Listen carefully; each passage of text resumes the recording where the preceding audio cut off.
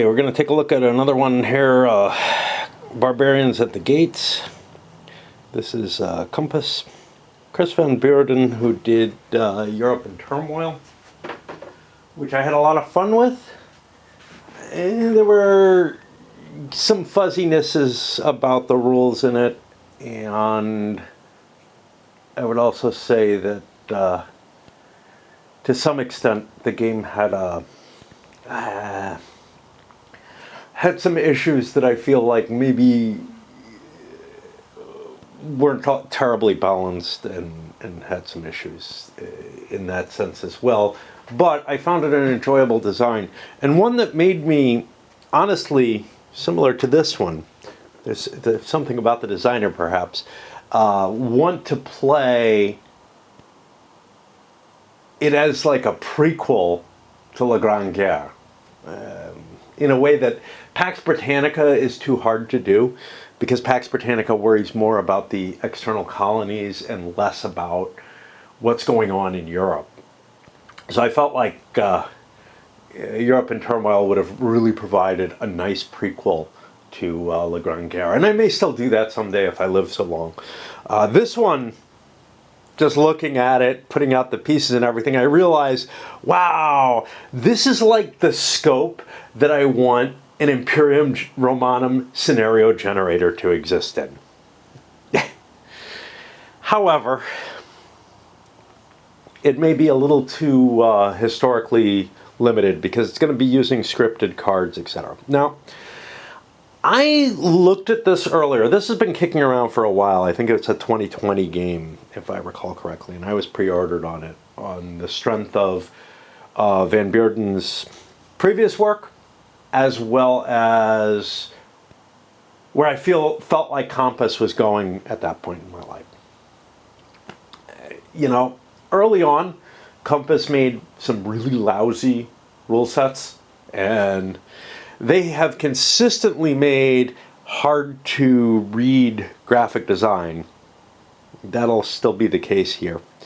But I was starting to feel like, wow, when they do a game that's on a subject that I like, and Europe in Turmoil was in that period where I was picking up games and saying, pretty decent polished games, at least relatively polished, were coming out of them. And I could trust them to put out something that was kind of cool. The last couple games I've looked at of theirs, and this one included because I tried looking at it a couple of times, I'm convinced that I just got lucky with a couple of games. And Compass is once again on my not going to buy until after it's been out for a few years and people are saying, yeah, this is a good game, or this one is just a mess. I've just had a couple of negative experiences again. It had some early on, and then, you know, a series of decent games came out. Balance of Power definitely was one of the decent games. Europe in Turmoil was another. But this one, the rules, and you'll see when we dig into them, are kind of problematic, in my opinion. Anyway. This is going to be a game that covers from the death of Constantine to the fall of Rome, essentially. And it's not merely concerned with the barbarians that are at the gates, but also with the usurpations that are going on and weakening the empire in that way. They made the choice to use a two-color set, which I find a little iffy. So, Roman units, Roman loyalists are red. Roman allied tribes are also that same red. Not terribly visible in terms of difference. I wish a little bit more had been done there. And likewise, and this is probably the more bothersome to me, Roman usurpers are gray, and so are the barbarian tribes. And all the barbarian tribes are the same color. Now, making all the barbarian tribes the same color for their regular pieces makes some sense. You're going to have individual leaders for the barbarian tribes that are different colors. You're going to have these control markers that indicate how that tribe is aligned.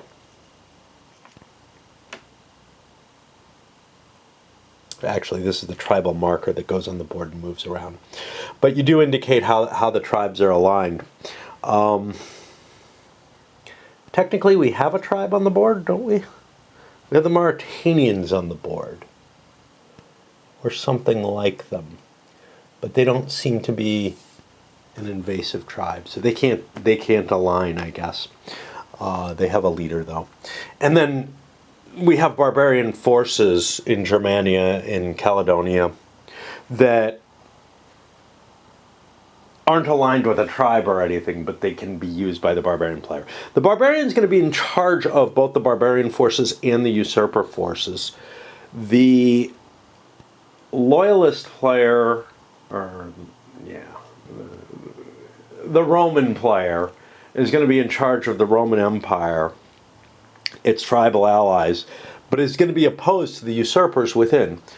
There's something, as far as I know, nothing in the game handles the sort of tribal allies going over and being aligned with a usurper, which, I don't know how accurate that actually is. I'm trying to think to this period. My understanding is that if a tribe was near, if a loyalist tribe was near someone who was claiming the purple, more often than not they would go over to that leader just because he's the center of power in their area, and being against them would be facing the Romans. But there, and certainly, in an earlier period that's the case. I'm just not as certain about this period of time in terms of, and I've grown greatly interested in it. I played Fall of Rome, the old, played both Falls of Rome, but I played the Roman Fall of Rome, the old SPI game, and I played Invasions, which covers much of the same in a lot more detail, but kind of in a Britannia sort of way. This is going to be based on Hannibal, of all things, but not much.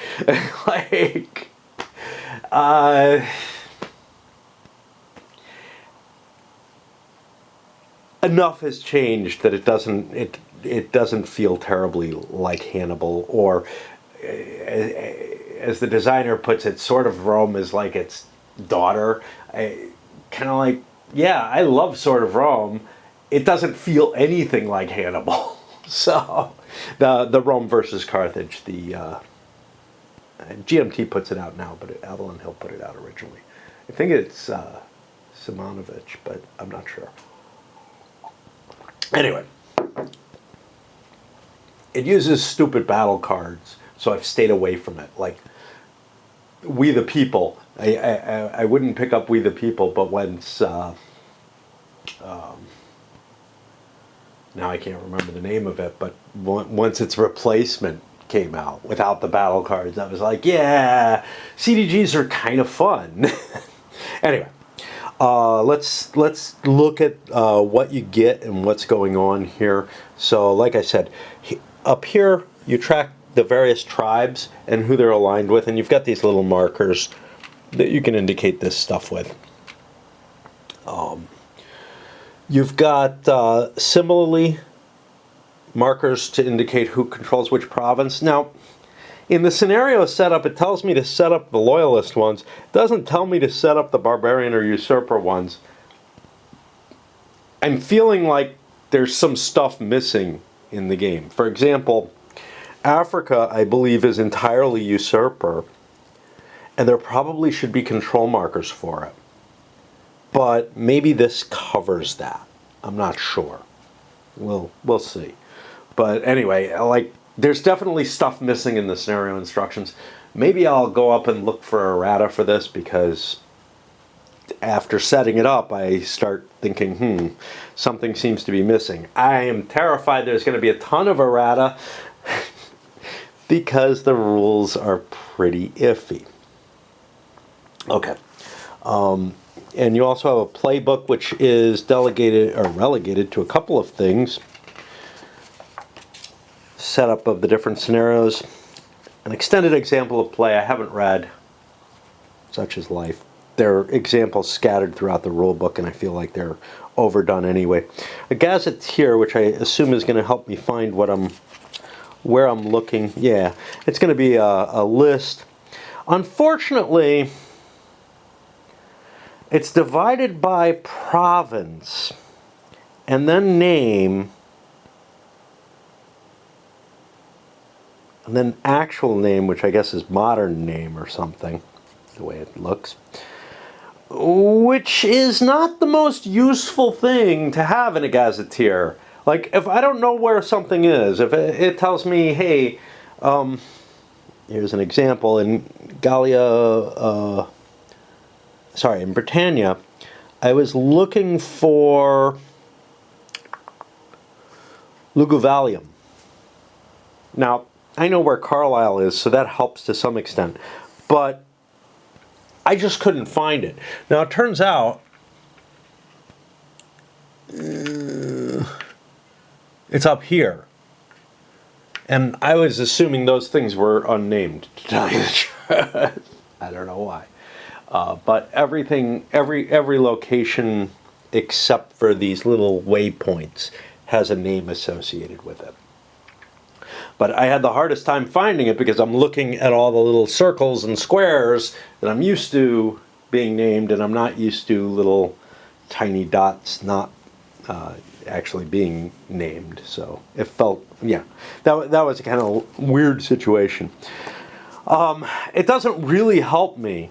There's nothing that helps me here, right? If I know the province that it is in, I've got a fairly easy chance of finding it, especially now that I know that those little border spaces are actually named. The only thing that kind of is helpful is if I know where the modern town or location is and can make a better guide there. Of course, Caledonia is Scotland.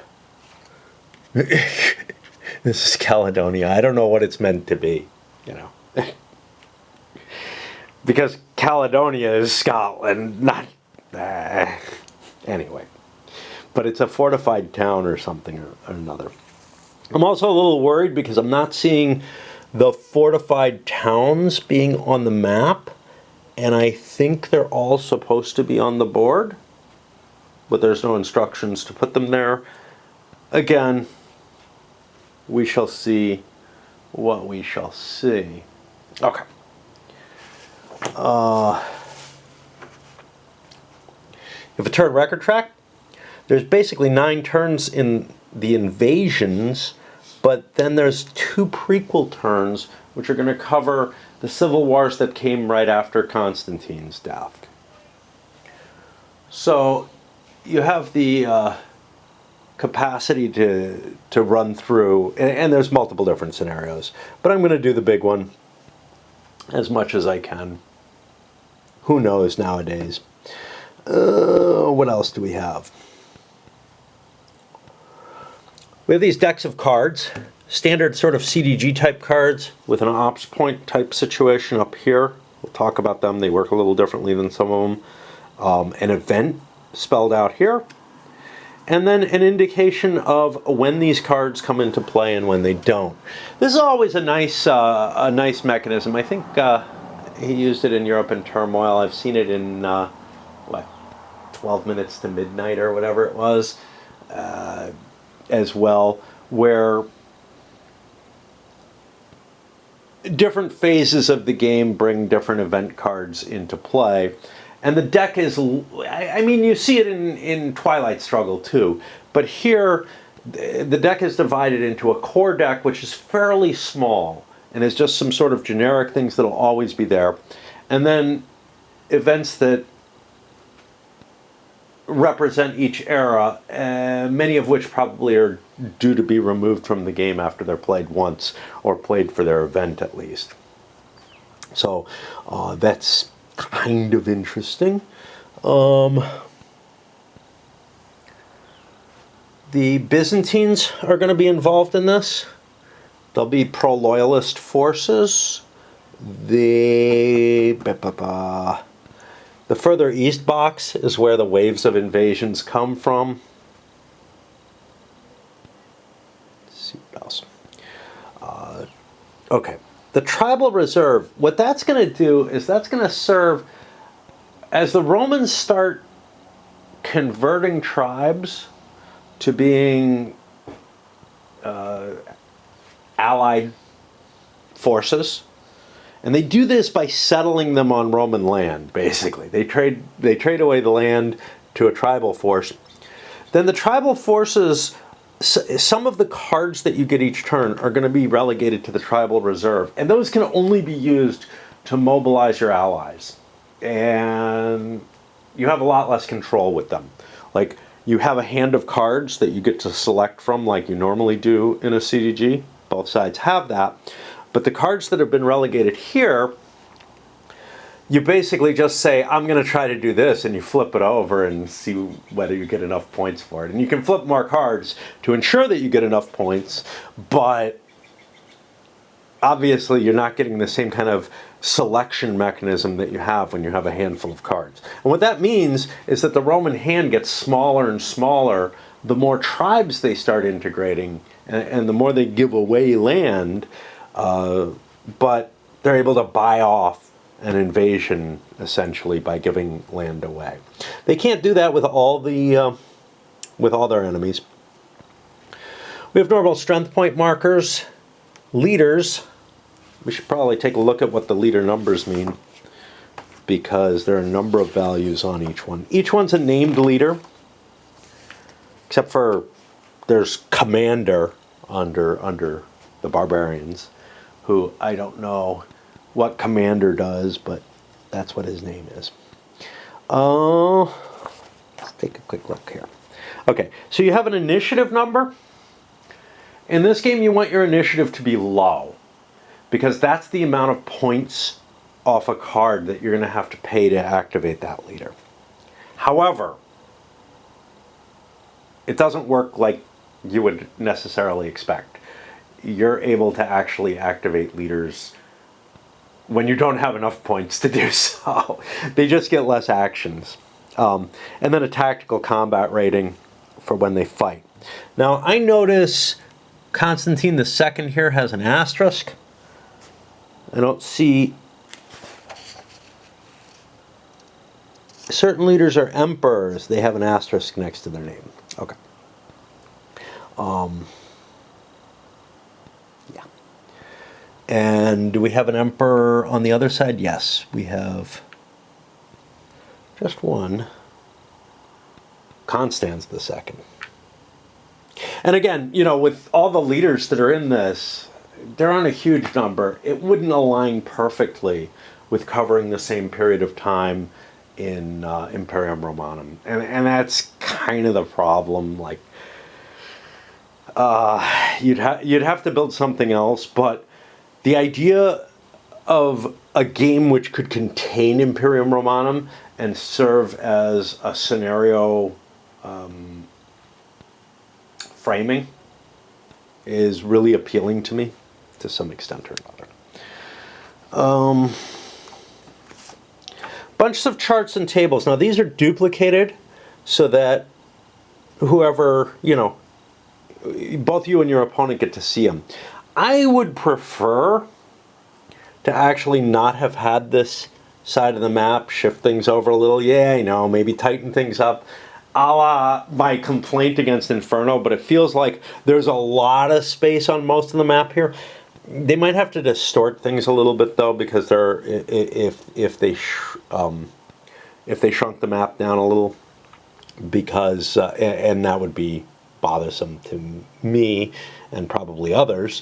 But because there's, you know, areas where there's a lot of spaces that are close together, especially where the waypoints are, etc. But then there's areas where there's almost nothing in sort of the more settled Roman areas that are not really being threatened. Be that as it may. But yeah, I think I would rather have like another player aid, well, 2 of them, 1 for each player, to cover these charts and tables rather than the space. And you could get rid of the deck and discard spaces. Oh, hi. In terms of player aids, well, the first one is, hey, here's another scenario that didn't make it into the rule book. Let's print it on more expensive paper. But it's sort of an optional, an ahistorical scenario. But what we have, these are all one-sided. I don't know how I feel about that. It's kind of like the map board, right? There's something nice about not having to flip things over to look for them, which I guess is the big advantage of one-sided sheets. But it feels kind of wasteful, especially since there's only one set of each of these. It gives you the sequence of play for the turn, the rules for how you reinforce, a couple of additional tables. Now you got the siege table here, or you got a sieges here, which is a duplicate of the siege table. So it actually looks like at least some of the information is there. What you don't have the combat table on these. Strategy card play gives you some rules of what different cards will do and what you can do with them. It's got a nice rules lookup number in it that's helpful. I haven't really looked at these before, so it's kind of interesting to see it. And then some charts and such not that and you know, cheat sheets, whatever, that'll help you in coping with not having to page through the rules to find all these individual things. And again, they've got the very useful numbers for where to find them in the rules, which that's smart. Dice that are a little too large. I don't like the way these look.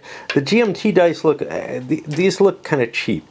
The GMT dice that I've been grabbing, etc., look so much better. I'm going to use these unless this ends up requiring more dice. If it ends up needing piles of dice, I'll use something different, but I don't think it will. And let me think if there's anything else I want to hit here. Roman victory points are here. As the Romans lose territories, etc., they're going to lose victory points. Once it gets down to 0, they lose the game, if I'm right. And the Barbarians player, when the Barbarians do certain actions, they get plunder points, and the plunder points wrap around. I think every time they get 10, they may cause a victory point or they cause some other game effect. I don't really remember. Again, I read these rules. I don't know. I hadn't even started Inferno, and I had made it most of the way through the rules. The way they're set up, first of all, there's lots of color and everything, hey, whatever. But the way they're set up is really kind of inconsistent. So in some areas, you know, you got a reasonable size. So one of the things I complained about with the Levian campaign was the size of each number system. Here, I feel like that's largely okay. But then there's these sporadic, like, spasms of examples. And often of stuff that really doesn't need one. And then in other places, there's no examples whatsoever.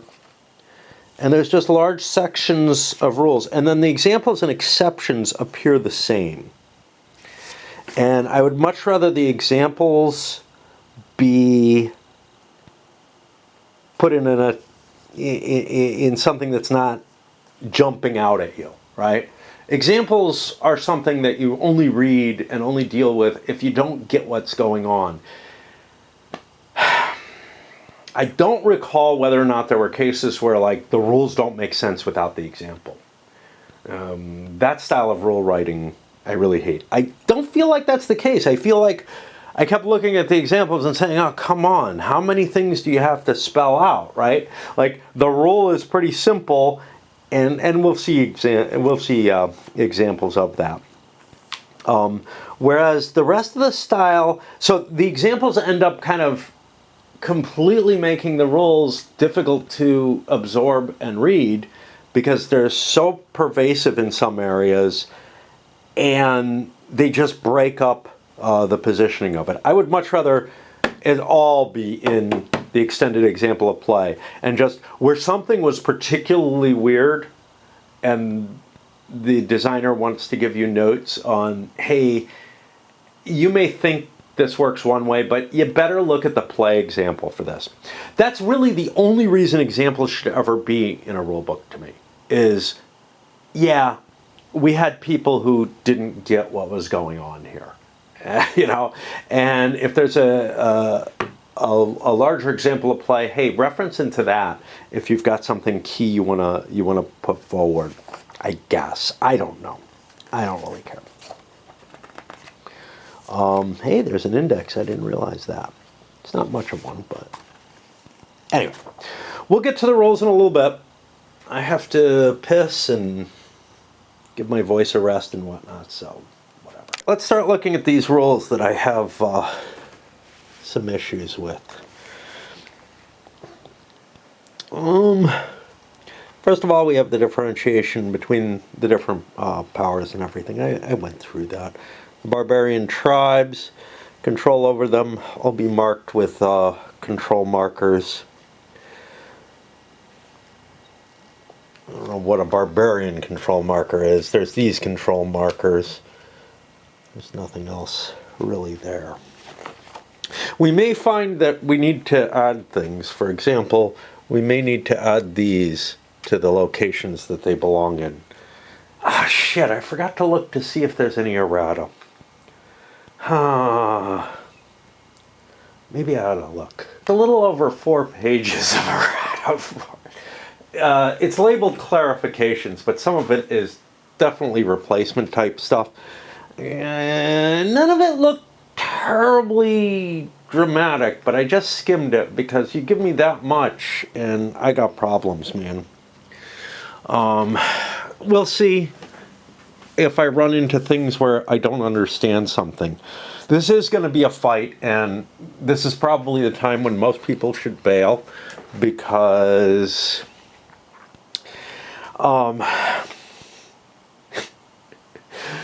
we'll get into how you actually play in the playthrough, but I need to fight my way through this rule book once more, and hey, maybe you get some enjoyment out of this, maybe you get some context out of it, whatever.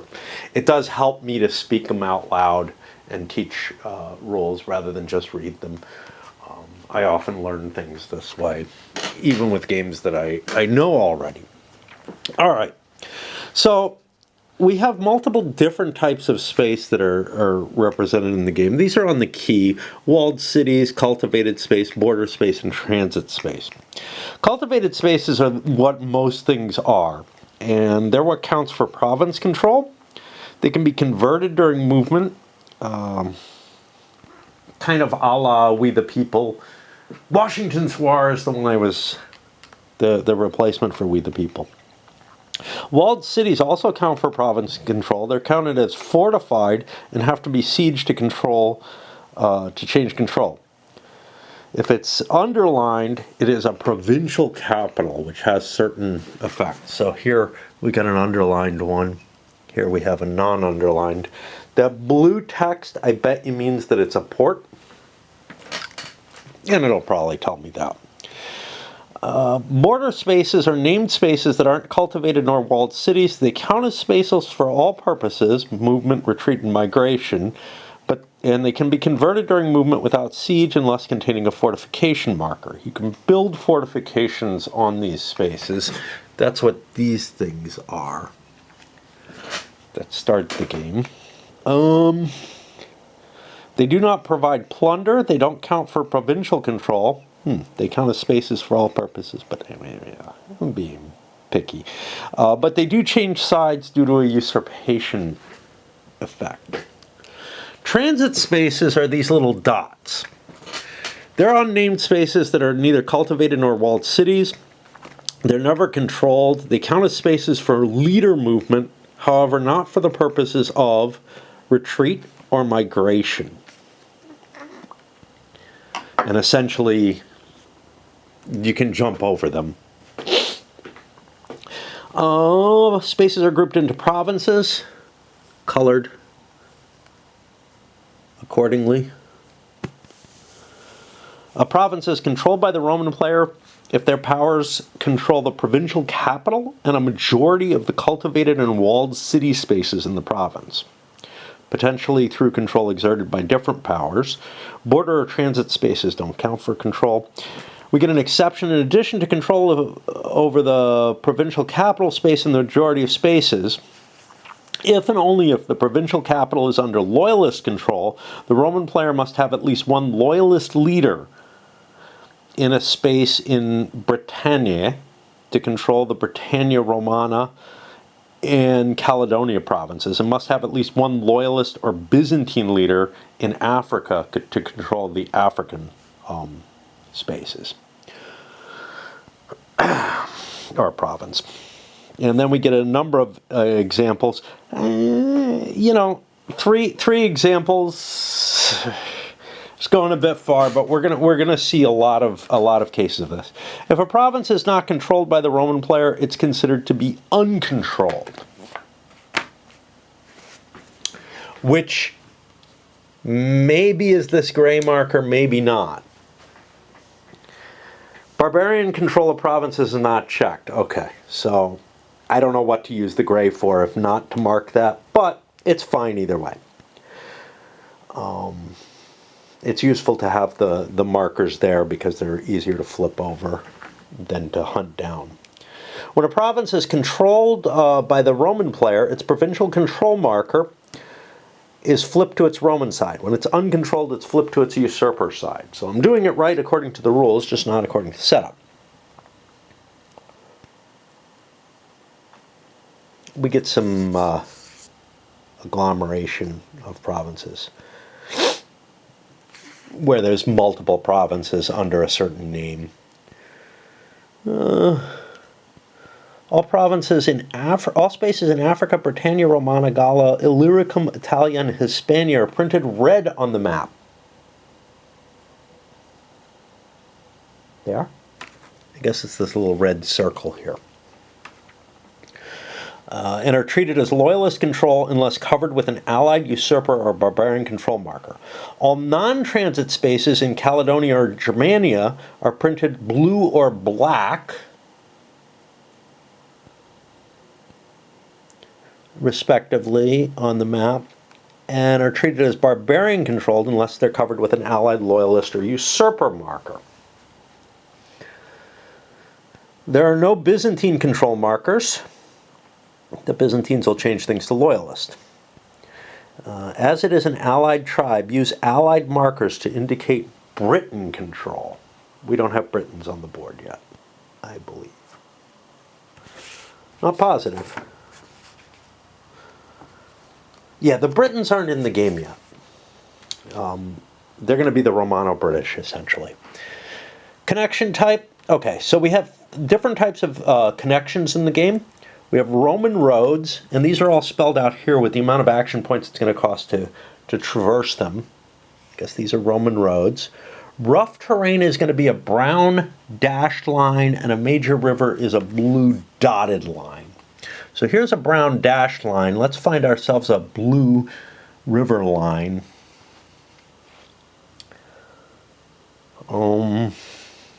Major river. Should see that in the Rhine, yeah. Here we got some. And they're distinguishable. I know we have to zoom in pretty far, with my eyes, I have to kind of move in a little closer. Again, Compass has a real issue with not necessarily presenting the most easily readable components. In this case, to some extent, I can kind of excuse it because, first of all, you just, if you go to the extent that you're not seeing the connections anymore, you do see the dots, and you can kind of zoom in a little bit, and it's not really too bad. So I'm okay with this in the sense that, I know I have to focus in, and it actually gets rid of some of that bubble map appearance to the game that is too often a silliness in these point-to-point type designs. So I've got my own favor to it. And then we got straights, which are these triple dots here, which will cost 3 action points to move over. In addition to the spaces used by both players, there are some land zones in the game. Mauritania, further east, and the Eastern Roman Empire. Only the Barbarians can move into the Mauritanian and further east with units belonging to the Barbarian power only. Exception, there's a strategy card, Eastern Conquests, which allows the Loyalists to enter further east. We'll see if and when that comes out. Only the Roman player may move in and out of the Eastern Roman Empire land zone, and only with units belonging to the Byzantine power. Tribal markers can coexist in the further east land zone. For all other purposes, these land zones count as normal spaces. Whenever both players have CU in the same land zone, only in the Eastern Conquest, activated leaders in the further east may pay 1 action point to initiate a battle between the activated leader and CU under their control against all enemy leaders and CU in that land zone. Now, we haven't gone into what's enemy to what, which we should have done because it's here. Okay. The usurper is enemy of everything else. Barbarians are enemies to every other power. Now, barbarian power, I believe, is one thing, right?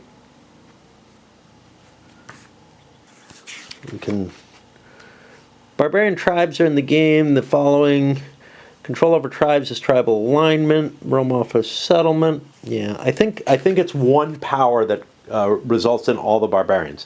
This gets rid of some of the kind of cool shit that happened in reality and that shows up in like the Invasions game. By the way, there is another game that I have on this subject. Obviously, Imperium Romanum covers this period as well as every other. It takes you all the way through, but in little slices. I talked about Invasions. I talked about Fall of Rome. I have another one which I haven't gotten to, and maybe never will, because it comes with basically you get the components except for the rule book.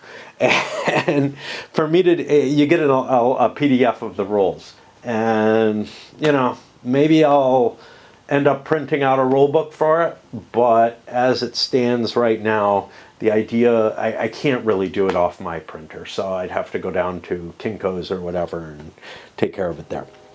So where are we here? Barbarian is enemy of each other power. Allied power and loyalists are friendly. Leaders and CUs of friendly powers can continue movement through fortified spaces controlled by the other friendly power. CUs of friendly powers may temporarily coexist in the same space during movement without causing a battle. And CUs at a space controlled by a friendly power do not undergo attrition during the attrition phase, and do not change control of the space during a control phase. Okay, let's jump back to wherever the hell we were.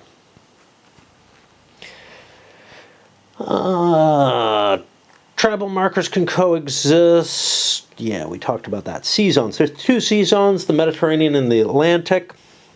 Spaces bordering a sea zone are ports. Their name will be in blue. Bing, bing, bing.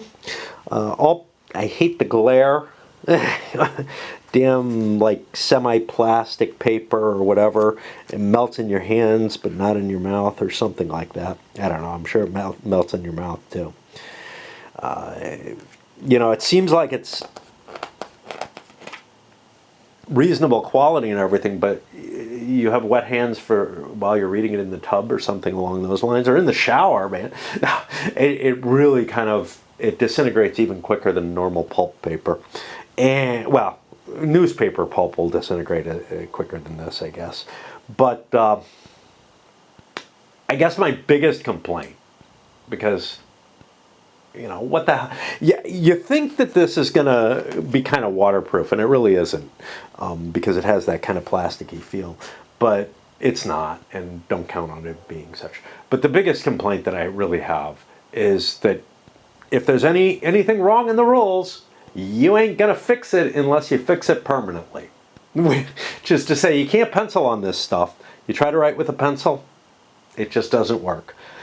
You try to write with most pens, it doesn't work. About the only thing you can use on it is something like a Sharpie.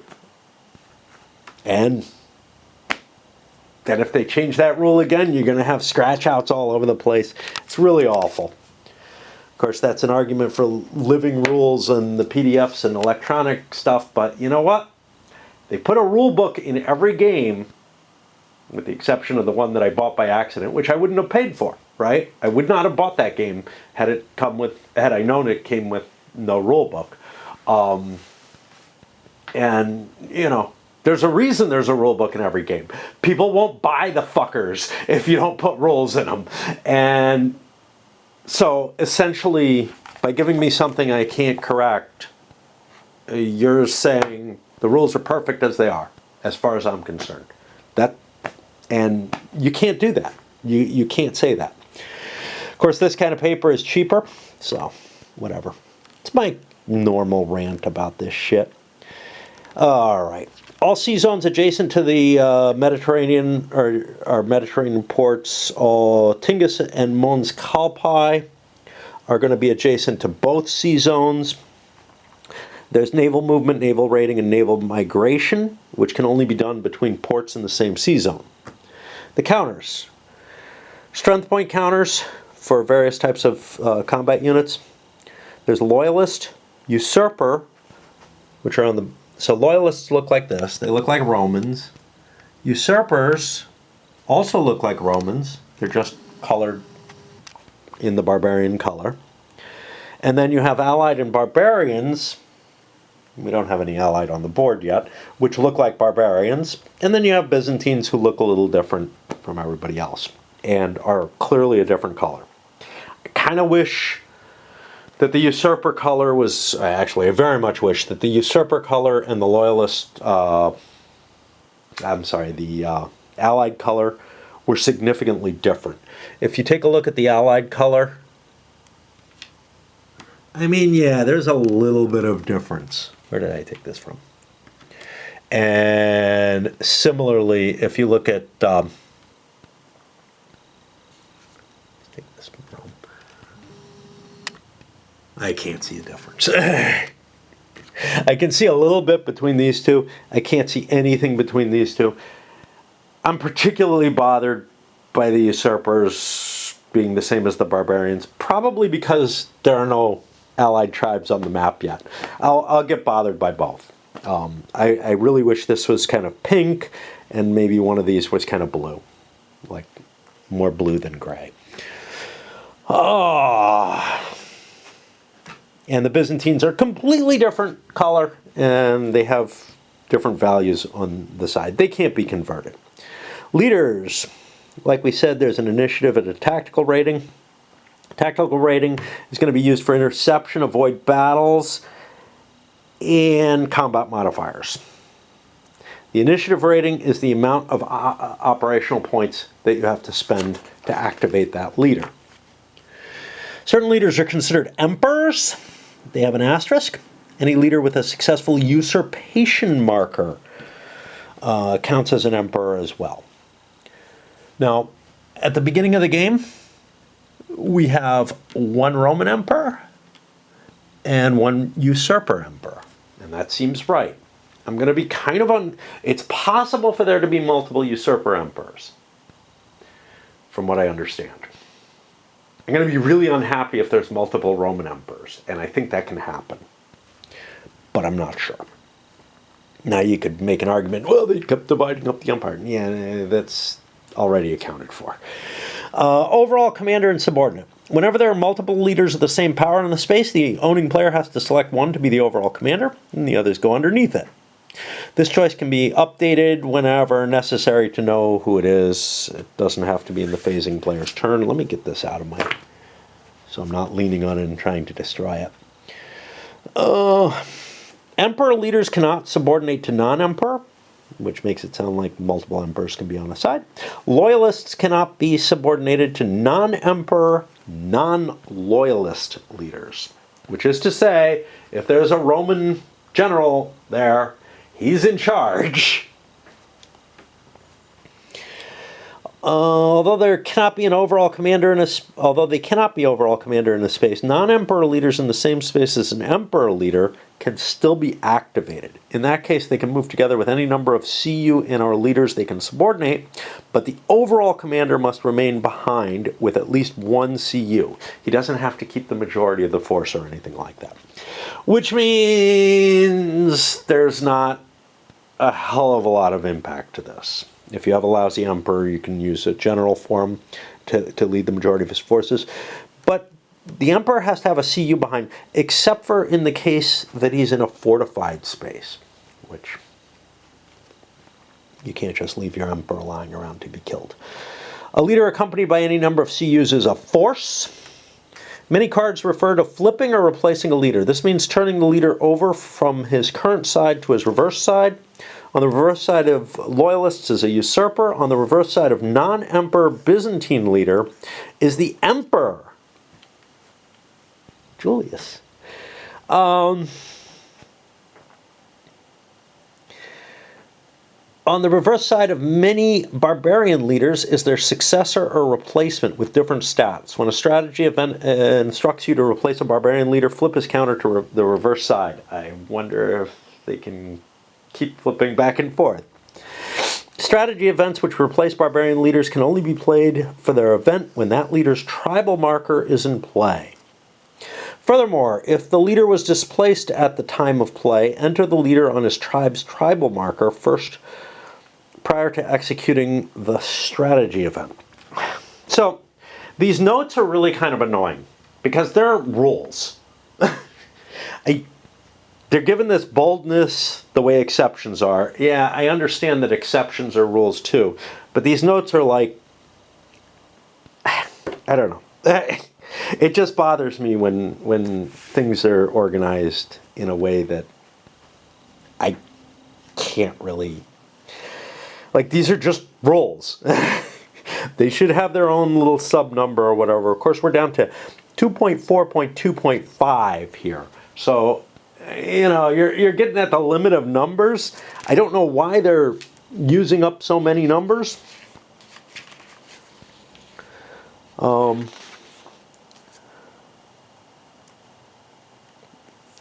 So, this is really weird. Where is 2.4? 2.4 is all the counters. Okay.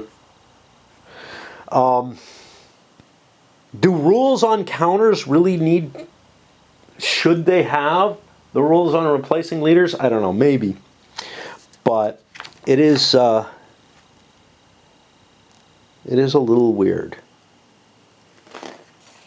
Okay. Anyhow. Leader displacement. The instant a leader is without a CU in a space containing enemy CU, without being in the garrison of a fortified space, place this leader and any subordinate in the displaced leaders box. Hey, I didn't notice that.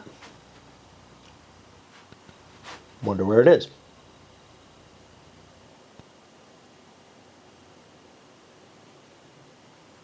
Right. Well, I don't see it. Oh,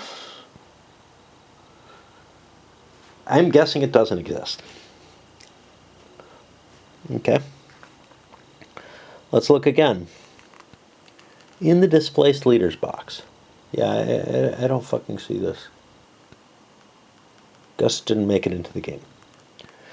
Exception. Loyalist emperor leaders and any... This is the kind of thing that if I had the errata printed out, which I'm too fucking lazy to do, and it's 5 pages, which my printer... Again. Hey, get away with a page, but when it's like more than a page of something, it's really hard to convince myself. Loyalist emperor exception. Loyalist emperor leaders and any usurper leaders displaced are permanently eliminated instead.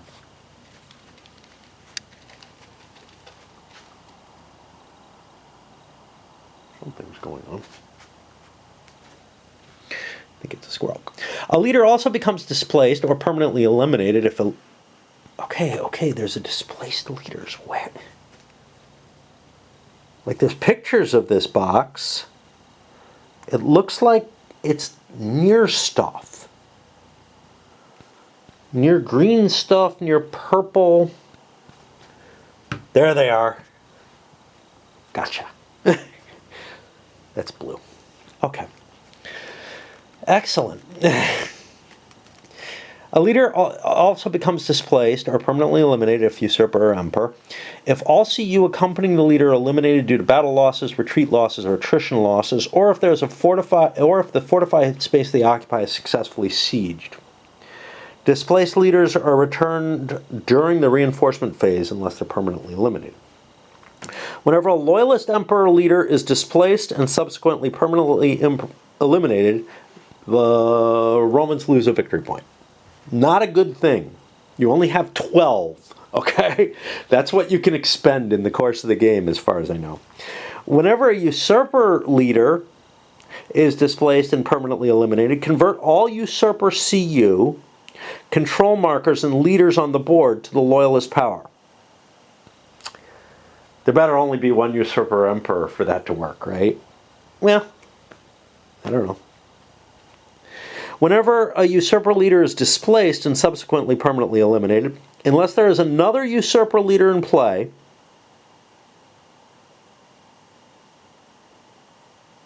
convert all usurper CU and control markers on the board to the loyalist.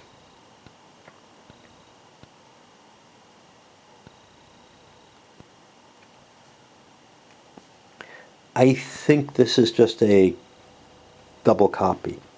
It looks like the exact same rule. Tribal markers. Each tribe has a tribal marker in the counter mix. Okay. With the barbarian side of the tribe on the front side in the tribal color, which is different for every tribe as opposed to the barbarian color. And the allied side of the tribe on the reverse in red. The number on this marker is the tribe's reinforcement score. It'll be 1 when allied. When strategy events or rules refer to the tribe's reinforcement score, this always refers to the score on the barbarian side. Okay?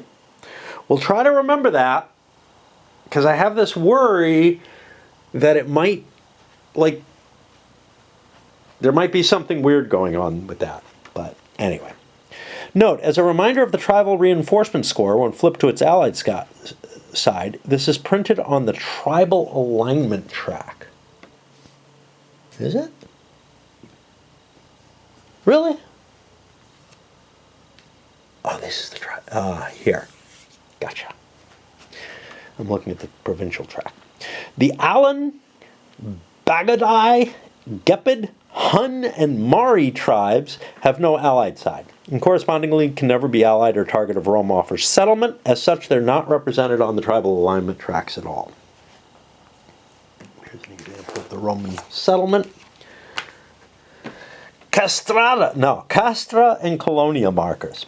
These indicate the presence of a fortification in the space. A fortification marker cannot be placed in a transit or walled city space. A fortification marker can only exist in a loyalist or usurper-controlled cultivated or border space. If a space containing a fortification marker ever becomes allied or barbarian-controlled through Rome offers settlement, eliminate the fortification marker. Spaces containing a fortification marker are fortified. We got a Rolls reference, though. That's the important part. A cultivated or border space containing a fortification marker must be sieged to be converted. A castle marker can be upgraded to a colonial marker via a reinforcement action taken with OPs or through a card play, and a colonial marker can be downgraded to a castle through siege. The counter mix contains a unique walled city marker for each walled city space on the game board. On the front side of each walled city marker is its loyalist version. On the reverse side is its usurper version. This is what I think is missing from the setup. Depending on the player whose power controls the city, flip the walled city marker to that side. Loyalist equal Roman player, usurper equal barbarian to indicate control. When a tribe controls a walled city with no tribal marker present, flip the walled city to the side, loyalist or usurper, matching the player who controls the tribe, and place an allied or barbarian controlled marker on the walled city marker. Again, let's see if components tell us what an allied or barbarian control marker is.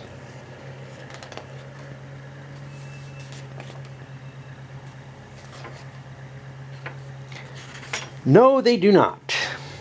My assumption is it's these. Because, well, no, it's these. See, these little axes show you the difference, that it's tribal versus imperial. And so you have imperial and usurper markers,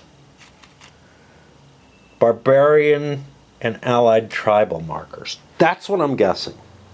And then it comes with hordes and hordes of blank counters, which I'm keeping with the game right now, just to see, do I need them for anything? But then they'll go into one of my mini bags of excess counters for use in other games, or in things that I am adding to games. Oh, where are we?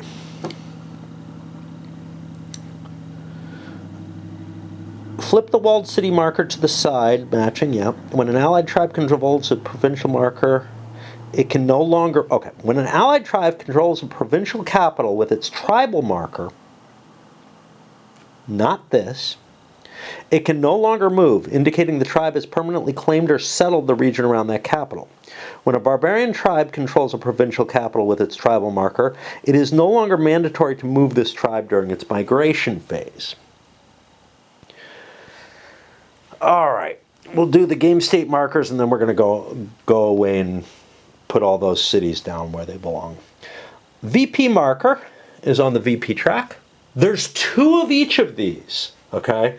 I guess in case you lose a counter or something, which was a little confusing. The reverse side is used to indicate current victory point total higher than 9, and it's on that right now at 12. The turn marker, the reverse side, is used after play of an Imperial Succession fight event. The plunder track marker is the current plunder of the barbarian, and the 2 sides are the same. And various markers indicating ongoing effects of strategy cards. Got some of them here. Things like this barbarian baptization, just stuff like that that's kicking around. But anyway, then there's things like Under Siege, which do not fit one of these categories, but whatever. All right, I'm going to swap batteries, and I'm going to put all the damn cities out. Provincial, walled capitals, whatever. Now, what's kind of weird is, like, I think Magna Germania is a walled city, which seems highly unlikely. Maybe an abstraction. Before I do that, and by the way, I'm reading a book about late Republic Rome right now, about the life of Cicero. It's a fiction, a novel. Here is where I would want the gazetteer, right? What I want to do is I'm looking this up. Salde. No idea where this is, but I can't look it up on here. There's no alphabetical of the names that are on here, so I can't find the location. This is important for setup and whatnot. The other side of it, well, is there some reason that I need to know that I need the names categorized by province? And I don't know of any such case right now. Obviously, again, if I had a PDF of this, I could be searching for it. Now, Syracuse is going to be easy. I can put that in place. And that is usurper controlled, so it goes like that. It does not need one of these markers because that province is considered to be Roman, I guess. I don't know. What did we have with those markers? Provincial control markers were placed on provincial control track. Yeah, that's not it. It was the walled cities. So when a tribe controls a walled city, you flip the marker, matching the player, and place an allied or barbarian control marker. Here, you don't have to worry about it for walled cities. So if Germania Magna has a walled city marker, it will get a tribal marker, I guess. That wasn't quite as trivial an action as you might think it would be, because many of these already had things on them, so it's not like you can just see what's filled out. You'd want to do this before you set up. It really should be in the scenario setup rules. It would take a line, but no, I didn't bother. And indeed, I put these markers there. Nothing is telling me to put markers anywhere again in the setup rules in terms of those, but here they talk about, well, actually what they say now is when it controls a walled city with no tribal marker present. And there is no tribal marker present. Yeah. Okay. Actually, this isn't a tribe. These are just barbarians. So, you know, I don't know. It doesn't suit that, but it only makes sense. Terminology. Loyalist usurper. In this case, a space is covered with a loyalist usurper control marker or a square walled city marker for a walled city space. I don't think that's necessary because I've got these controls here, right? But let's keep going. Allied. The space is covered with an allied tribal marker or with an allied control marker. Normally at least one walled city per allied tribe will be allied. The first provincial capital belonging to an allied tribe is covered with its tribal marker. Afterwards, the tribal marker cannot move again. Other walled cities controlled by the same allied tribe are marked with their loyalist walled city marker, additionally covered with an allied control marker. One of these red axes. Okay. A barbarian. The space is covered with a barbarian control marker or a tribal marker. What is a barbarian control marker? Oh, okay. Or a tribal marker. The tribal is, yeah, the allied tribal marker. These are singular things which indicate that tribe. Whereas a control marker would be used otherwise. So, walled cities controlled by barbarian tribes are marked with their usurper walled city marker, additionally covered with a barbarian control marker or a tribal marker. So theoretically, all of these should have a tribal marker on them. I'm really disturbed by this. Like, I feel like I should do this. This is what I'm going to do. Caledonia is getting one of these. Germania is getting one of these. These are already marked as far as I'm concerned. But I've indicated that these are tribal areas and barbarian areas, and that works for me. Like, yeah, I might forget or something. When things get more confusing, these markers are going to be more useful. But right now, I'm using usurper with this base thing, loyalist with this, and then tribal controlled areas where everything's tribally controlled. If things get more complicated, I'll put more markers on the board.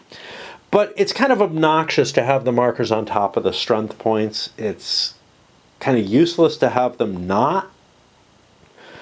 And to put them off to the side, there's plenty of room in some of the provinces, but maybe not in some of the areas where I would want them. And again, loyalist usurper, there's supposed to be markers on every single space in the game as far as I can tell. Again, sure, if you're used to We the People and you're used to Hannibal, you got little markers on everything and you're flipping them over and everything. I just don't feel like I need it. We'll see. If I do, we'll worry about it. So now, example, great, thanks. We really needed that. What we actually needed was setup rules that told us what to put where. Additionally, spaces can be fortified. Fortified spaces always contain a garrison, but allied or barbarian CU can never be part of a garrison. The following spaces are fortified: all wall cities, all spaces containing fortification markers, but only loyalist or usurper controlled spaces can contain a fortification markers. All other spaces are considered unfortified. And then we have an example telling us what those are. They don't bother me too much. These examples are not problematic. Strategy cards have an event and an OP value. The bottom of the card tells you where it belongs. Battle cards. Battle cards have a black coloring behind the card name. They can be played one per player per battle for their strategy event during battles. Now, because I was reading this while I was playing Inferno, I thought maybe, yeah, I get my rules kind of mixed together when that happens. I didn't actually even look it up in Inferno, but I don't think it's the case. I think it was just here. Response cards have a blue coloring, as though somebody took a paintbrush to these things and this. Behind the name, they have strategy events that can be played by the non-phasing player reacting to the phasing player's action. I hope there aren't a hell of a lot of these, because reaction events tend to make my play more difficult. It's particularly problematic in solo games, but when I play it solo, but I have almost as much trouble opposed. Frankish invasion cards. Invasion cards have a red coloring behind the card name. Invasion cards enter new tribal markers and or barbarian leaders into the game. Only the barbarian player has invasion cards. There's no specific rules associated with them. Great. Players choose sides, select a scenario. Maybe it tells me to do things. Set up pieces as specified in the playbook under the scenario and setup. Yeah, it didn't do that. I mean, it did not tell me some of the stuff I needed to set up.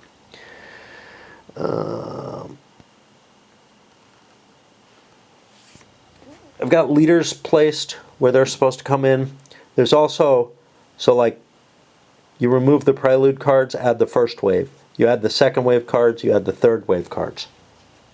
So the decks are kind of constructed as you go, as you hit different eras.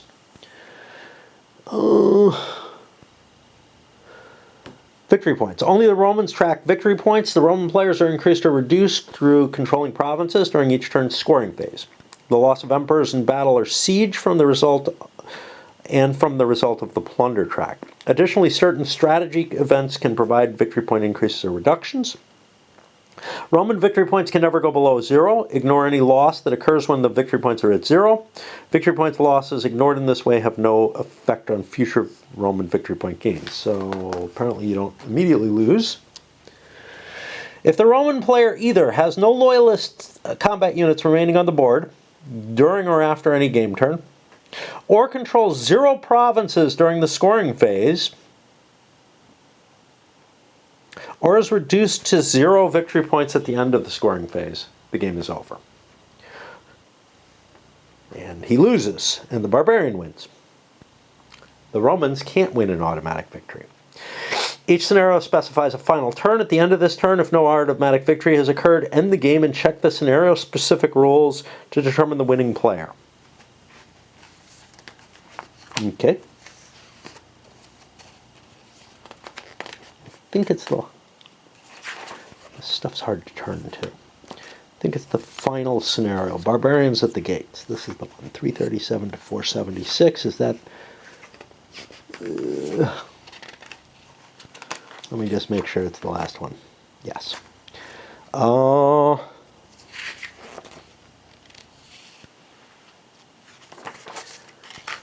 There are no scenario-specific victory conditions for this scenario. At the end of the victory phase of turn 9, the Roman player wins unless he has been reduced to 0 victory points. So you don't have to worry. The other ones give you kind of starting and ending points, and that allows you to be more flexible. Like you can say, I'm going to play the whole thing, but then you can kind of guesstimate if you have to end early where you should be based on other scenarios. So that's kind of cool. All right. Sequence of play: draw, strategy, attrition, control, migration, scoring, reinforcement. I'm guessing strategy is when you play your cards for the most part, so that's going to be the main of the game. Draw phase. Each player draws up to their hand size, with the Roman player drawing one tribal reserve card for each allied tribal marker they control, to a maximum of 3. Remember, these come out of their other draws, so they're going to have a smaller hand in effect. The amount of cards added to the tribal reserve is reduced by 1 after play of the Bureaucratic Revolution strategy event. We'll have to see how that works. I think what it does is it gives the Romans that extra card. We get examples. Here, this might be useful because we're not sure. During the draw phase, they place 3 cards from the top of their deck face down onto their tribal reserve and subsequently draw 4 cards into your hand. Well, we don't know that you're supposed to draw 7, so...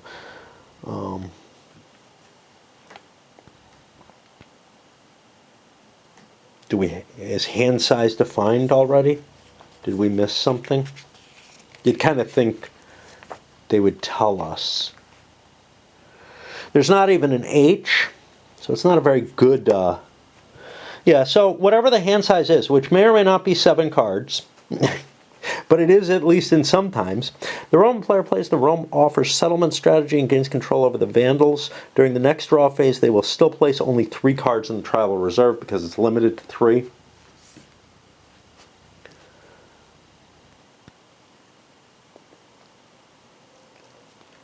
Now, here it sounds like place, which sounds like they may have some choice in the matter. I don't think they do. I think just cards go into the tribal reserve without your choice. The Roman player then loses control over both the Vandal and Frankish. In the future draw phase, they'll only place 2 in the tribal reserve, drawing their 5 allotted cards to their hand. Somewhere it must tell us that we are supposed to draw 7 cards with the Romans at some point in the game. Don't know. And we don't know how many the Barbarians get. I'm guessing each player gets 7, but again, if we're not told anything else, that's what we're going to go with. The strategy phase consists of a series of impulses. Barbarian player always takes the first impulse unless the Roman reveals and plays a campaign card from their hand as their first impulse. Campaign card is going to allow you to move multiple forces at once. Using it for OPs or strategy event as desired. During each impulse, the phasing player either plays a card from his hand or tribal reserve, or if they have fewer cards in hand plus tribal reserve combined than their opponent, they're allowed to pass without playing a card. And now we have an example again, because everything has to have an example. It made sense to me, but now I feel like, well, there's an example, so there must be some reason there would be confusion. The phasing player, screw it. Impulses continue until neither player has cards remaining, including tribal reserve. Attrition phase. During attrition phase, each player makes 1 attrition check for each space occupied by their CU, but controlled by an enemy power, even if the same player controls both powers. When would the same player control both powers? I think the only case of that is Barbarians and Usurpers, because all barbarians are the same power, I think. Let's take a look. Here's the attrition table. You look at how many CUs are in the space, you roll a die, you take that loss. Simple. Control phase. During the control phase, players place control markers belonging to that power in enemy unfortified border and cultivated spaces occupied by a combat unit of one of their powers, potentially increasing the plunder track. Additionally, leaders with at least 3 combat units currently besieging an enemy fortified space get a free siege roll. And finally, usurper-controlled spaces may change control to loyalist control. Migration. The barbarian player may move each of their tribal markers. I think it's must, but a number of spaces up to the current wave level. 0 during prelude, 1 turns 1 up to 2 or up to 3 spaces with a mandatory minimum of 1 after wave 1. 0 during the prelude turn, up to the wave side. Now we got a couple more examples here. That's not here. The Roman players' victory point scores increase by 1 for each province they control by both allied and loyalist powers over 7, or reduced by 1 for each province they lack to control 7. Okay. So right now we have 1, 2, 3, 4, 5. So we're going to be losing 2 points if we don't fix either the usurpation, which is sitting on 1, 2, 3, 4 provinces, or conquer some barbarian provinces, which historically they didn't go there. If the Roman player controls no provincial capital without an allied tribe marker, or is reduced to 0 points now, the barbarian player wins. So yeah, if you manage to lose everything, you're in trouble. If it's the final turn of the scenario, the game ends and the winner is decided according to scenario victory conditions. Okay. During the reinforcement phase, each power receives reinforcements. My battery is over there is doing weird things. It's flickering on and off.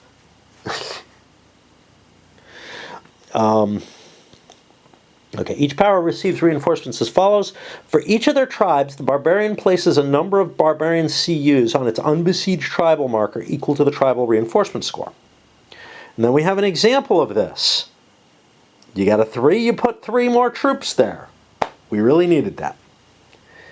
Along with pictures and everything else. This is how to pad a rule book into many pages when there's very little rule. And how to create enough, like, it sort of disrupts my understanding of the rule book as a whole when you start doing too many examples like this. The Roman player places 1 allied CU in each unbesieged allied tribal marker they control. Now we have this. Basically, you know, it's just useless words and pictures. The Roman player places 1 loyalist CU in each unbesieged loyalist-controlled provincial capital. Now we have an example for that, because we need an example of each damn thing. And then there's large sections where there's no examples, and maybe there's some question, but I don't know. Barbarian player places 2 usurper combat units on each space containing at least 1 unbesieged usurper leader.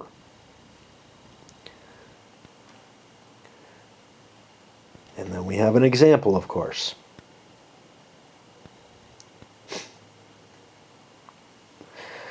To handle the fact that what unbesieged means, I guess.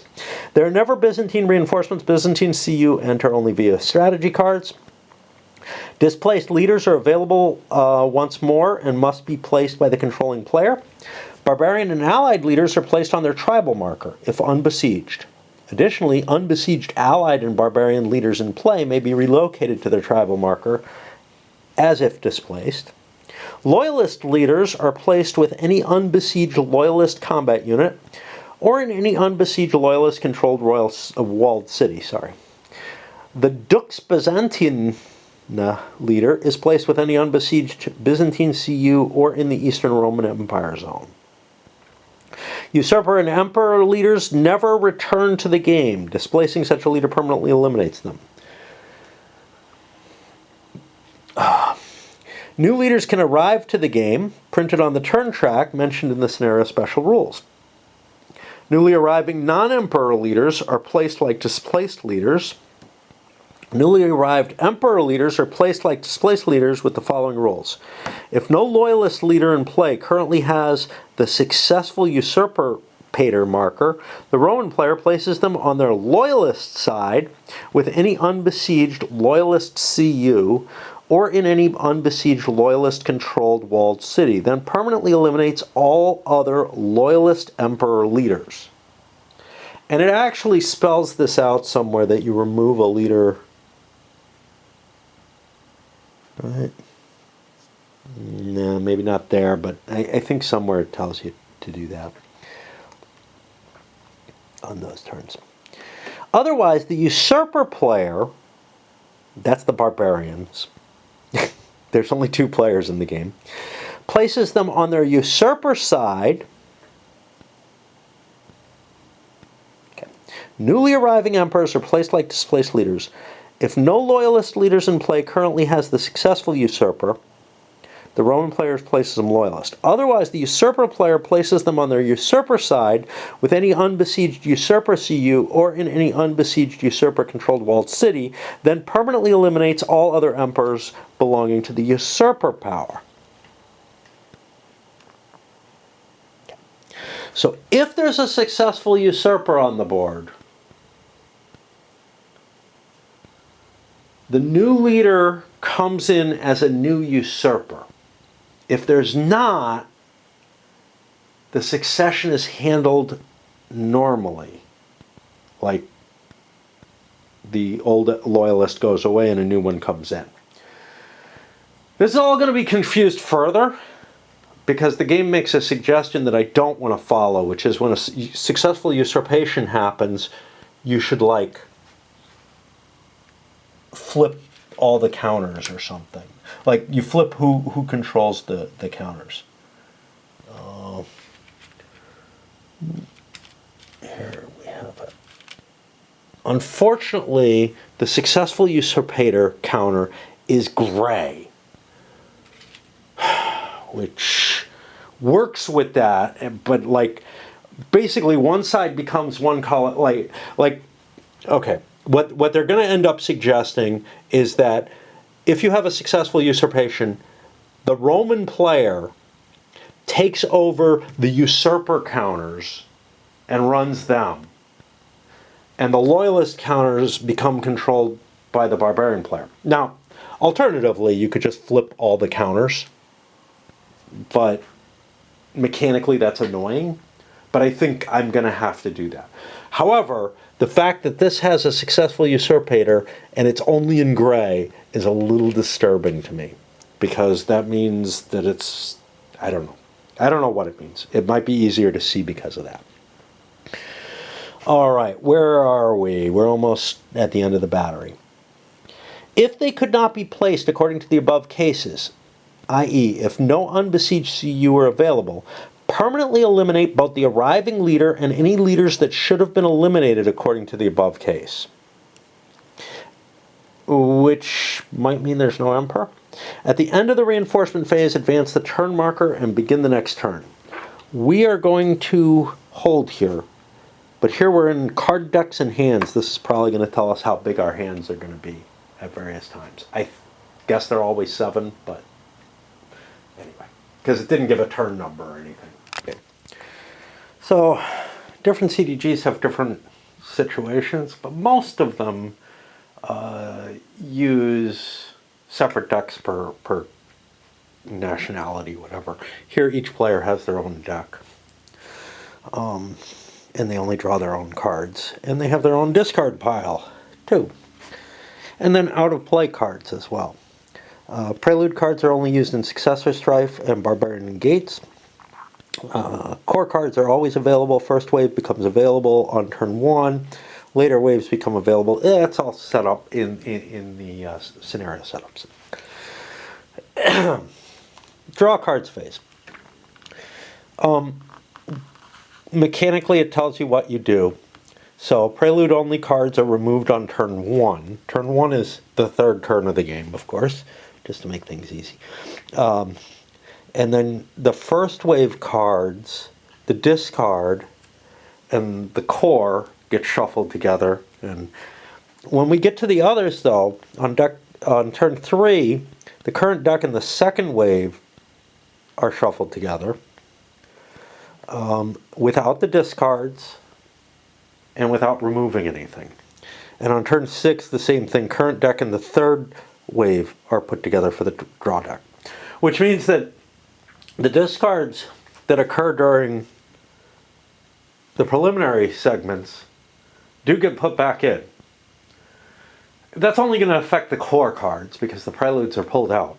For the other cards, they're going to be delayed even if they do end up sticking around for a while. When adding the first wave, also add the current discard. Do not add the current discard when adding, it's just a clarification. Normally these notes are new rules. This is appropriate for a note. Whether it should be bold like that, I think so. This is an important note, actually.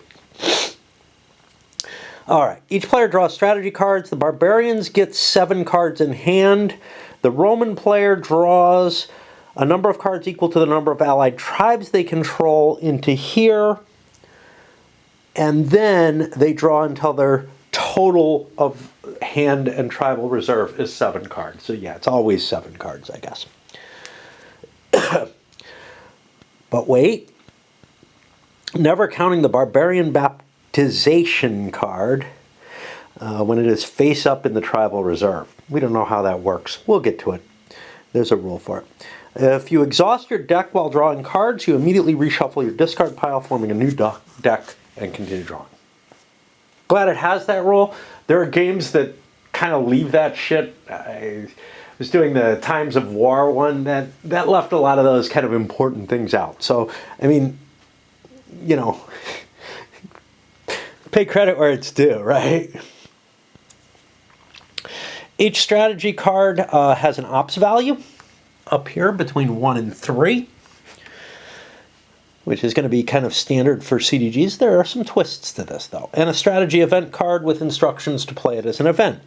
During your impulse, you can use the card to do one of the following 7 actions.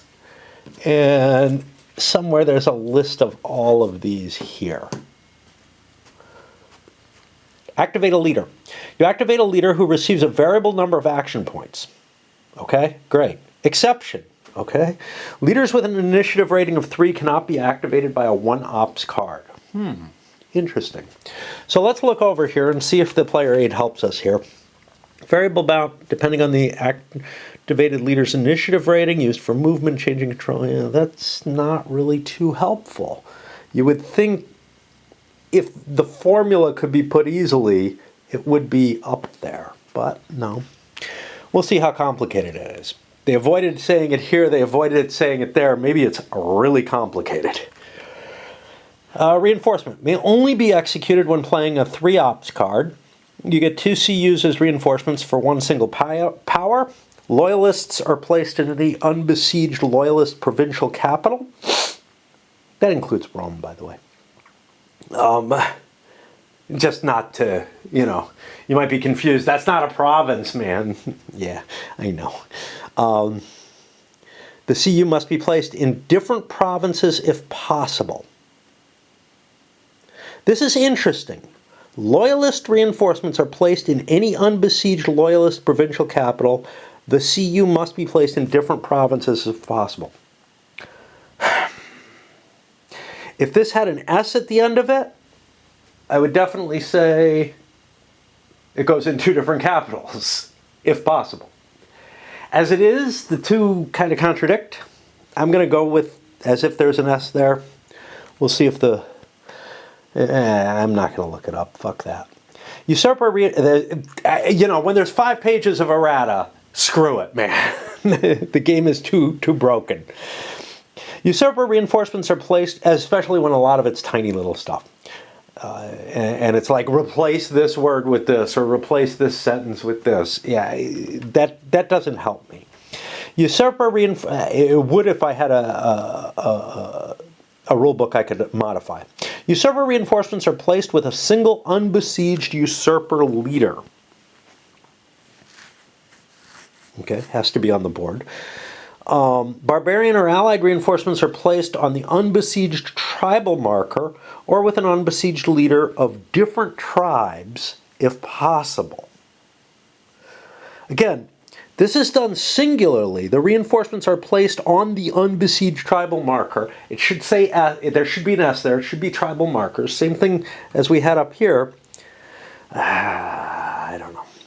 Up to one loyalist or usurper CU reinforcement may be substituted by placing a castra marker or upgrading a castra to a colonia in a loyalist or usurper border or cultivated space. Now, I am really doubting that the usurpers are going to place any of these because they're controlled by the barbarian, right? Okay. And he probably doesn't want them there no matter what. In the case of a loyalist reinforcement, this must still be in a different province than the remaining reinforcement if possible. Yeah. So again, you got to put your two reinforcements in different provinces, different tribes. That's the intent. In the case of a usurper, this must be in the same province as the usurper leader receiving his reinforcements. Yeah, he's only receiving one reinforcement. Then we get an example which probably clarifies what it is. And let's give us another example. I think we figured it out. I'm not going to look at the examples and try to see if they cover it. Obviously, there's typos. If they spent more time copy editing and proofreading and less time writing all these fucking examples, the rules would be tighter and better and smaller. Migration, only available on turn 1 after. The barbarian player can make a migration move with a number of unbesieged tribal markers up to the card's op value. This move is 1 space, up to 2 spaces after the second wave, up to 3 spaces when the third wave, and up to 1 tribal marker may make a naval migration move. This is a little vague. My assumption is I can move in wave 3 up to 3 markers, up to 3 spaces. But, if I have the ops to move that many tribal markers. It's the only way you can read this properly, but when I say it's a little unclear, a little fuzzy, I'm like, well, here is actually where I might want an example, right? There isn't one for this.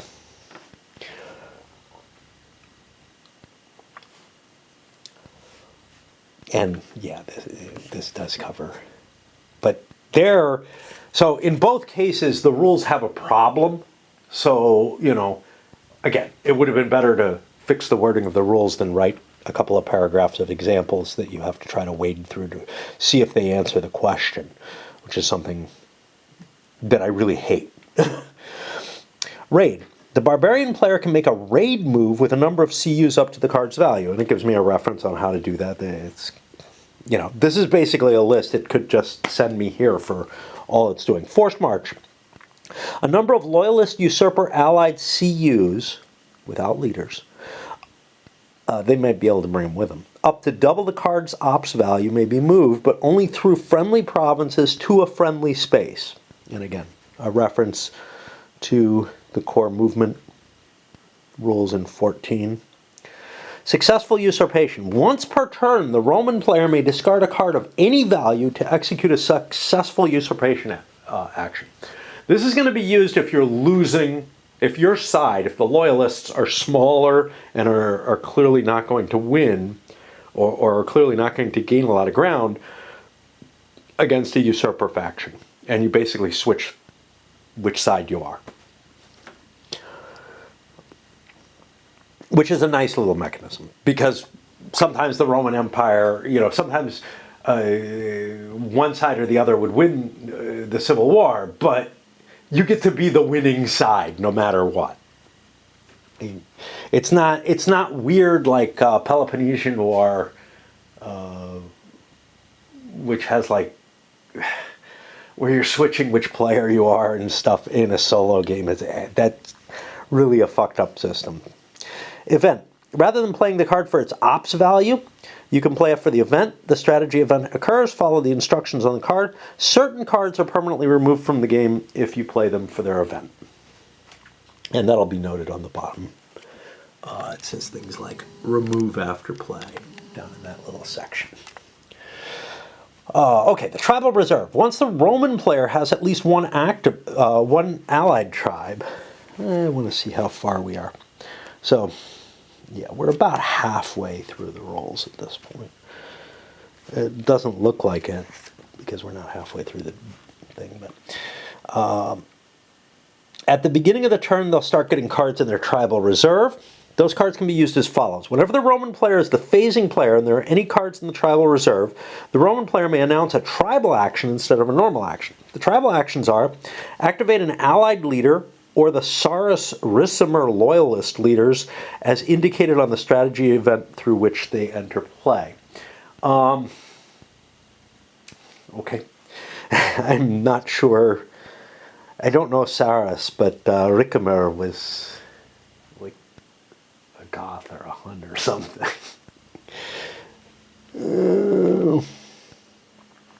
Reinforcement, I don't know, he was a German, but he was not a Roman. Reinforcements for allied tribes or forced marches by allied CU.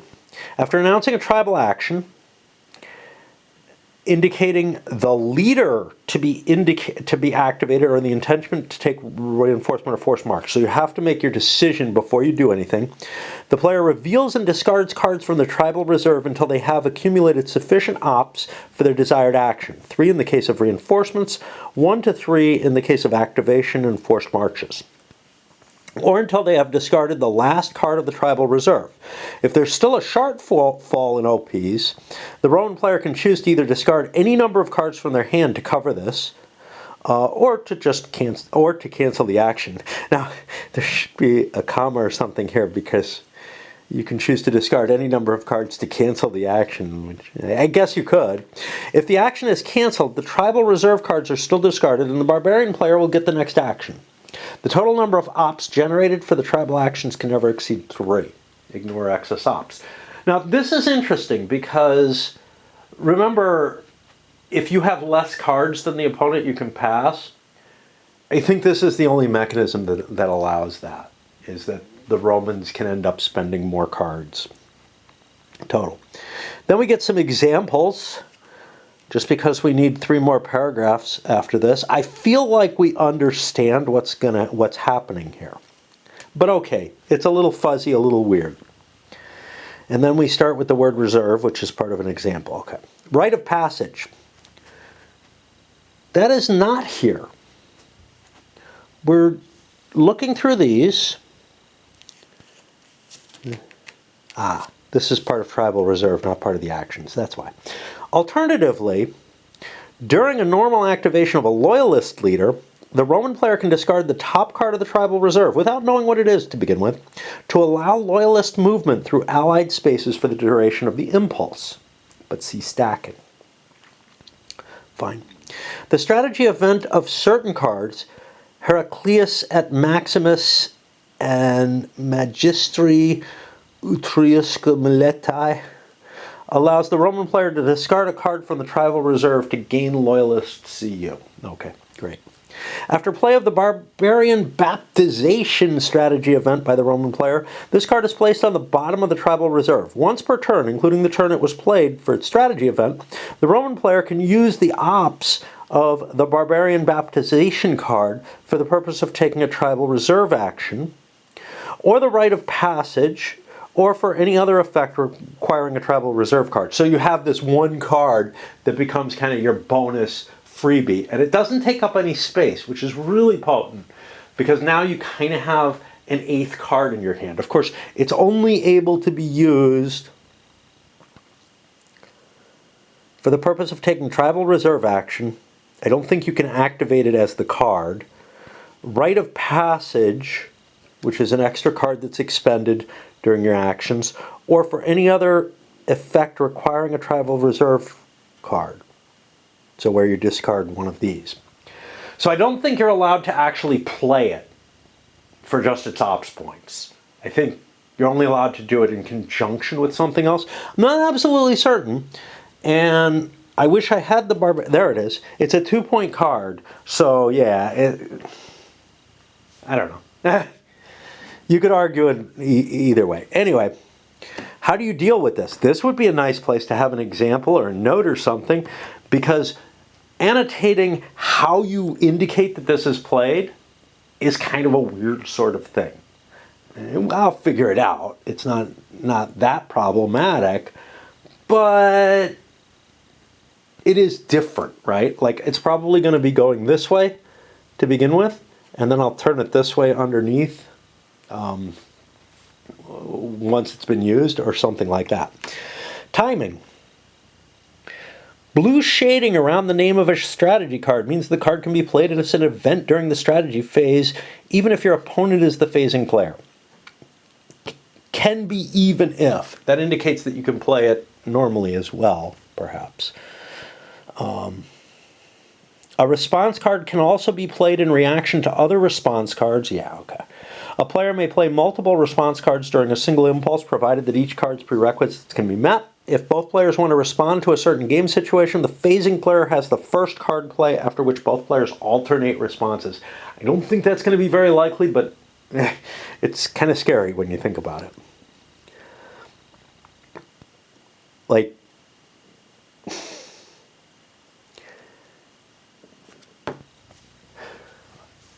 well, yeah. Okay, so here's the thing. It doesn't look like it's going to work like interrupts do in Magic or anything like that. What it looks like is, okay, I don't want to do anything. Now you want to play a card in response to what I just did, but I don't know what your card is. Once I see your card, I can't preempt it or anything like that. I can only respond to it afterwards, I guess. But the way it's worded leaves me with kind of a, these thinking of the way Magic works, and it's like, wow, you can't interleave things like that. That doesn't work. I'm not sure how it would work. I'm not sure if it will work. We'll see if any problems come up in it. Invasion events. Red shading around the name of a strategy card means the card counts as an invasion. There's no limit to the amount of invasion cards that can be played in a single turn. Great. I wouldn't have thought there was. But thanks for clarifying, and I'm not sure that there's a damn thing about these cards that makes them anything special. Removed events. The phase removed from game at the bottom of a card means just that. The card is permanently removed from play. If it's used for the strategy event. In the case of removal, it's conditional. The text is not placed at the bottom of the card, but within the event text, which is a little weird. I kind of wish it would say maybe removed from play or something along those lines. I gotta swap batteries. Sort of ridiculously long-winded, even when I'm not talking personal shit. Kind of weird. Anyway, political support. Okay. Control of spaces is indicated by square control markers for border and cultivated spaces, or city markers for walled cities. Transfer spaces are never controlled. We got the 4 different markers. Leaders take control over spaces using APs, while CU can take control over spaces during the control phase. When control over a border or cultivated space changes, place a square control markers belonging to the other power that took control. Again, I feel like I've got defaults, so I don't really want to mark every space. Other CDGs of this type use control markers all over the place, but it just seems silly here. Control markers may be placed in such a way on unfortified spaces, in part because this doesn't look like the normal bubble map, and it would kind of annoy me to see all those markers all over the place. I've got too many markers as it is. I kind of like the muted bubble map, and by doing that, I'm like, I really don't want to disrupt that where I don't have to. Control over fortified spaces changes through the siege action. Remove control markers already there, if any. Yeah. If the power which controls the space as printed on the game board takes control over the space, remove any control marker already there without placing a new one. Aha! So, Nowhere before has it suggested that my solution was the right one. It is. Okay. That does add all kind. By doing this, if this is officially part of the rules now, that adds all kind of complexity to things. If every space had to have a control marker, officially, there's possibilities of spaces no longer being controlled, which changes the nature of the world in a lot of ways, right? If you remember, a province is controlled by the Romans if they control the provincial capital and like half the locations or something along those lines. Which means if they lose one or the other, it's no longer Roman control that flips to the other control, and now you have to do all kind of weird stuff that you wouldn't have to do if it weren't for this rule.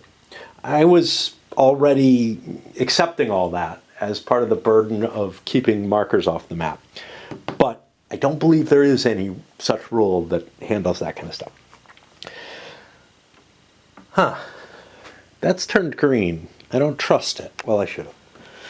At the end of any card play, no forces from distinct powers may stack together. Exception Loyalist and Byzantine CUs and leaders can stack and move together. Counting each tribe, allied or barbarian, as a distinct power. Remember that only tribal markers and leaders count as part of a tribe.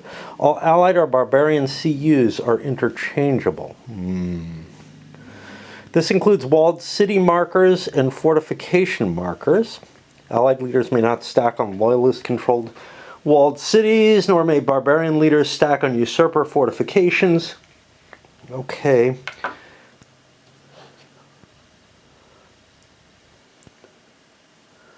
Counting each tribe as a distinct power. Okay.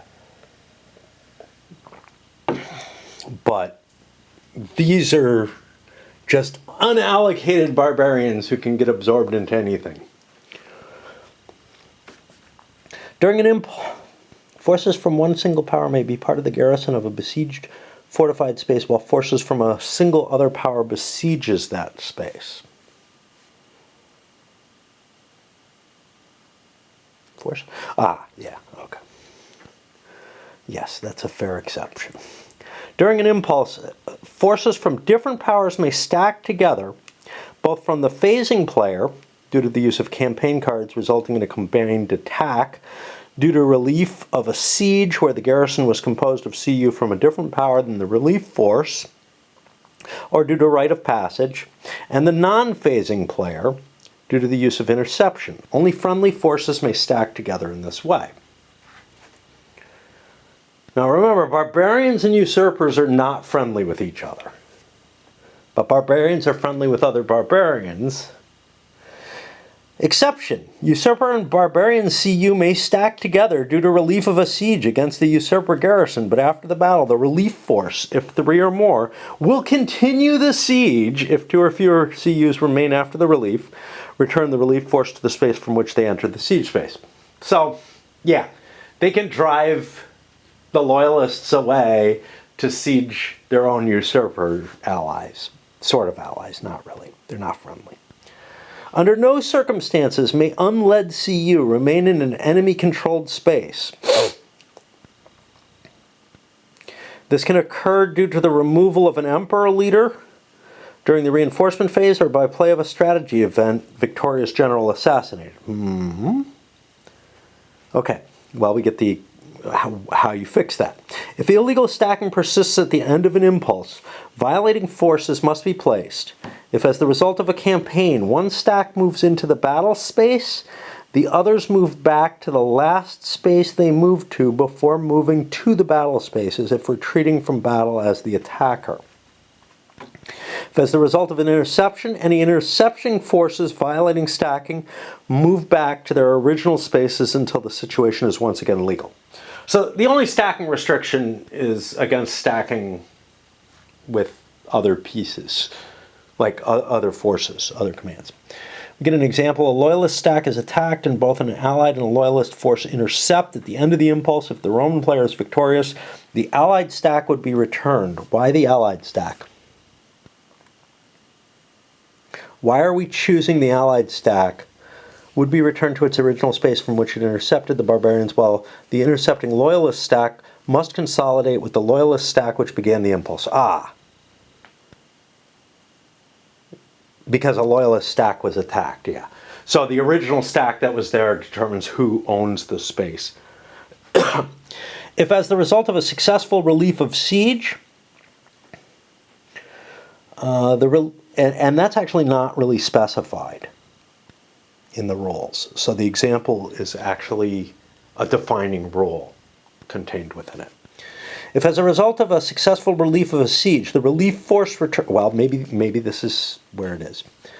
The relief force returns to the adjacent space from which it came after the besieging force retreats, but see the second exception above.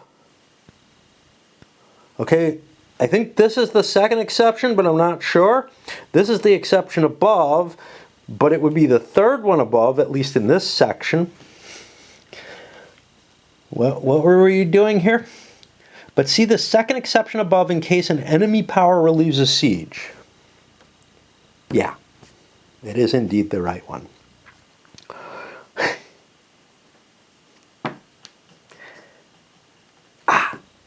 This is an example, not an exception. They look the same. They start with the same couple letters. To me, that's good enough. They're the same thing. If, as the result of a rite of passage, move the violating force to an adjacent Loyalist space.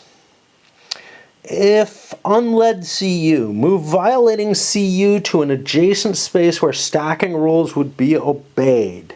Now this is the weird stacking thing, which I have the most. If under no circumstance may unled CU remain in an enemy-controlled space. I thought this is how you gain control of enemy-controlled spaces. Like one of the two ways is by parking in them. But maybe I'm wrong. If as a result of the Barbarian Kingdom Strife strategy card, speaking of which, seeing Barbarian King, that may be the next game. It's been on my short list for a hell of a long time. I'm kind of aching to play it again.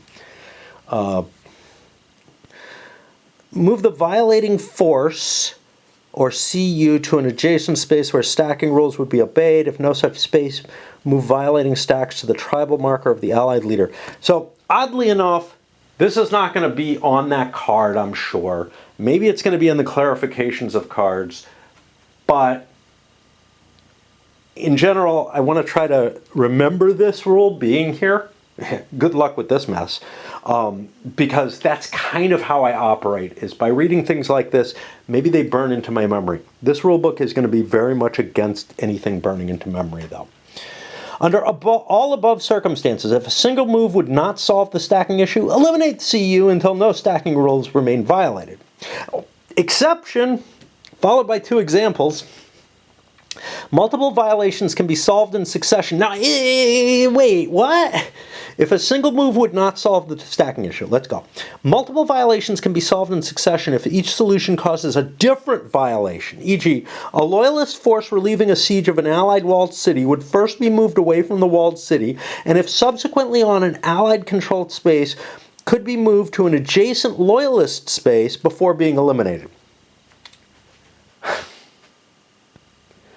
I have no idea what the fuck this is saying. If a single move would not solve the stacking issue, eliminate CU until no stacking rules remain violated, but then you can take steps and you have to make a judgment of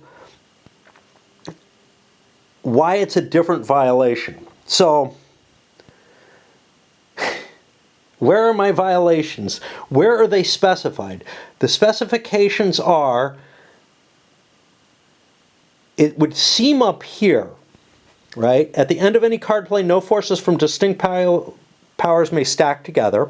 That's one type of violation. During an impulse, forces from different powers may stack together from the phasing player. Okay, this doesn't seem to be a violation. This seems to be a permission. Yeah, this seems to be a kind of permission. Under no circumstances may unled CU. So I feel like two different things. Forces of distinct powers stack together. is a problem. Forces from different powers stacked together under this special condition seems to be another exception to this, as best as I can read. And then under no circumstances can unled CU remain in an enemy-controlled space. So those are my two possible violations, right? Then these are all ways you could end up violating the two possible violations. Now here, it says if a single move would not solve the stacking issue, okay, that's simple and easy. But then I get here, multiple violations can be solved in succession. Well, this rule means nothing if that were general. If each solution causes a different violation, here, e.g. a loyalist force relieving a siege of an allied walled city. Well, that's a cause, not a violation, right? Like, so if I'm segmenting it by causes as per this exception, that's a different matter than separating it by violations. And I'm not sure which it means, right? Does it mean that, and I just don't fucking know, and I don't fucking care. Bad rules are bad rules, and you deal. Multiple strategy card events place leaders and or CU. No such placements are allowed if they would violate stacking rules. Okay. Now we get examples. The Barbatio card, yeah, sure, is played, placing something somewhere and something happens. The Frankish invasion card is played. I mean, come on, these are ridiculous types of examples, right? There's nothing that handles how to fucking read out this exception, right? It gives an example based in it, but it's like, God, none of this makes any fucking sense. As I said, the places where they put examples are not the places where there are problems. The places where there are problems, it's like they're blind to them. So, you know, they don't even think that an example is needed. But like in really simple stuff, like a card puts something in the wrong place, they fucking put 2 examples of that? What do you need 2 examples of that? What do you need any? That's trivial. And in fact, whatever the fuck. I just wish they didn't have exceptions and examples all over the fucking place. Especially, never mind. Movement. Who can move? To move a force, you must activate one of the leaders. Yeah, except for force marches. By playing a card for ops during the impulse or by playing a strategy event that provides leader activations. Alternatively, CU without leaders may be moved using first march. Okay, then you don't must first, you may. If there's an alternative. You can't follow here. CU without leaders may be moved using force march or raiding actions, or move along with a tribal marker during migration. Great. Force composition. An activated leader may move with up to 10 CU stacked with him, plus any number of subordinate leaders. Pick up drop off. As a leader moves, he can pick up and drop off CU and leaders of the same power and space along the way, within the following restrictions. No more than 10 CU can be moving at any instant. Picked up leaders are subordinated to the moving leaders and must be able to be subordinated by the moving leader. So an emperor can only be picked up by other emperor leaders. This seems to indicate that there would be more than one emperor at a time. More than seems to indicate. You wouldn't even say this if that wasn't like a situation that can happen. I'm not sure it can. Because when a new emperor comes in, the old emperor dies. But we'll see. Movement allowance. An activated leader receives a base allotment of 4 action points, plus 1 additional action point for each ops spent in activating him in a surplus of his initiative rating, minus 2 action points for each such ops shortfall. And there were some leaders who couldn't be moved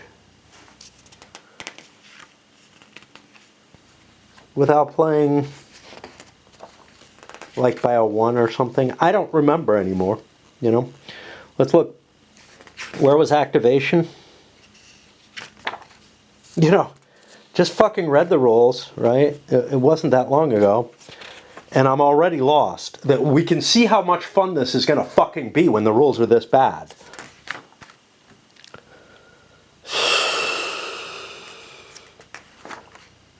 Activate leader. Activate a leader. A leader with a 3 initiative cannot be activated by a 1 ops card. Okay, that's because he would be -4 ops. And that works for me. I don't have to remember that. Okay, where are we? -2 AP for each such ops shortfall. This is kind of nice. Most of these games, most of the CDGs that are based on, pay your initiative rating to move, are just like the force can move or it can't. Here, and part of it may be because of each turn is a very long period of time, there's sort of the idea that each card, each impulse, is a significant amount of time. There may be kind of the idea that, you would be able to move them, you just wouldn't be able to do much with them because they're really dragging their feet. How well does that fit? I don't know. But if you look at games like Here I Stand and Napoleonic Wars, I feel like they suffer that same problem. And it's kind of nice. And for that matter, Sword of Rome, too. They suffer that kind of problem. And it's kind of nice to have, hey, there's this really long period of time. Look, they would do something. Right? Sword of Rome's kind of weird, though. I don't know. It's such a long period of time. Okay, where are we here? Unless otherwise specified, leaders activated through a strategy card effect, not ops, receive action points as if they were activated by that strategy card's ops value. Whoa! Wow, that kind of is weird. I wouldn't have assumed that. And then we have an example. Aeolus is activated by a strategy event of minor campaign. He would get 6 AP as he has an initiative of 1 and the minor campaign has an ops value of 3. So he would have 4 plus 2. If Honorius was activated by the same card, he would only get his 4. Presumably he's a 3-point leader. Action point expenditures. That's based on these movements. 1, 2, and 3. 1 and 2 for the rough and major river, and then 3 for the straits. And then we have this big old table, which I guess I'm not feeling the need for that much. And then it's repeated over here. Excellent. That's going to be something that you just kind of internalize. I don't know how much it would belong on a table. On the other hand, it's facing away from everybody, so it's not that big a deal. If a leader or raiding CU moves into a space containing an enemy CU, a battle ensues. We don't know how raiding CUs move, but after potential avoid battle and interception attempts. After the battle, if the phasing player was victorious, the leader may spend 1 AP to continue his movement. I think that's in addition to whatever AP he has to spend to move.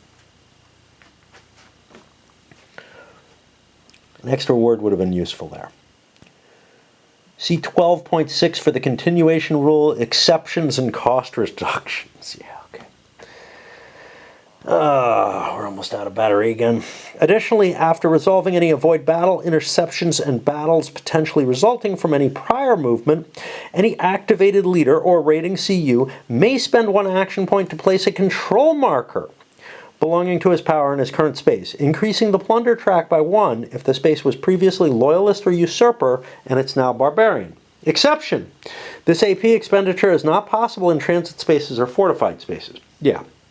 You can't convert a fortified space without sieging it, and no one owns transit spaces. Good exception. Don't know if we actually needed it, but yeah, sure. If a leader with 3 or more CUs moves into an enemy fortified space, that space becomes besieged. An under siege marker. Hey, now we know what they're for. Were we surprised? And they're Byzantine colored. Interesting.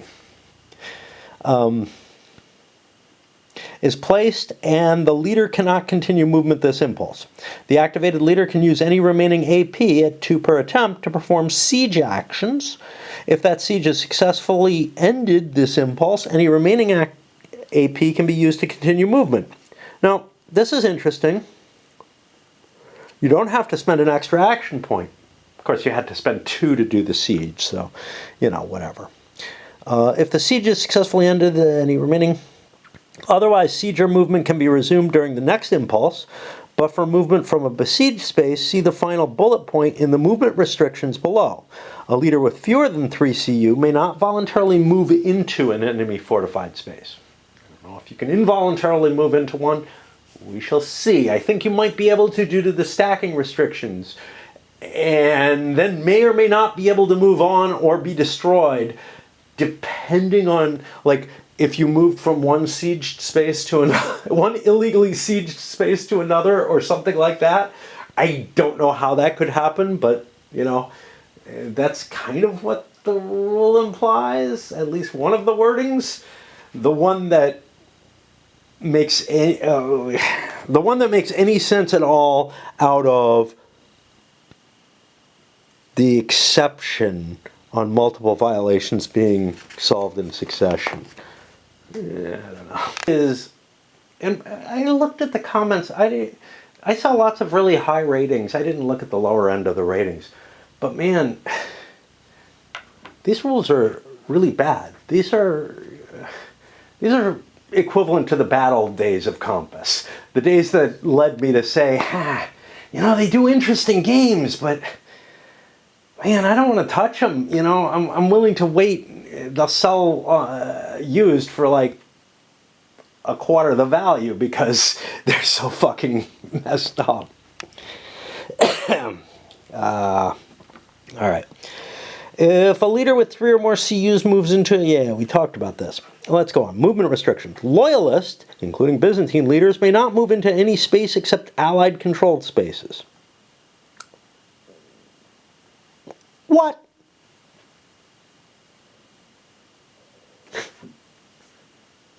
What?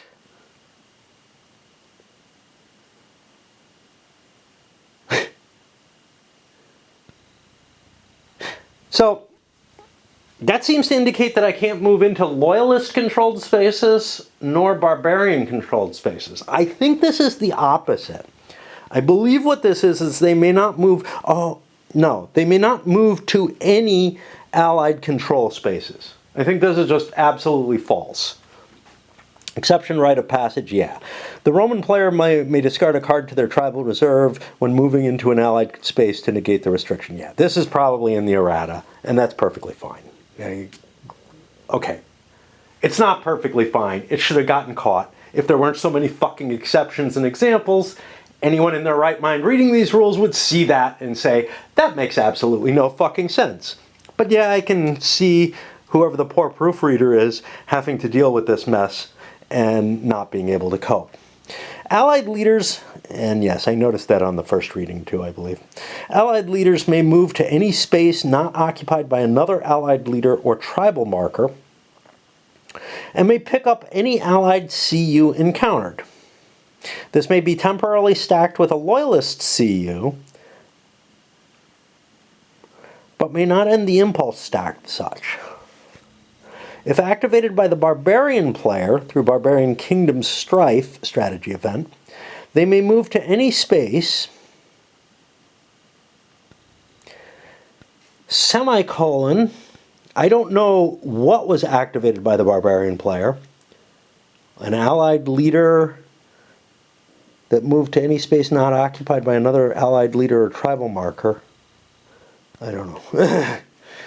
If activated by the Barbarian player through the Barbarian Kingdom Strife strategy event, which I guess allows you to move Allied forces, they may move to any space, another semicolon, no, this is the semicolon, any CU, including other Allied CU, encountered during such a move initiates a battle.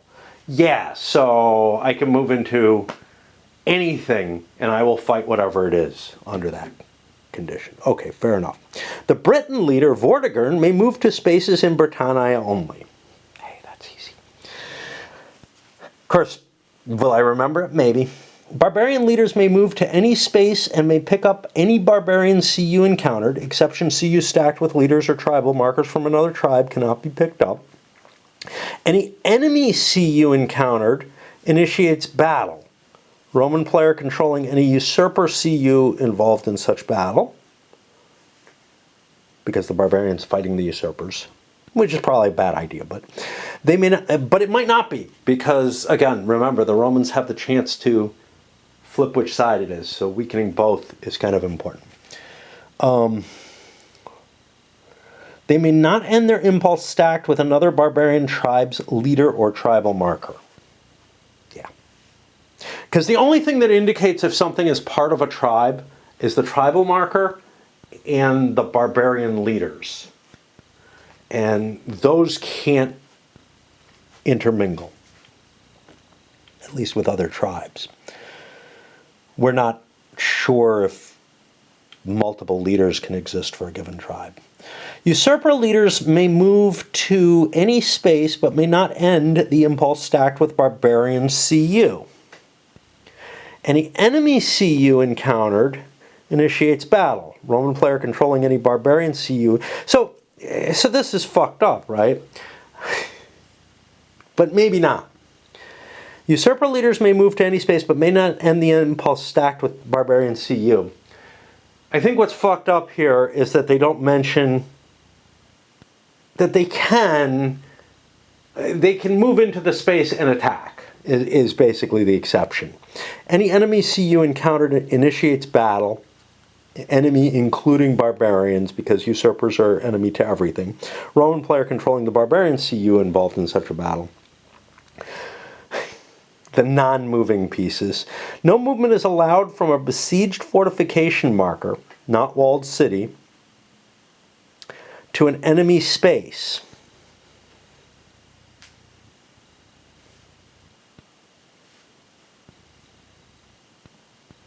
So you can't go past the limes, but you can bypass a walled city that you've besieged, as far as I can see.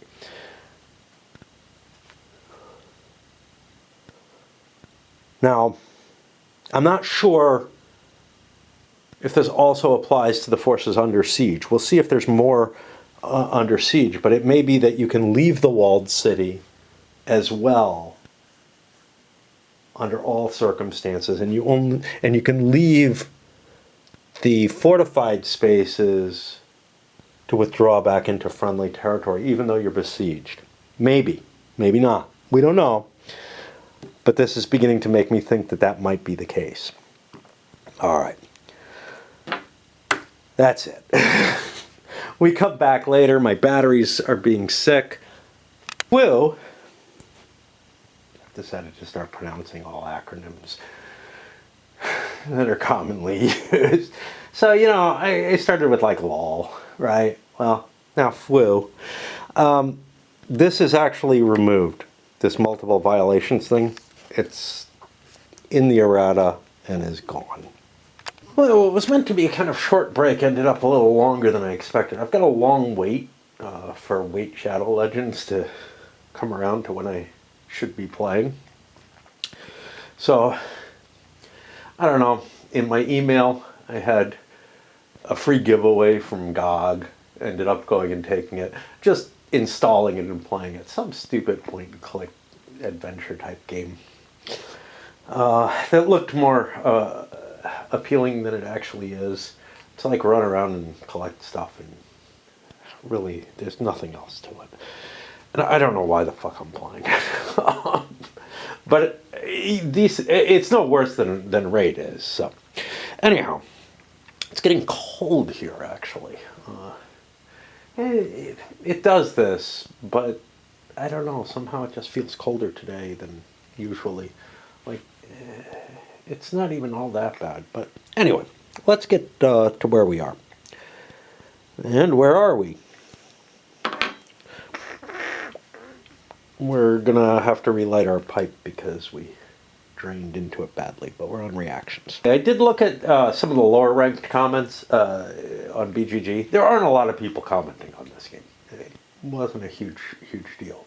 A lot of the higher ranked ones, I suspect they aren't people who had to deal with the rulebook. I suspect, like some of them are very clear. Like, oh, I play tested this and it looks really good. Okay, great. Somebody taught you it. I'm guessing that. But also, there's you have expectations with a playtest copy anyway that things will be iffier. But I did find one written review, and it is pretty much, hey, there might be a really good game here if you can puzzle out the rule book. It's really horrendously laid out. And then a lot of the other complaints had to do with the color scheme being difficult to deal with for someone who had particular kind of color blindness. I didn't read through it completely. I mean, look, every game is going to have issues like that, but there's no, clear borders or whatnot. They're just relying on the color scheme to cause this. And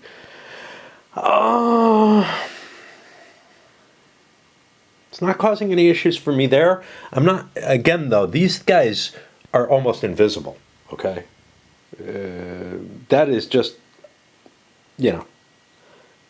a factor, no matter what you do. Compass is always kind of weird on layout. I didn't mind that because, yes, if I zoom in, I can see them. And then things like this are all very similar colors next to each other in a way that if you had certain kinds of color blindness, I could see a serious problem arising. And I'm not sure that I see any particular reason why you would want to go from red to lighter red to kind of pink and orange. There's no real advantage to that as far as I can see. I don't think that visually helps the map particularly, although it does prevent the kind of clashes. And then they're all very similar colors. Does it cause an issue? Yeah, it could. If you can't distinguish between these two, there's nothing here.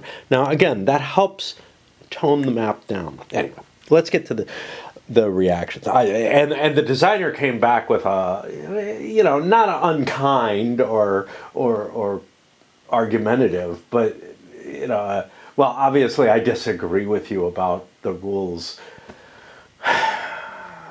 being not particularly well written or whatever. And it's like, dude, you're up in turmoil. The rules were so on. They're not the worst ever made, but they're pretty fucking bad. All right, anyway.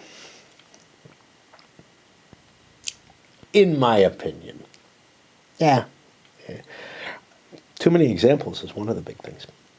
Okay. And the fact that you needed 5 pages of errata, or 4+ pages, let's be fair, because it's not a full 5 pages. That's a pretty good sign that they're not that great. All right. A moving force, not a leader moving alone, or a raiding force enters a space, it may trigger an enemy reaction, which can halt movement. Reaction is resolved in the following order. Okay? The following order. Well, the first thing, this is weird, is fortified spaces. That doesn't feel like order. All right. If the moving force enters a fortified... something's wrong there. I don't know what. Again, it feels like maybe the rules were reordered, or not again, but this kind of thing feels like the rules may have been reorganized completely relatively late, and this was not caught. I don't know. There's certainly something in play here where for these rules to get this bad. If the moving force enters a fortified space containing enemy leaders and or CU, the non-phasing player declares which leaders in CU are inside and which are outside the garrison and places them below or above the appropriate marker. Okay. CU are considered outside the garrison until an enemy force enters the space, and then the owner gets to decide. No more than one loyalist, Byzantine, or usurper. CU and any number of leaders may be inside Castra or Colonia fortification. No more than 2 CU and any number of leaders can be inside a fortified city. Again, those are Roman forces. Barbarian and allies can never be inside the garrison. Leaders in CU inside a garrison are no hindrance to enemy movement. Leaders in CU may only move inside their garrisons controlled by their power. Those inside may not leave while the enemy CU remain there, but may sortie and participate in relief battles. Okay, so that handles the you can't just leave a siege type situation and walk away, which one of the other rules could have been read that way, but I didn't think it was the case. Avoid battle. The non-phasing player must declare all avoidance attempts, including leaders and CU involved, before determining if any of them are successful. This is a common thing with point-to-point games, is that every single one has to have its own series of special rules for movement, interception, etc. In a way, area games also kind of have it to some extent. And there's so many different flavors out there that it's just, I don't know. It seems to be more of an issue, in my opinion, than you see in general over hex games. But interception. After any and all avoid battle attempts are made, the non-phasing player must declare all interception attempts, including leaders and CU involved. Now, we're talking about these things, we're not getting any kind of indication of how you do them. I'm not sure. Here we go. So avoid battle is not allowed. Okay, cool. Interception. Now, a list of things that aren't allowed to do it. You roll a d6. Okay, I'm assuming this is going to be in the rules. I'm assuming. If not, wow. All right. But it's not covered here, right? Because now we're on enemy-occupied spaces. So this is the next thing in the order. First thing in the order is you check to see if you're in a fortified space. Then you check to see if you're in an enemy-occupied space. I don't know. Battle. Okay, that doesn't feel like part of reaction being resolved. I don't know. This is the only thing that imposes any order, is these two. When a force or raiding CU enters a space containing enemy CU that neither withdrew inside a walled city, yeah, this isn't reaction anymore. Now, we're in a totally different section. Okay. Yeah, I mean, this is all the rules there are on interception and reaction rules. So I guess you have to follow this. You roll 1d6 TR of 1 avoiding leader plus 1 if Roman and avoiding across clear connection. I remember reading this stuff. -1 if avoiding into another power space. Success on a roll of 6.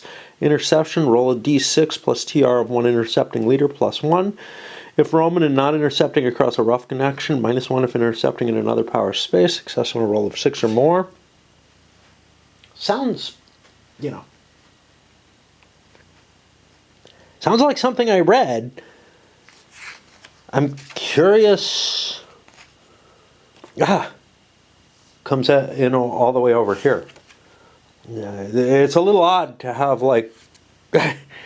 not have the procedure here. Wow. Yeah, there's something really fucked up about these rules. Okay. So anyway, when you enter a space containing an enemy CU that neither withdrew inside a walled city nor avoided battle, the activated force temporarily ends movement and attacks the enemy force. All right, we haven't hit interception? No, that's up here. Okay. We got a hint of it. After the battle, if the activated force was victorious, it may resume movement with its remaining AP after paying the movement continuation AP cost. And now it sends me to a couple of places. But that cost was just 1. Wouldn't it have been easier to write the 1 AP movement continuation cost?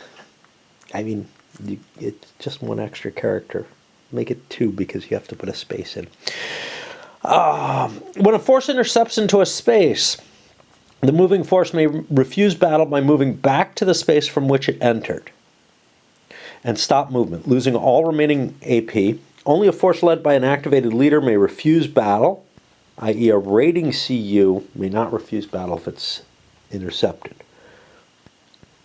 Tribal migration overrun.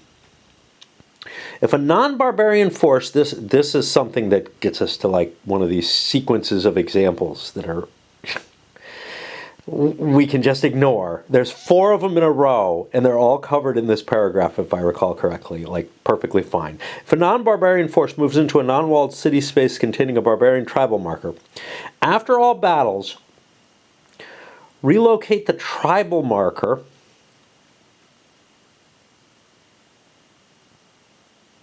to a space containing a leader of that tribe. If all leaders of that tribe are currently besieging fortified spaces, move the tribal marker to the further east zone instead. Exception if the tribal marker is in the picked tribal marker permanently eliminated instead.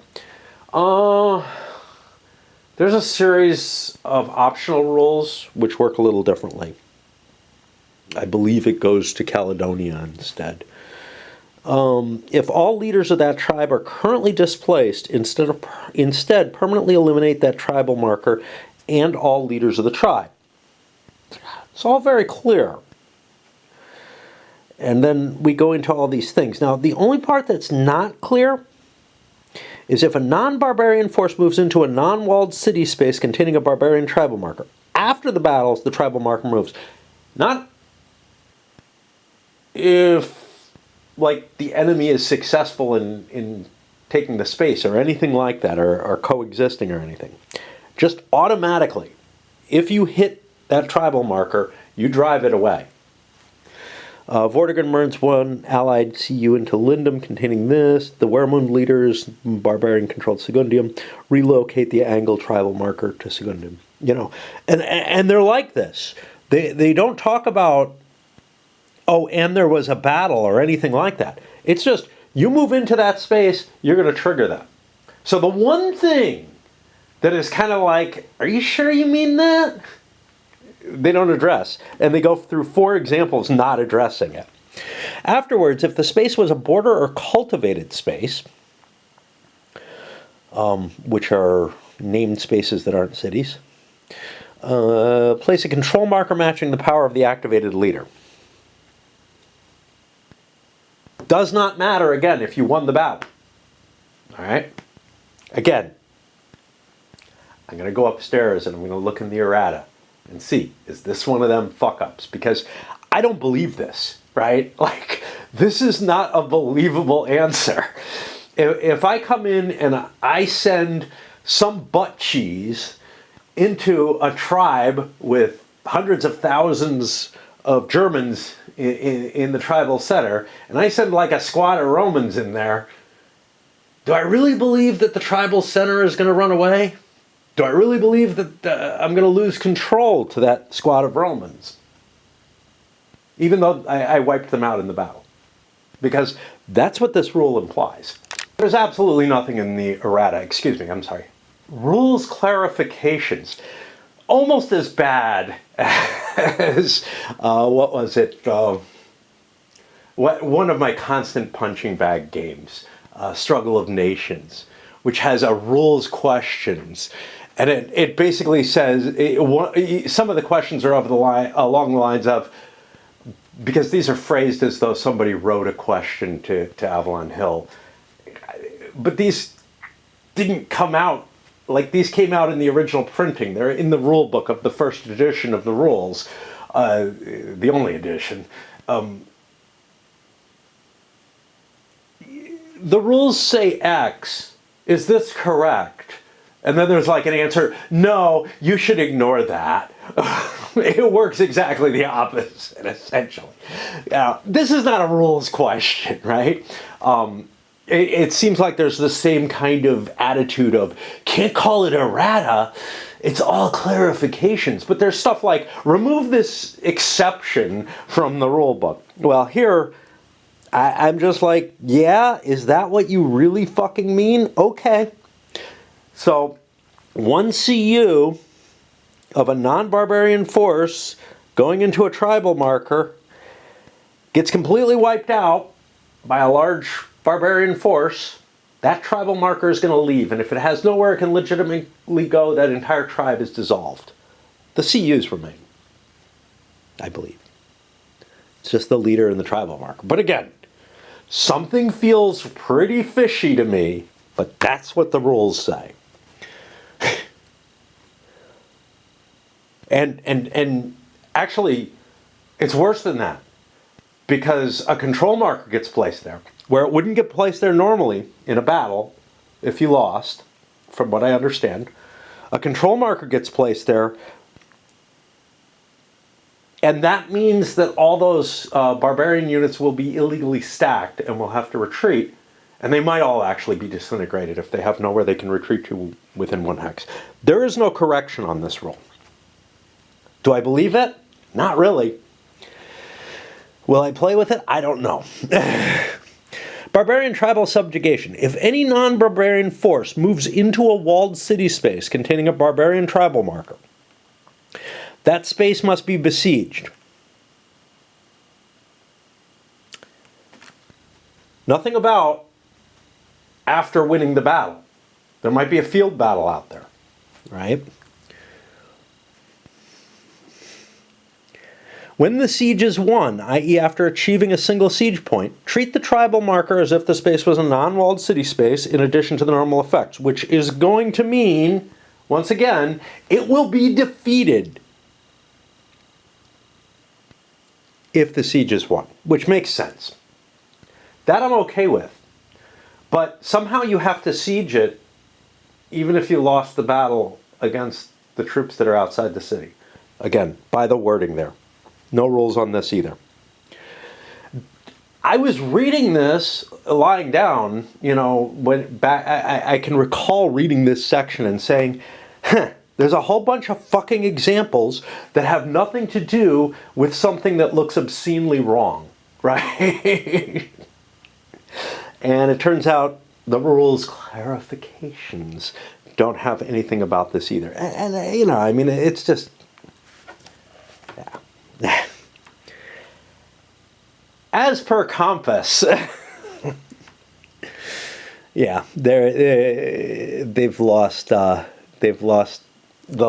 last vestige of my. I had goodwill towards them. I still have goodwill towards them as a company, but I had goodwill towards them in terms of, hey, they turned things around and started actually at least getting the rules so that they were working. And they had a really bad reputation that way. It's not the case. I just got lucky with a couple of games. But this is kind of enjoyable in its own little twisted way. It's like better than playing the games, isn't it?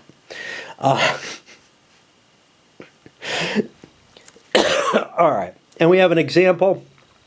While Wermund is at Felicia Iulia space, the Aesius leader makes a siege attempt against Londinium containing the tribal marker and achieves a siege point. Yeah, that's fine. I'm not sure how I'm able to siege it if I get driven back in the battle, but somehow I have to because there's a must there. And again, the way this is worded is very much like this is worded. This one creates an impossibility, so I'm thinking this one's just wrong as well. And fuck it. Allied tribe subjugation. I'm really not liking the an usurper. I guess it's no worse than an historical. If a usurper or a barbarian force moves into a provincial capital space containing an allied tribal marker, the space must be besieged. When the siege is won, permanently eliminate the tribal marker. This is because they've settled already, right? And they're allied and they have to have a province associated with them. So this makes sense that it's different. In addition to the normal effects of a successful siege, we get an example here. And if the tribal marker goes, the leaders go and everything. Campaign events. Sequential activation. Okay, so some of the cards, and this will be familiar to you if you've played, some of the other CDGs that this is based on, things like, I'm going to say We the People because, again, Washington's War, that allow you to activate multiple forces. There are some cards that allow you to do that. But remember, they use the ops points from the card to indicate how effective they're going to be. If a campaign strategy event is played, indicate the first leader to be activated. That leader must complete all movement and battles before the next leader is selected and activated. Exception: a single battle can be delayed until the end of the campaign if other activated leaders are within range of the battle space. See 10.5.3, which is down here. Oddly, there's this big bar between 10.5.1 and I think it's to indicate that you read from here to here. And 12, rules for battle. The same leader may not be activated twice with a single campaign strategy event right. Campaign movement limitations. CU and subordinates can move with one leader activated by a campaign and then again with another leader during the same impulse, as long as no CU or leaders expend a total of more than 6 AP during that impulse. AP used for gaining political control over a space are spent only by the leader. I'm getting a headache. Combined attack during a campaign event. Multiple leaders can combine their CU to attack the same space. Only one battle can be delayed for the entirety of the campaign event. First, you execute sequentially each leader's movement until the leader either runs out of action points, loses a battle, or enters a space containing multiple enemy CU. A movement during which he was not intercepted, the enemy CU did not avoid battle or enter a garrison, and in which the activated leader elects to delay battle. The battle that should be initiated can be delayed by the phasing player as long as at least one leader activation is still pending. This is just to allow you to coordinate. Continue activating leaders for movement until all movement for leaders activated by the campaign card is done. During this movement, the CU in the battle space may not intercept, avoid battle, or enter a garrison in a fortified space, although other CU may do so unless intercepting into the battle space. A lot of complexity here, and we have a big example to explain, but I think it all kind of makes sense. Once all leaders activated by the campaign event, the wording is... This is the kind of stuff that the point-to-point maps seem like too many of the rules to point-to-point map games seem to have this kind of bloated descriptions of how you move. Yeah, I don't know. Once all leaders activated by the campaign have no AP remaining or have entered the delayed battle space, the delayed battle is fought whether any other activated leader entered the space or not.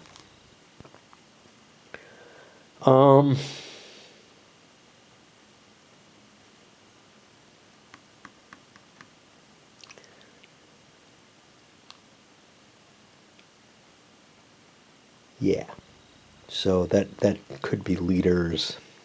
The overall command, I was just making sure that you can bring in more than one additional leader this way.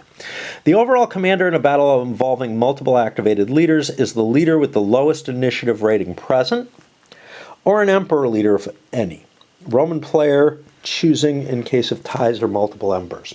This is important because it means you may not be able to choose your best tactical leader for it, because it's based on initiative, not tactical operations. Oh, what does this all take us through? And I mean, it's not worth reading without playing it around on the board. Like, I read through this and I'm like, whatever. And that's one of the problems with examples is unless they have a picture that describes everything, and maybe this does. Yeah, this actually relates to that.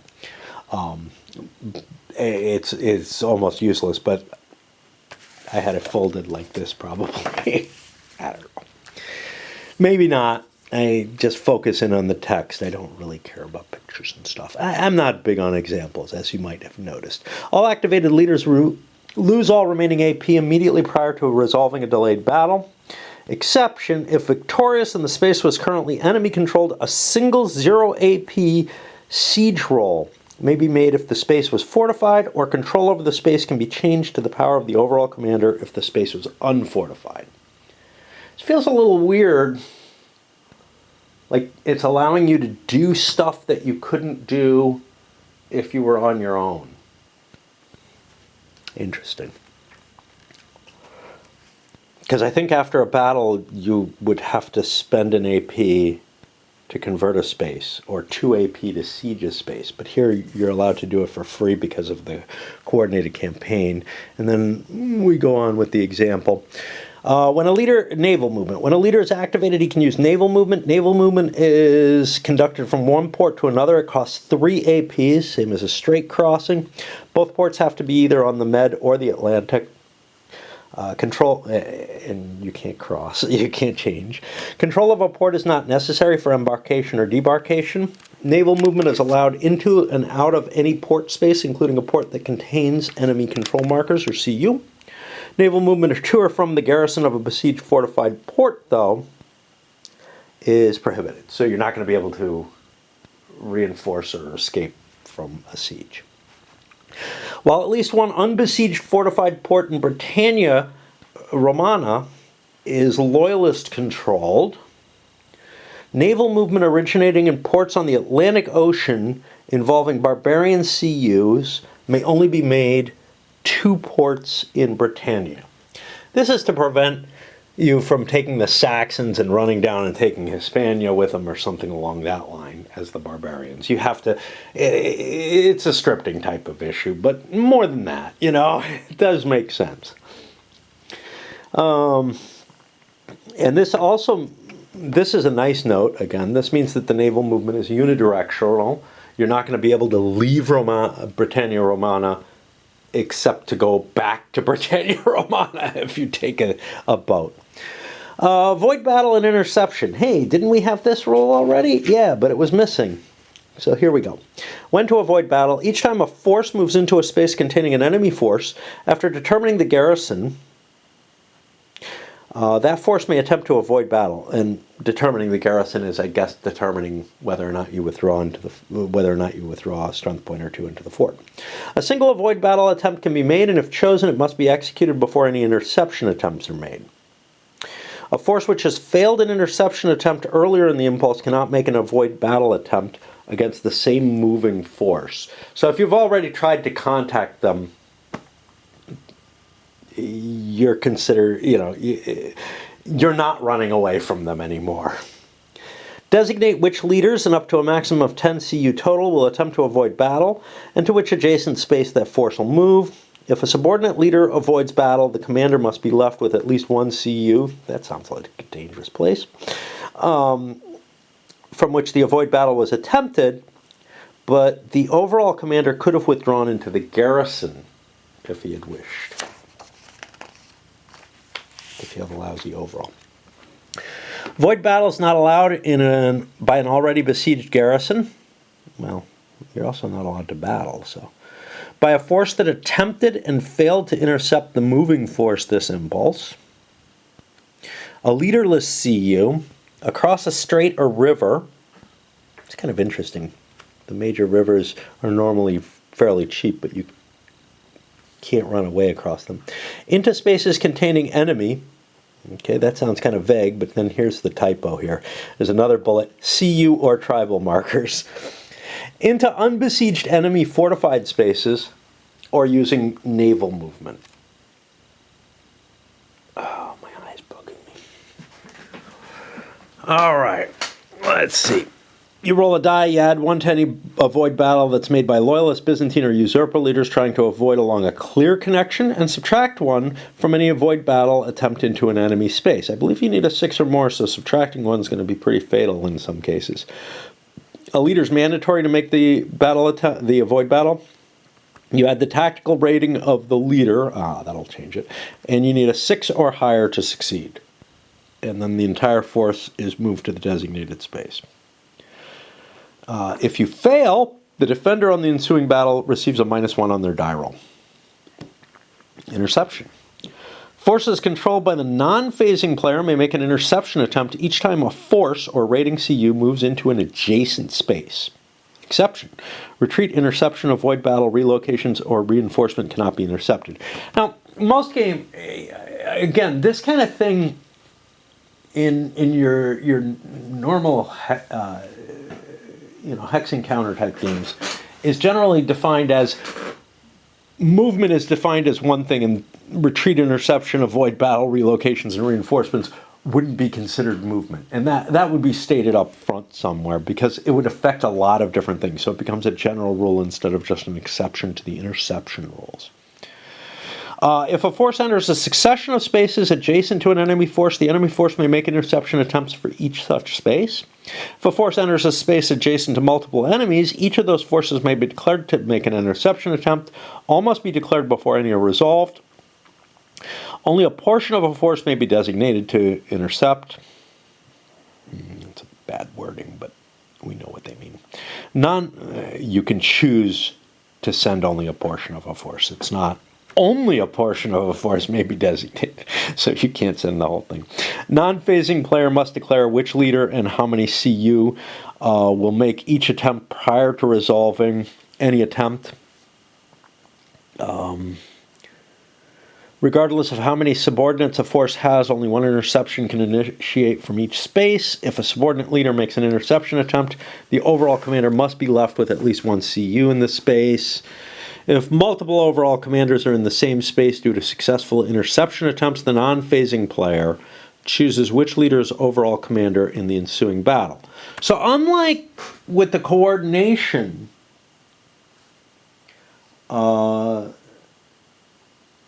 where you're forced to take like the lowest initiative leader or the highest ranked leader, here you're still forced. An emperor has to be the overall commander if he's there, and that's the same across the board. But under the campaign rules, you're forced to use the lowest initiative. The fastest of the leaders has to lead the force. Here, with interception, it doesn't follow that rule. This is the kind of, hey, things work one way, one place, a different way another, and I'm not quite sure why. I mean, yeah, sure. No, I'm just not sure why. And it's just like baked in that way, in a way that makes the rules more confusing for no good reason. It would be great if everything was as similar as it can possibly be between two different mechanisms. And I can't see a good argument for why you're just able to choose now.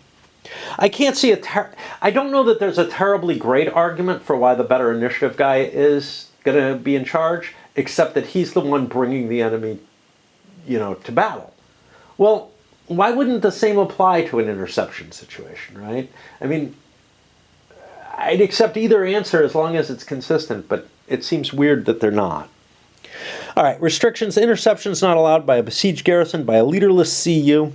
Wait, when rules are this bad, I start going into my playtest mode, where I just start picking everything apart, which you see in my playtest videos. But man, this one deserves it. It needs a rewrite.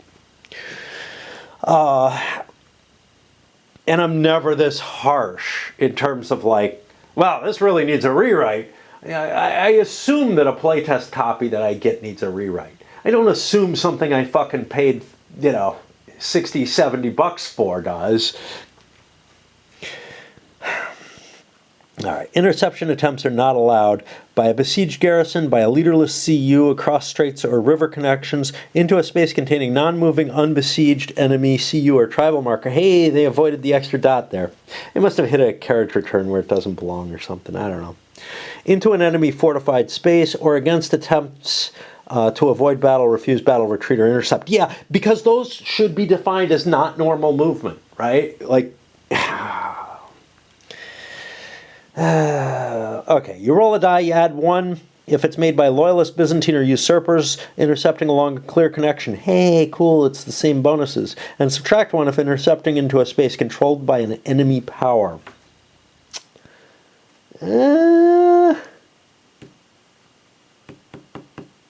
Yeah, same thing. A leader is a little different wording, but a leader is mandatory to making an interception attempt. Add the interception leader's tactical rating. The result is 6 or more. It's a success. And, so basically interception and avoidance are the same. They use almost the same mechanism. And that's nice. That helps. It makes it easier to remember both.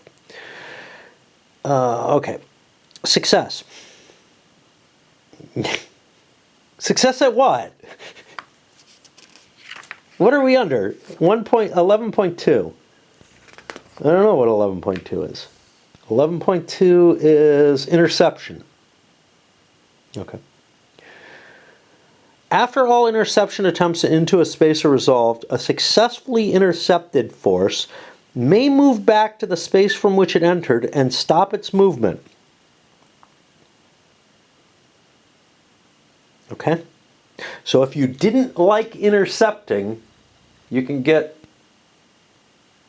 back to where you were. You weren't allowed to not intercept. You have to check all the interceptions, but the intercepting forces can refuse to enter. If the force entered the intercept space via naval movement, attempting to refuse battle is naval movement and subject to Roman fleet interdict strategy event response. So this is kind of weird because I'm having to declare them all. I check them all. But then I can just say, screw it, I didn't like my results. Why? Why did I have to declare them all ahead of time if that's the case? I can only intercept if I'm adjacent. I didn't know that I could intercept over C. I can't withdraw by C, so that is a difference. Yeah, I'm allowed to somehow intercept by C. Forces controlling into an adjacent space. Yeah, I wouldn't have thought that you're adjacent by C. I actually wouldn't have even thought that. But apparently you're able to. All right, we're gonna go up there and check again because we're far enough into the numbering system that I think there may be a rule here. So we're looking at 11.23 or thereabouts. Because this feels fucked up again. Once again, the clarifications fail me.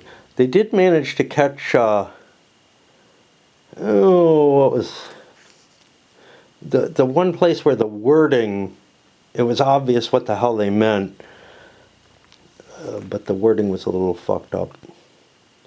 Having to do with where it said there was a may instead of a that was causing an issue. I'm trying to remember what this was. Was it the withdrawal or the interception? It might be. I'm trying to remember where it is.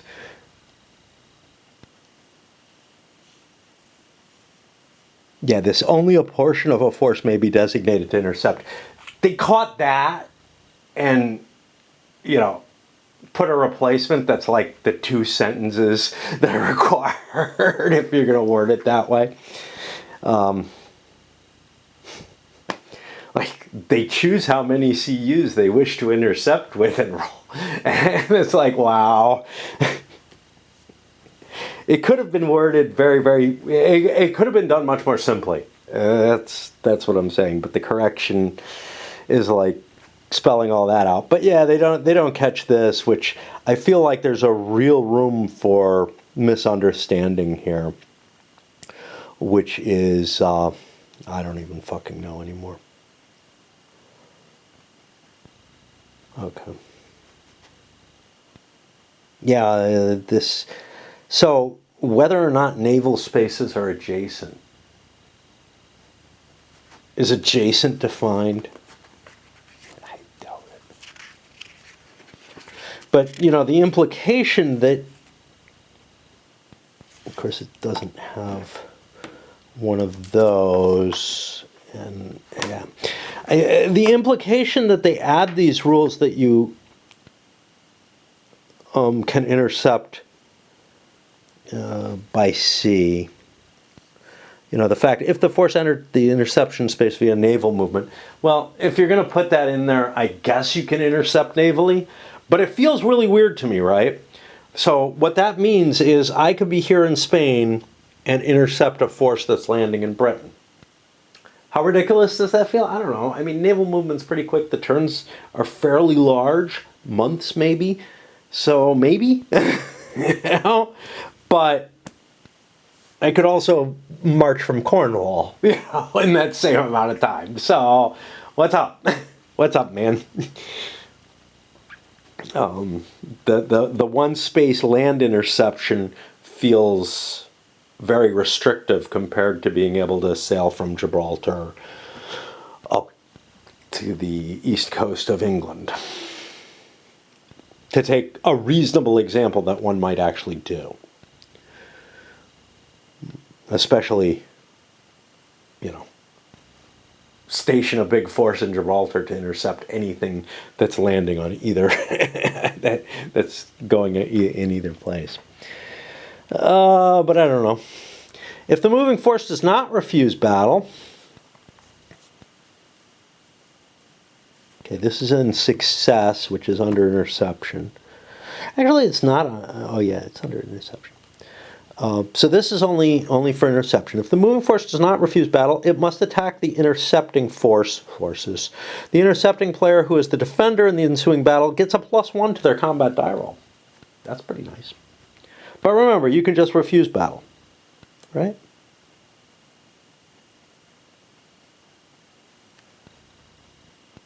Hold on. After all interceptions, a successfully intercepted force may move back to the space from which it entered to stop its movement. Oh, no. The person who's intercepted can refuse the battle, not the interceptor. Okay, this makes a lot more sense now. Of course, not sure that I'm that impressed with interception in that case. A force that has attempted to intercept an enemy force may not make avoid battle attempts against that force later during the same impulse. Yeah, fine. So I can't back away. I just misread. By a successfully intercepted force may move back to the space from which it entered. Gotcha. Okay. It all makes sense now. And there's no need for that to be corrected. All right. Whenever a battle is initiated, use the following procedure. CU leaders in a fortified space declare which are inside and which are outside. Forces declare and attempt to avoid battle attempts. They declare and attempt interception attempts. Other forces. Battle cards are then played. Each player is allowed to play one battle card. Combat resolution roll and winner determination. Don't know how that happens, but we got a combat table here. I don't know what the numbers mean. Probably just numerical losses. Losing force must retreat. Winning force may have to retreat. Determine retreat losses. And then movement continuation. All right, before we get into the details of this, we are going to swap our battery out, and we're on page 27 out of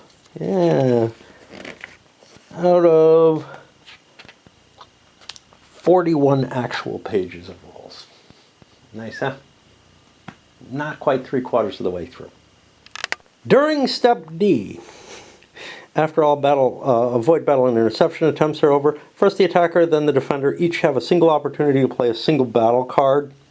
This means the attacker if the attacker initially refrains from playing a battle card, they do not have an opportunity to play one after the defender decides to play one. Yeah, okay.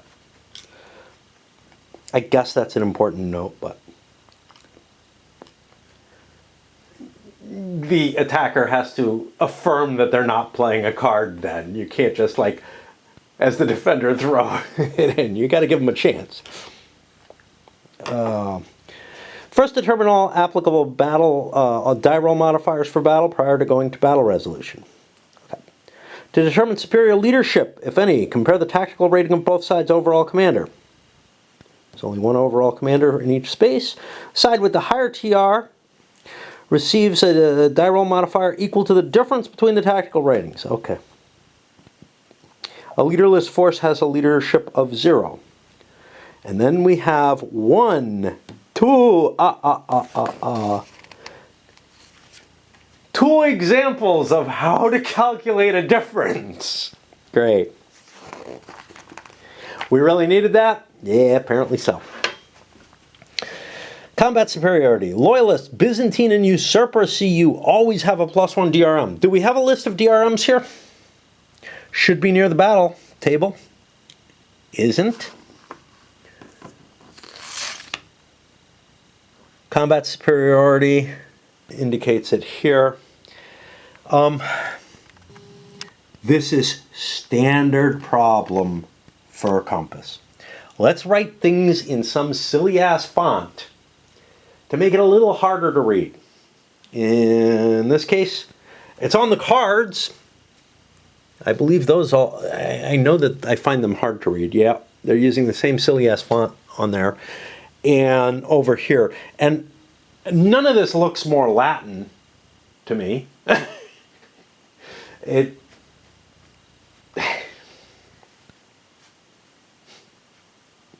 should all be capital letters, you know. It looks kind of scripty. I don't know why Compass does this. I really don't. Like, they have no conception of what makes things easier to read. And this sort of italic-y font is not easier to read. But anyway. Oh, where are we? Okay. So Loyalists, Byzantine, and Usurpers always have a +1. Both sides in battle can have combat superiority. Great. Okay. This one sentence has 1, 2 exceptions and 1, 2, 3, 4 examples. Awesome. Attacker only receives the modifier if using clear connections to reach the battle space. If more than half the participating CU on either side of the battle are non-Roman, the side does not receive the combat superiority bonus in this battle. Instead of this, Loyalist, Byzantine, and Usurper CUs have a +1 DRM if using a clear connection to reach the battle space. No. Forces containing at least half the participating CUs as Loyalists, Byzantines, and Usurpers have a +1 DRM if the attacker uses a clear connection. Nah, they got to change that because the defender gets it no matter what.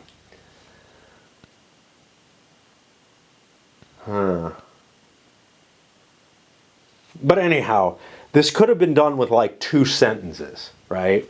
I was trying to be really clever and do it with just like 1 extra clause or something. All right. And then we have examples of like every single possible case, I'm assuming.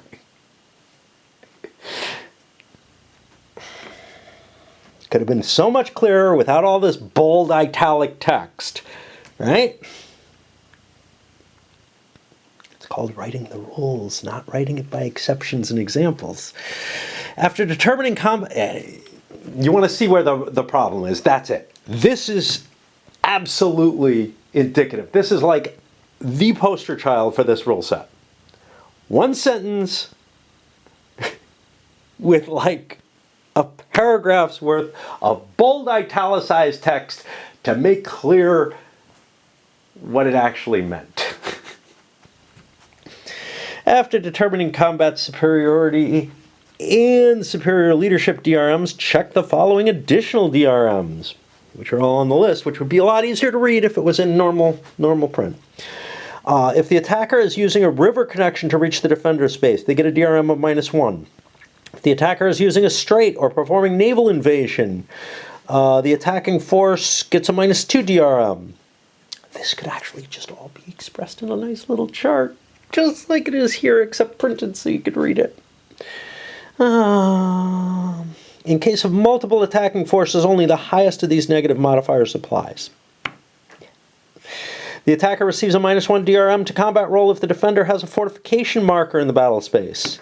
Each player gets a +1 DRM for each CU over 10 participating in their side. That's a little weird. But that's to make up for the way the chart is structured. So it actually works very well. And what are these weird lines going through here? I thought I had like marked it up with a pen or something. It's part of the actual design. A failed avoid battle attempt gives a -1 DRM to the defender. A successful intercept gives a +1 DRM to the defender's combat roll. But remember, the attacker could have just said, screw it, I'm not attacking if you intercept me. I'm backing up. Each player rolls a d6, adds their positive and negative DRMs. Gotta add them both. Don't calculate them beforehand.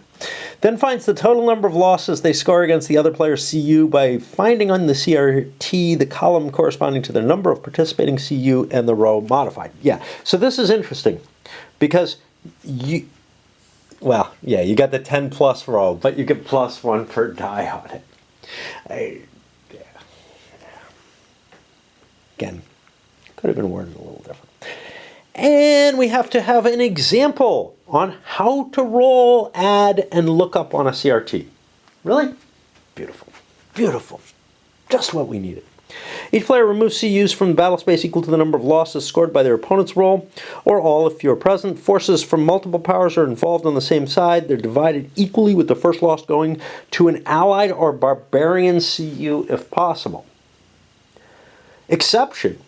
During the relief of a besieged force, losses may be divided again amongst the relief source or the sorting force in any desired way. Wow. Okay. I mean, look, yes, one of those forces takes the majority of the pressure, but each of those forces should have to have it divided fairly within their own. Otherwise, it creates this weird, oh, we're relieving a siege. Yeah, okay, well, then only the barbarians from both the sorting force and the relief force are taking all the hits. Or whatever, you know, I mean, only the rabble will be hit. Winning the battle. The side which scored the most losses against the other side, side CU, is the winner. Whether these losses were taken or not, i.e. a side scoring 3 losses against a single CU is still treated as scoring 3 losses even though only 1 is inflicted. That's good because otherwise, if they had to actually be applied, otherwise a small force might actually win the battle by being wiped out fairly easily. It is possible, by the way. The side which participated, or with participating Roman, Loyalist, Byzantine, and Usurper CUs wins ties for who wins the battle. If no Roman CUs participated, the attacker wins the ties. If only Roman CUs participated, the defender wins ties. Okay. For some reason, the Romans are better at defense. I'll buy that. It's possible for the winner to end the battle with no CU. Great. Feels weird, but sure. In the above example, we're going to talk about, you know, how you calculate the victory. It's pretty fucking clear, isn't it? Retreat. The loser retreats. The losing force must retreat. If the losing force was the attacker, each of their attacking forces must retreat to the space from which they entered the battle. Transit spaces, you kind of leap back over them to where you came from. If the attacking force used naval movement to reach the battle space, they lose 1 additional CU and are returned to their port of origin, if friendly controlled, or are eliminated. So, you know, don't leave an enemy space to attack, probably, unless you're absolutely sure.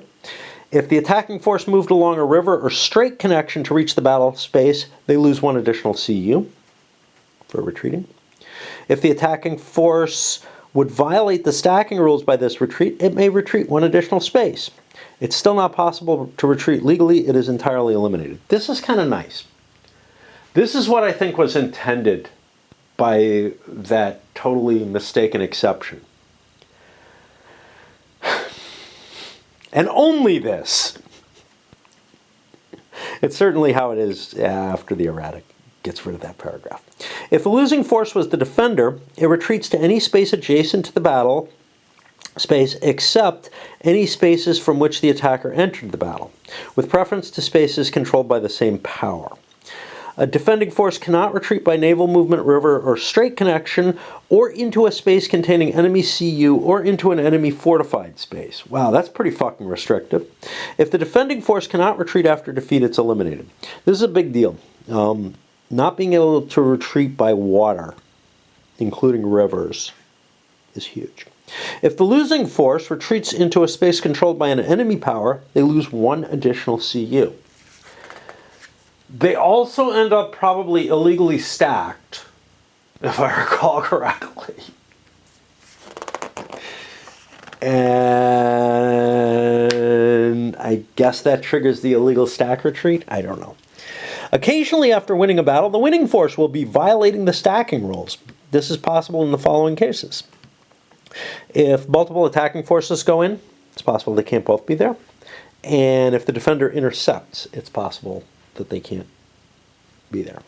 In this case, the attacker should retreat according to the loser retreat rules above. The defender should have as many intercepting forces return to their original space until the stacking rules are no longer violated.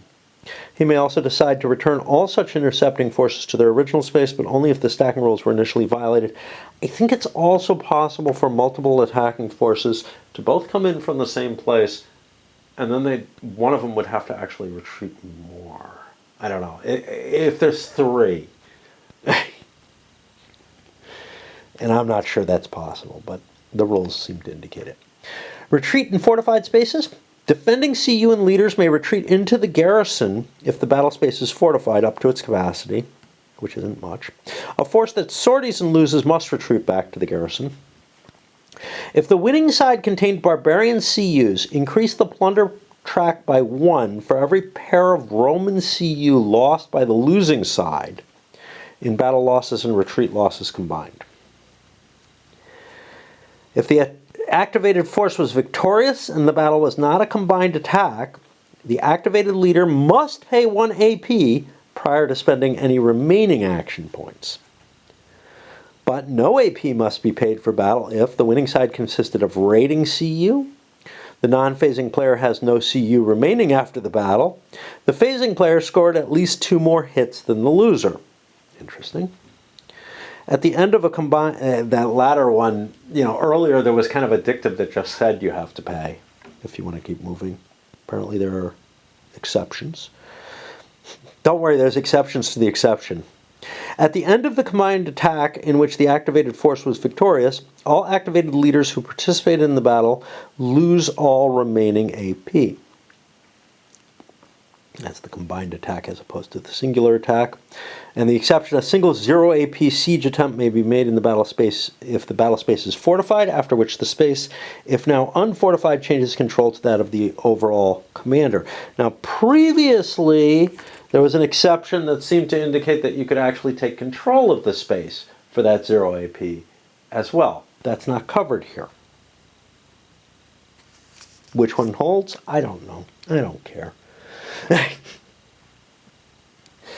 Oh, I'm getting a flashing light on my battery. I better go play with it. All right. Sieges. Do we want to deal with this shit? I mean, if I was close to the end, I would just push through, but we are a good 11 pages. We're at that 3/4 mark. Let's hold. One of the advantages of CDGs is that they can put a lot of the special rules into the cards. And, but they have to do so much to get the movement systems in these point-to-point maps to work. And to cover everything that they want to cover, that it just becomes so painful. Whereas,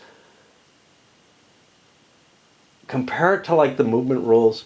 Let's take the same era in something like Imperium Romanum or Berg's series for I can't remember, the Ancient World series. Thunderblah is supposed to come out soon from it, but it's got like the Punic War and I think one of the Greek wars maybe. On it previously, but somehow just using the hex encounter type rule sets for movement feels like it just takes a hell of a lot less effort to understand and to write. And at the same time they've got tons of special cases written into the cards already in the events, for all kind of weird shit to be accounted for in some way or another. I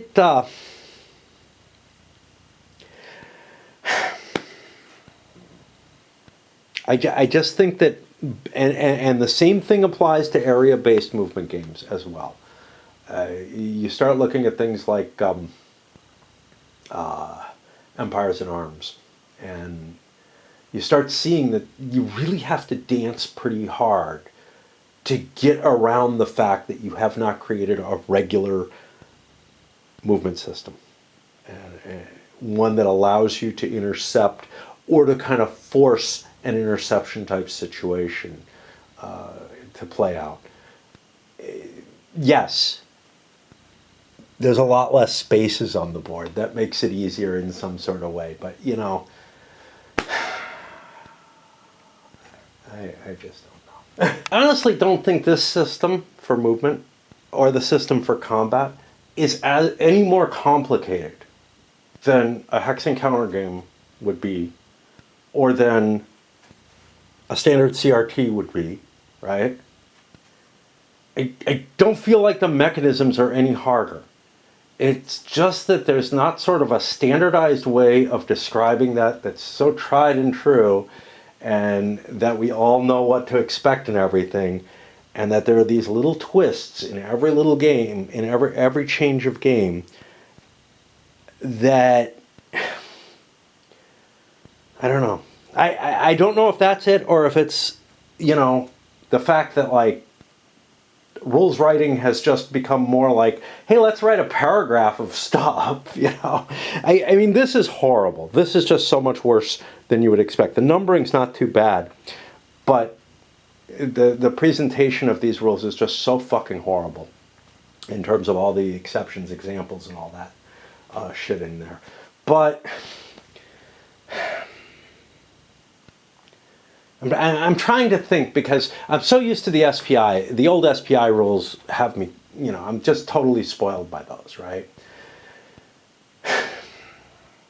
When I would pick up something like GDW or Yaquinto, or quite a few, not quite as bad as either of those, but quite a few of the Avalon Hill rule books, I would be left with sometimes the same kind of frustration that I'm facing when dealing with these more modern situations.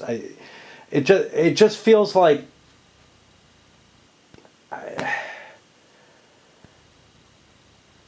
it feels like there's not a good boilerplate, like, structure to the rules. Is really the issue, and you really have that, like the GDW rules, man. They're just written in paragraph after paragraph of stuff, and very densely packed, and there's no references and everything in it, and it all just kind of blurs together. And then with Yaquinto, there's far too many numbers, and it all just kind of blurs together. And Avalon Hill's closer to the latter. But it's more than that, right? It's like,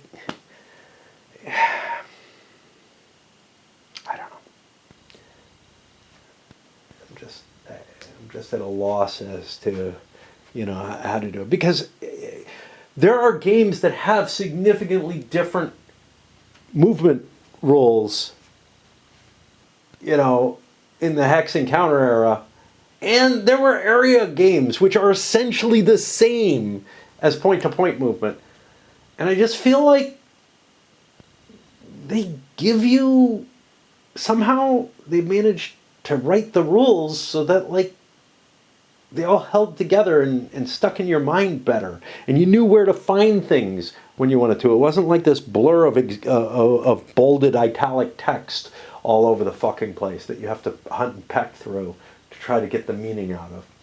But, you know, I mean, it's not just Compass, right? GMT has many CDGs, and they instill a similar kind of frustration in me that just isn't coming when I look at some older stuff. I'm trying to think if, like, they're tactical games that have, you know, structured hex movement and whatnot, have given me as much trouble. And I have to say, some of them do. I think it's got more to do with rules writing than the actual design of the core game itself. That like rules have moved into a direction that just doesn't really work well, at least for me. Anyway, this is just a horrible, you know. Take a look at, yeah, I made a point with Inferno that, like, you know, somebody wrote, worst rules ever. Well, this is about a third as decent as the Inferno rules, okay? And this is nowhere near the worst rules I've seen by any chance. They're bad. They're bad. But there's mostly a game being expressed in them. Right, screw it. I might as well do. I have like 5 minutes until a matching process starts. Basically 15 to 20 minutes before I can play Raid, and then I'm going to be sucked in for quite a while. Now, I'm wondering if the color blindness thing has to do with the differentiation between the Barbarians, the Usurper, the Tribal, and the Loyalists, which is just, this is not a color blindness issue. No one can tell a difference, I'm assuming, between the Barbarians and the Usurper. I'm not positive of that because I do have a little bit of green-blue going on. Very little. But, I mean, I can barely tell the difference between... between these two. Like, you know, I've seen games that have printing errors that are way worse than that color-wise. Anyway, let's get to the sieges and see. All right, activated leaders roll on the siege table in an effort to take control of fortified spaces. Whenever a leader with at least 3 CUs moves into an unbesieged enemy fortified space, potentially containing a tribal marker, which will, like, displace that tribal marker no matter what, if I recall correctly. I know fortified cities is different. Like, you might have to win a siege, but I don't know. Place an under siege marker in that space after any battles are fought. If the activated leader was victorious, the space is now besieged. An activated leader with at least 3 CU on a besieged space may spend 2 action points to make a roll on the siege table, and may make any number of such siege attempts as AP permit. Now, you only have 4. So you're going to have to be going faster than normal, like spend a bigger card by 1 to move in, have 2, and then have 3 more left, just as a... During the control phase, each overall commander with at least 3 CUs in a besieged space... Oh, no, it's 3 CUs, not APs. It's 2 action points. Yeah, so you need at least 4 to go in. No, 1 to go in plus 2. Yeah. During the control phase, each overall commander with at least 3 CUs in a besieged space may choose to roll once on the siege table. But you can also spend during your action phase when you're activated. Whenever a leader makes a siege attempt, you roll a d6. After play of any relevant responses, a Roman, Usurper, Loyalist, or Byzantine gets a +1 bonus to the die roll. The tactical rating of the leader has no effect on sieges. The results are a number of siege points scored before the line and or the loss of a besieging CU after the line. Do we have modifiers here? We don't see siege here.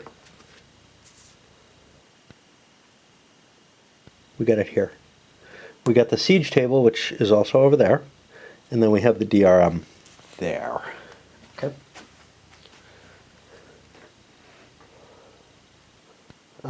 Table results are, yeah, so I thought 1 siege point is all you need. Each siege point score does one of the following in order. Eliminate a garrison CU, which, yeah.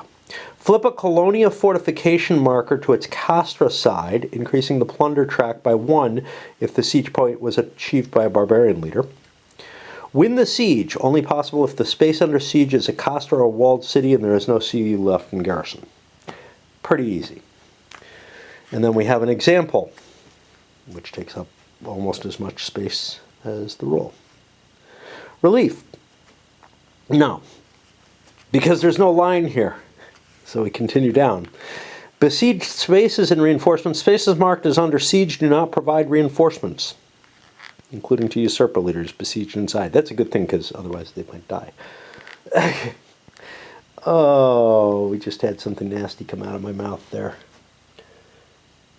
Don't know where it went. I get these little balls of like snot. That, I don't know where it went, but I felt it come out. Okay. Lifting a siege. The under siege marker is removed only when the siege is won. Period. Well, that seems pretty definitive and ugly. Reducing the besieging force to below 3 CPUs does not end the siege. A force consisting of 1 or 2 can maintain the siege, but it does require a leader and 3 or more CUs to make a siege attempt. Okay? I guess leaving would presumably end it, but this seems to indicate no. We have an example to explain this, and it's as much space as this. Great. I mean, it's a continuation of this example, but again, you know, half the rulebook's example. And I'm going to complain every fucking time I see them, because it's fucking infuriating. Sortie. Leaders in CU in a besieged garrison may not move from that space. They may activate normally and attack the besieging force at no AP cost. Wow. Which may attempt to avoid battle. And if they avoid battle, they leave the hex, and now you can walk through. Such an attack is not subject to interception. If the besieged force loses, it must retreat back inside. If the besieged force wins, it may continue moving after paying any movement continuation AP cost. So it costs you nothing to fight the battle. It costs you nothing to fight a battle as an attacker either. You move into the hex. You don't have to pay to fight. Unlike in Marlboro Man. Marlboro Man. But you do have to pay an after battle cost. And if you lose the battle, your activation's done. So you still have to play a card to activate that. You just don't pay any APs. But it's kind of interesting. The may activate normally and attack the besieging force may mean that you don't need a leader to come out using what? Oh, raid? I really don't know. If a besieging force is attacked and the garrison belongs to the same power as the attacking force, or a power friendly to the attacking force, the garrison may also participate in the battle, and the attacking leader remains overall commander, the activated leader, during the battle, even if there's an emperor, I guess, inside the fort. If the attackers lose, the garrison force must retreat back inside. If the attackers win and their presence in the space would cause a stacking violation, they must retreat to the space from where they came, from whence they came, and end their activation losing all remaining AP. After defender retreats, if that space also causes a stacking violation, C9 on how to solve this. What? If the attackers win, yeah. So they win, they force the defenders out, and then they have to retreat because there's 2 groups. But there's an exception. A barbarian force that relieves a usurper garrison instead begins a siege against that space, even though they're both controlled by the same player, which is cool. Losses during relief battles may be divided any way desired amongst relief and sortie force. Whenever a siege is won by the besieging force, remove the under siege marker, and, for a fortification marker, displace any leaders in the garrison, which might kill them, in some cases. Remove the fortification marker or flip it to its reverse side if besieged by a loyalist, Byzantine, or usurper leader, at the discretion of the player winning the siege, so you're allowed to just destroy it. And place a control marker belonging to the activated leader's power on the space, gaining plunder if the space was cultivated, originally loyalist or usurper controlled, and is now barbarian controlled. If the loyalist or usurper controlled walled city, displace any leaders inside the walled city and flip the walled city marker to the reverse side, indicating change of control between players. If appropriate, adding allied or barbarian control markers if necessary.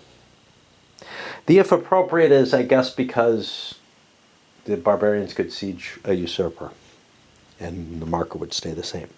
For an allied tribal marker, now this would be inside a fortification, right? Because it's a siege. You don't siege tribes on their own. Displace any leaders inside the provincial capital and permanently eliminate that allied power. Flip the walled city marker to its usurper side to indicate change of control between players, and add a barbarian control marker if necessary. Interestingly, you wouldn't add a usurper marker if necessary, because the province would have switched hands. Yes, necessarily. The province will no longer be loyal. And that's the key. Provinces are either loyal or they're not. It's binary. It's not like... Okay. For a barbarian tribal marker, treat as if the space was not a provincial capital. See 10.4.4. All right, we're going to see 10.4.4. We think we've read we've read this. This is barbarian tribal subjugation. If you move into a walled city space, you win the siege. You force the tribal marker to displace to the leader, and this could be problematic. It could destroy it. After a siege is successfully ended, the activated leader may continue spending any remaining AP.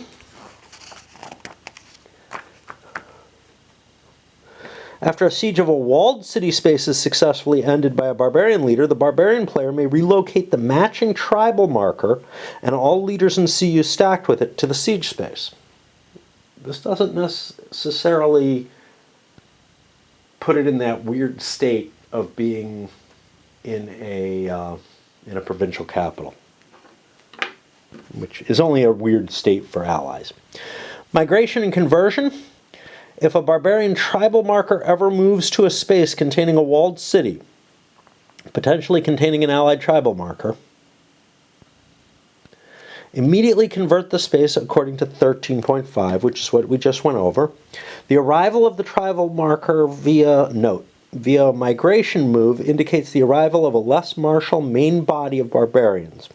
Rather than gaining control via military means, the region is settled more or less peaceably by the barbarian tribe. Yeah, peaceably, my ass.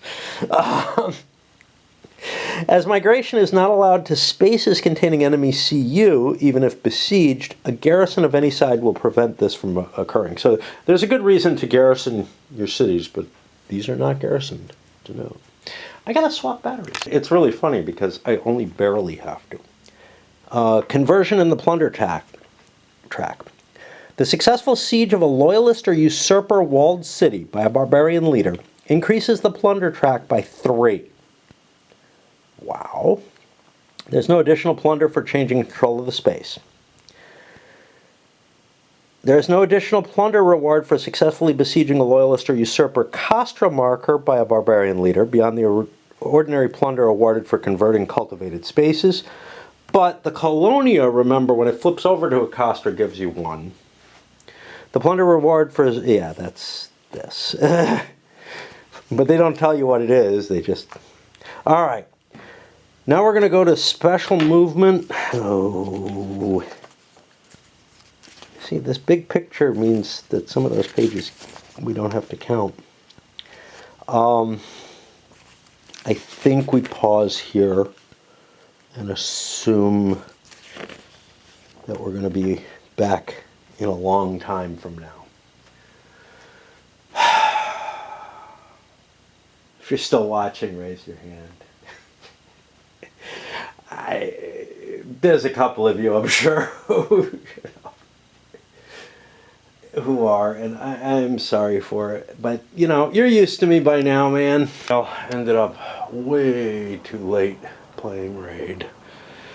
Alright, let's take a look at these special movement things. I got about 20 minutes or so before I have to get back on.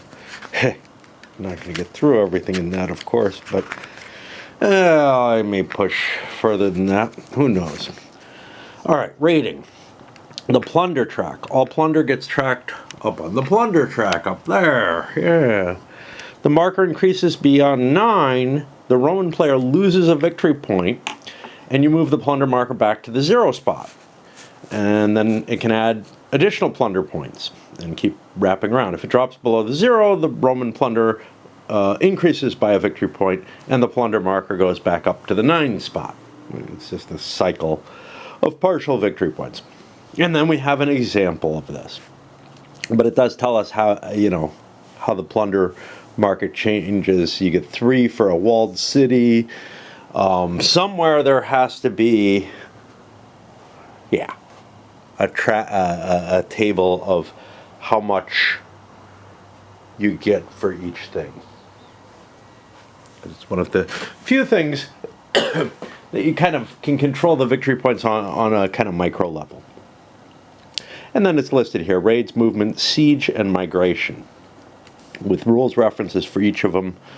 That's great if the references put you in the right place. I know some of the corrections in the clarifications, because we don't want to say they're corrections or errata. Some of the clarifications are clarifying that a number should be read as a different number. As a rule of thumb, always increase the plunder track by at least 1 point whenever a cultivated or walled city spot is changed from loyalist or usurper control to barbarian control. Rating. During the strategy phase, as their impulse, the barbarian player may play a card of any ops value to activate the rating for rating a number of CU equal to the card's op value. Only the barbarian player may take rating impulses, and only barbarian CUs can be activated. These CUs can be stacked together or in different spaces. And then here we have an example which goes into a different format, a different type of font style, non-italic in this case, to make it look like it's part of the actual rules and further confuse me as to how they handle things. And they list 3 different options. They take as much room as the entirety of the rating decision to demonstrate how a number of CU equal to the card's ops value might break down. Yeah, that's, again, great use of space, folks. Great use.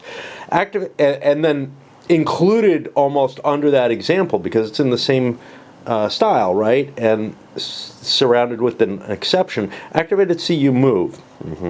Complete each such rating CU's movement before starting the next. Okay, they move what? How many AP do they have? What's up?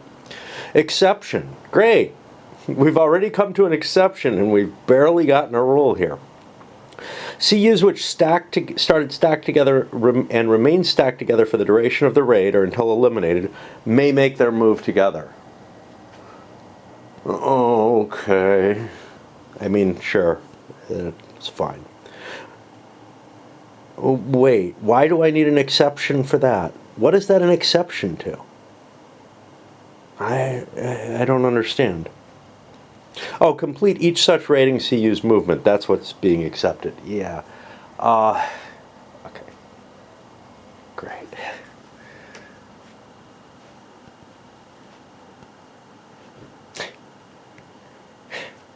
Complete each stack of, I don't know. There may be a little bit more information expressed with this exception, but again, I just really hate this rules by examples and exceptions more than anything else. And they're bold, therefore they are the most important thing in the rule set. A single barbarian leader may accompany each CU making a raid move. Such a leader's initiative rating is not used during the impulse. It's as tactical rating is used for determining superior leadership during battles. Units cannot be picked up during a raid move. Raid movement is like movement, including interception, avoid battle, etc., with the following exceptions, which are not marked as exceptions. Each activated CU or stack of CUs has 10 AP. It's like movement. I don't know. And when they've already kind of discussed that, like, other things are that, like retreat and interception and stuff, they've called them movement, or at least implied that they're movement. Oh, where the fuck am I? Each activated CU has 10 AP. We had to have 5 pictures of units capable of leaders capable of naval movement here, just to show you what the similarities might be. That's a good use. AP cannot be used for naval movement unless the CU is accompanied by a Jute, Angle, or Saxon leader, or Vandal leader after the play of the Genseric strategy event. In which case, a single naval raid move for 3 AP can be done. So, this imagery, that's not expressed anywhere that I remember.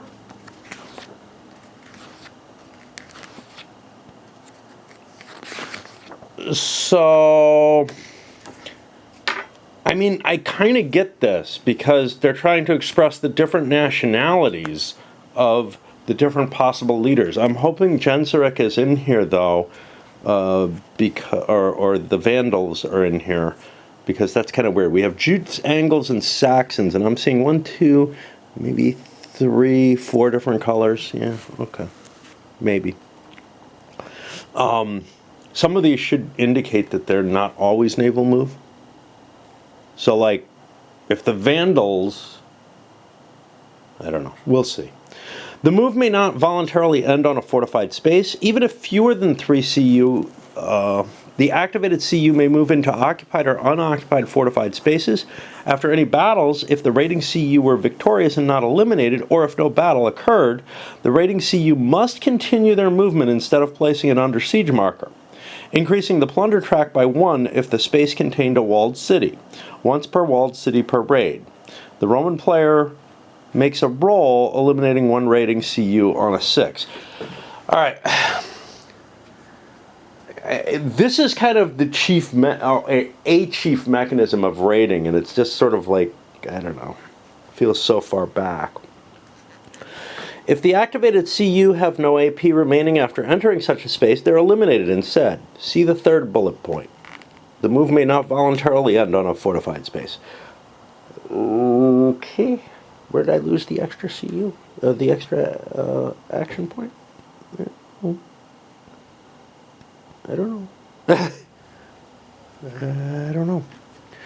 Raiding CU may begin movement from a force besieging a fortification marker to an enemy-controlled space. This is an exception to the last bullet point of movement restriction C10. If you recall, basically you can't just bypass sieges like you can in many other systems. An enemy CU encountered during the raid, including through interception, may not retreat into garrisons, may not avoid battle, and must be fought. If victorious, though, movement continuation is free. So,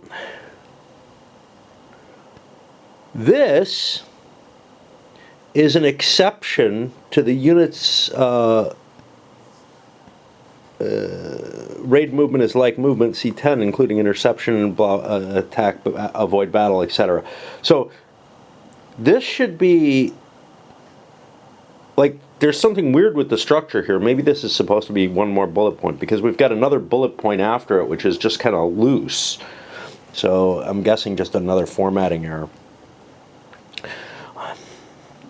It's hard to tell because the formatting's so chaotic throughout, right? But the bullet points they seem to make errors with, and once you account for the errors, like just type errors or typesetting errors, once you make, once you address that there are just accidents, they kind of clear up and make sense, as opposed to the exceptions and examples, which are more problematic across the board.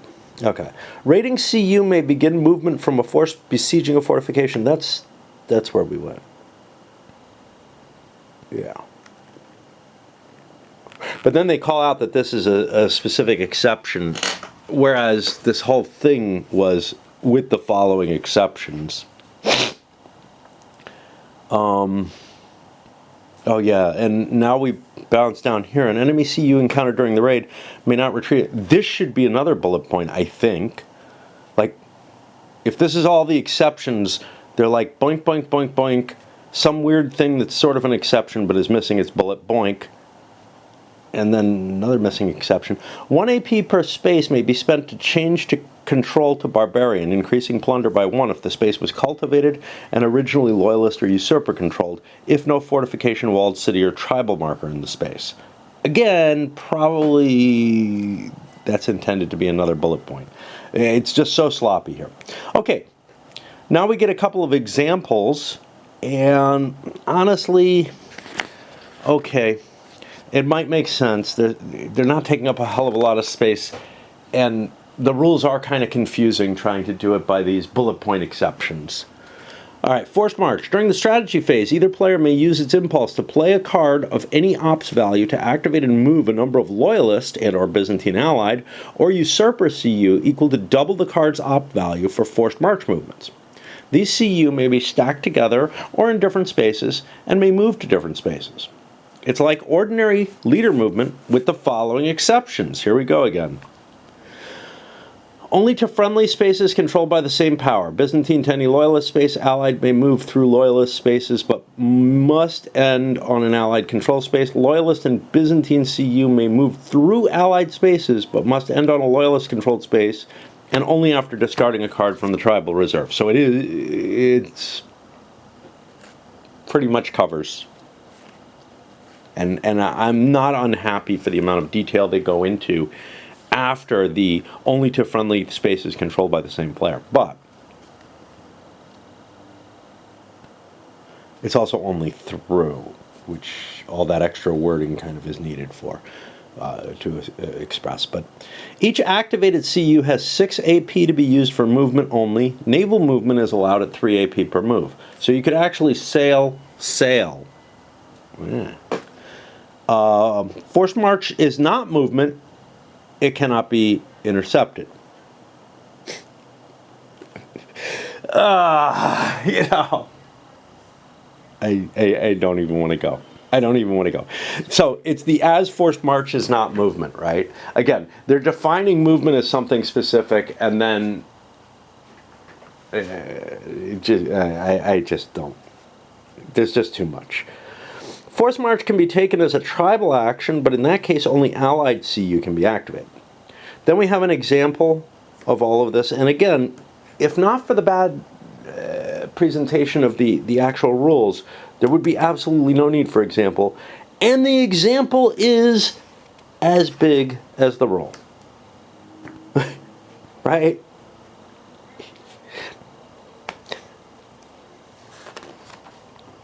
Alright, we're going to swap batteries, get rid of my shirt because it's too warm here. It gets chilly at night, but it's daytime. For the brief amount of time I'm up at day, get another pipe. Oh, I got a pipe. Light a pipe. No, none of my complaints about the rules give any indication of how I see what the game ahead is going to look like. I have hopes for the game. I have no hopes for Compass as to being able to reliably provide decent games. You know, that was a chimera. Okay. Which I want to say chimera. I'm sorry. But anyway. Invasion cards are the method by which new tribal powers enter the game, usually on the barbarian side, i.e. controlled by the barbarian player. The exception is the Britons. These strategy events are always specify the spaces where the tribal marker enters the game. Tribal markers may never be entered in a space controlled by a non-barbarian, already containing a tribal marker, already containing CU or leaders from another power, including usurper or different barbarian tribes, or enemy fortified spaces. Tribal markers that cannot be placed due to restrictions above may always be placed in the further east zone. That's a problem for the Britons. Again, there's an optional rule. Exception, the Pict invasion can never be placed in the further east zone, which to me means the Picts can be like failed invasion. Of course, it's up to the barbarian to play the card, so they can hold off. Settlement. Settlement is the process by which Roman emperors attempted to integrate the migrating and invading barbarian tribes. Settlement occurs whenever the Roman player plays a Rome offers settlement strategy event, with the Roman player following this procedure. Target a barbarian tribal marker and relocate it, together with all CU stacked on it, to a loyalist-controlled, unbesieged provincial capital. You're giving them it. Flip the tribal marker to its allied side, removing the barbarian control marker from the space on the tribal alignment track corresponding to this tribe, changing control over that provincial capital to allied.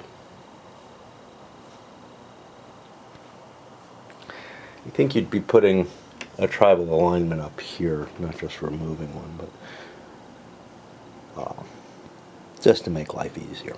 Relocate all the leaders of that tribe and see you stacked with them to the tribal marker, even if currently displaced. Barbarian leaders do not have a distinction between sides. They are always controlled by the player who controls the tribal marker. Flip all CU on the tribal marker to their allied side. The allied player gains control over a number The Allied power gains control over a number of loyalist controlled spaces nearest to the tribal marker, excluding the other provincial capitals, equal to the tribe's reinforcement score. In case of equidistant spaces, the Roman player chooses. So you give them some territory as well. Now that territory will change from red imperial markers to red barbarian markers. And we're going to see a whole lot more markers on the game as things proceed, because right now the situation's rather well defined. And as we need to add them, we'll add them. But like I've kind of said, there's something kind of annoying about this. So here's I guess I don't have that.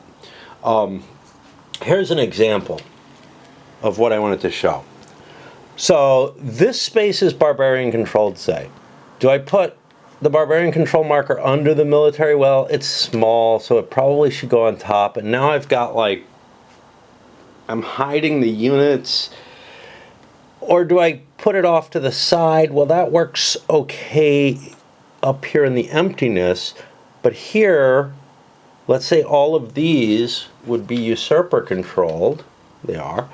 I would have to, you know, have, and I'm obscuring the board. That's no good. So this control marker mechanism is just not particularly pleasant. Now, if you look at the CDGs that use it, you look at Hannibal, you look at We the People, well, Washington's War. You look at almost all of these, they have a control marker on each space, right? Every space in the game has a little flag, or every important space has a little flag marker or whatever. And it's sitting underneath, it's big, it's not these little things. And it's round, it covers, it is the space essentially. So if the space changes control, you flip it over. Now, the problem with that is that would break with the aesthetics of this game. The aesthetics of this game are to de-emphasize the bubble map appearance. All those little flags all over the place really look bubble mappy, right? And by not putting these markers out, I feel like I'm maintaining that appearance value. But man, I think it's going to end up cluttered. And again, because these are little things, they're not a replacement for the space. It's really hard to figure out what the fuck you actually do with them. Anyway, where are we? We're in the midst of settlement.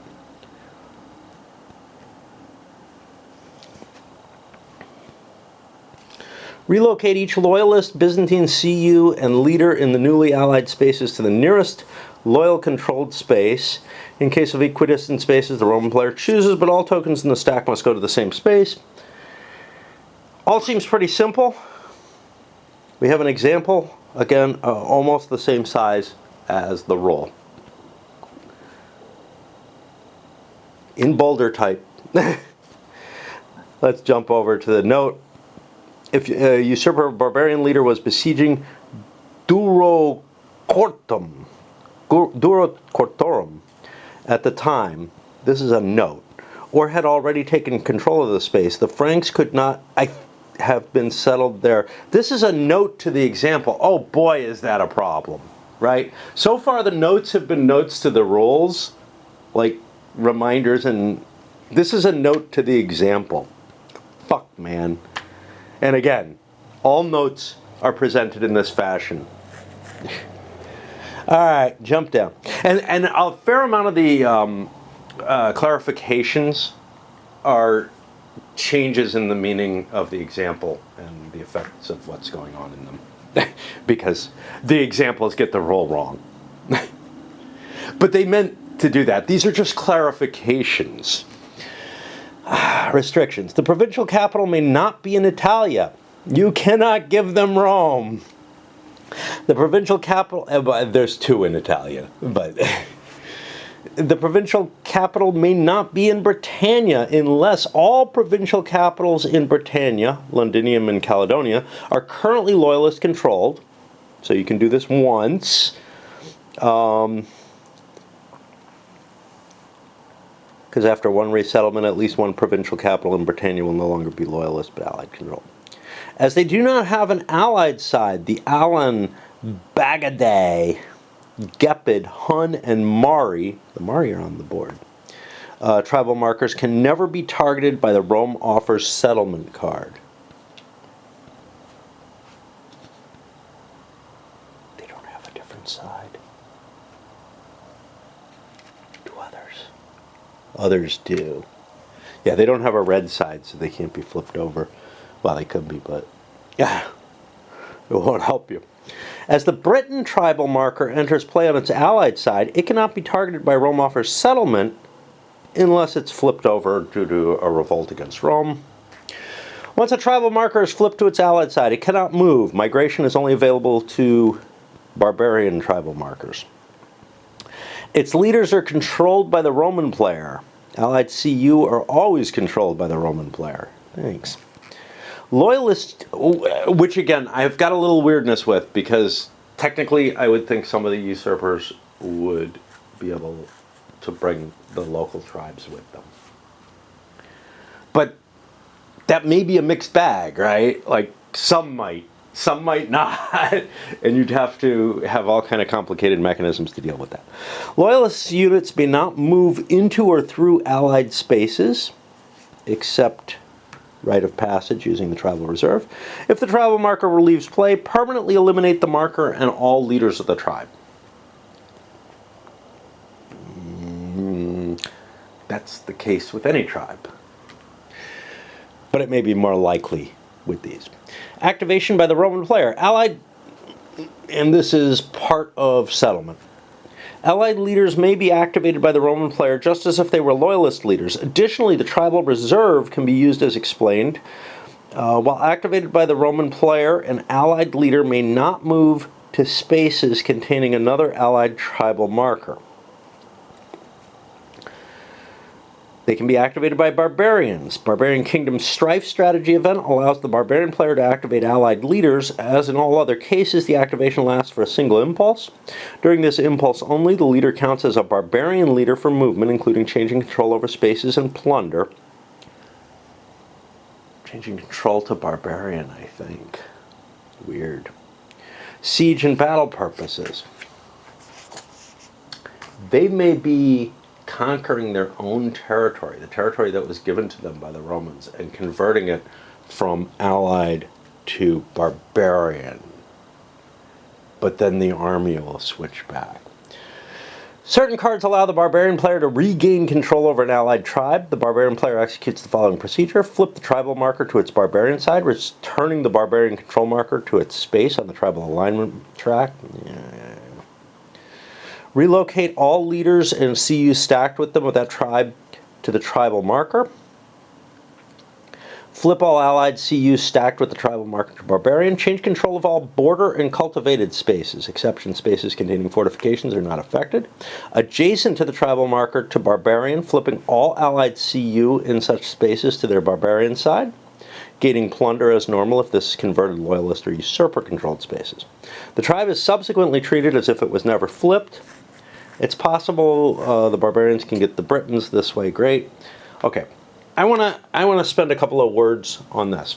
So, when the barbarians gain control of a tribe, let's say they get the Angles here.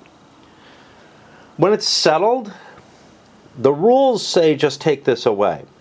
What I don't like about that is just take this away looks like it hasn't come in yet. And I kind of want to express no, this is Roman. And I don't care if I use that or if I use this. It really kind of doesn't matter. I'll probably use the Allied markers simply because they feel more appropriate. But honestly, it's just expressing that this is in play and is a tribal ally. Whew, I need another smoke or another puff or two. We're getting close to the end. Migration. Migration is the process by which the main body of the migrating barbarian tribes moves closer to and within the Roman Empire. And now, for some reason, the attrition table is here. I don't know why. Activation. Strategy phase. From turn 1 onwards, not during the pre-turns, during the strategy phase, the barbarian player may use his impulse to play a card to migrate a number of unbesieged barbarian tribal markers equal to the card's ops value. During the migration phase, the barbarian player must migrate each unbesieged barbarian tribal marker. Any tribal marker not able to migrate, see restrictions in 16.2, we're not there yet, is permanently eliminated together with any leaders of the tribe. Harsh. Migration of tribal markers in zones or provincial capitals is optional. So if you've captured a provincial capital, you don't have to. If you're in one of these zones, you don't have to. Which feels a little weird. The zones especially feel like you should have to, but you're allowed to delay it. When activated for migration, a barbarian tribal marker can move a single space, ignoring any transit spaces, increase the number of spaces up to 2 during Wave 2 and up to 3 during Wave 3. All CU and leaders stacked on the tribal marker can move along. It's allowed to leave such CU behind on any space it exited during migration, including spaces of origin. I'm not sure what the value, whether you want to leave pieces behind. And CU and leaders of that tribe can be picked up en route, including from transit spaces. So I'm guessing the of that tribe only refers to leaders because CU are kind of amorphous. So you can sweep through Germania and collect up more Germans that had been there before. And I don't know how I feel about that, but whatever. All right, and then we have an example. And another example.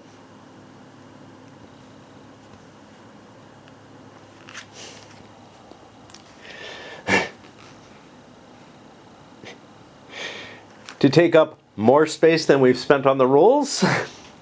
Such a move cannot enter a space with a fortification marker, even if controlled by the usurper. Enemies see you, even if in a besieged garrison. You can't enter a fortification. Another tribal marker or another tribe's barbarian leader. Change control over any border or cultivated spaces entered during migration to the barbarian power. Gaining plunder if applicable. If such a move enters a space with a walled city, even if an allied tribal marker is there, you can't enter one with a fortification marker. Okay, so you can enter a walled city, even if an allied tribal marker is there. Immediately treat as if successfully sieged, gaining plunder, and end the tribe marker's migration. And we have an example of that.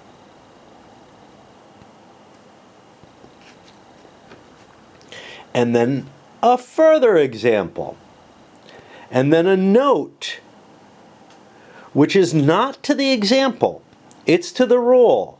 Embedded in these examples, we have this note. The order in which tribal markers are migrated is up to the barbarian player and is an important tactical decision. So I was thinking notes that follow examples may always be part of the example. Nah, not always. No consistency, man. And then we have a design note. Occasionally the barbarian player, these probably are the most interesting. It's the first time I've seen one.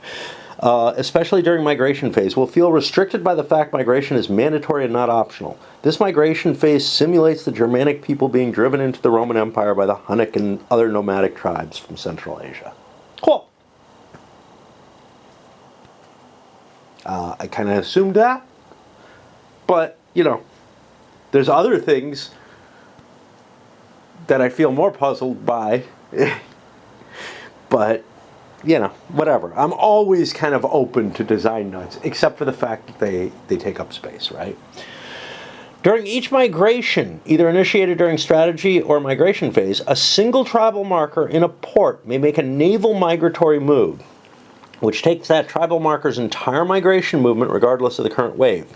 Migrations using naval movement may only move to a port containing at least one barbarian CU or to a barbarian-controlled port. Big deal. Somebody else has to have gotten there first. So a Germanic migration here would have to go to Caledonia right now. But if you've already moved a naval leader and started, you know, raiding and invading Britannia, you could then migrate to it. But it's incredibly important because you can't migrate to a Hispania or something until either someone else makes it there or some other tribe makes it there, or you make a you open up the naval situation so that you can reach there, because there's a restriction of the normal movement getting you there. I know. I'm as confused. You know, it's like you can't understand me because I'm just riffing here. But, you know, somebody actually put effort into these rules, one would presume, right?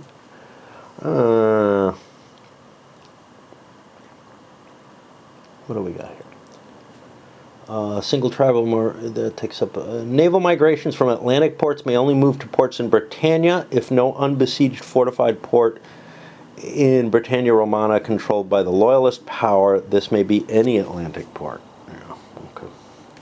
Naval migrations from a Mediterranean port may only move to another Mediterranean port. Leaders in CU stacked on the tribal marker may move along as usual. I kind of want them to. Migration made during the strategy phase can be intercepted. For the effect of enemy CU on a barbarian tribal marker, see 10.4.4. Alright, we're going to have to see this. I know we've had all kind of rules about how tribal markers like get displaced and everything, but they're kind of weird. And if any non-barbarian force moves into a walled city containing a barbarian tribal marker, the space must be besieged. This is probably the wrong place. I'm probably looking at tribal migration overrun. If a non-barbarian force moves into a non-walled city containing a barbarian tribal marker, I don't know. I don't know where it's going. This would be one of the clarifications, is to change that number to whatever rule they actually intend you to intuit from putting the wrong number in.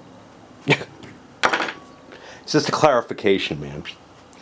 It's not errata, it's not corrections. No, it's a clarification. I'm sorry for harping on it. It's just, there's so much. And you know, there was something about the tone that the designer gave with this. And I understand it, right? I understand. You're proud of your work. You're proud of the rule book you put forward. But man, listen to the population. When the people come back and are saying, your rules suck, man, it's time, I'll tell you, to look for a different developer. Do we have a developer here?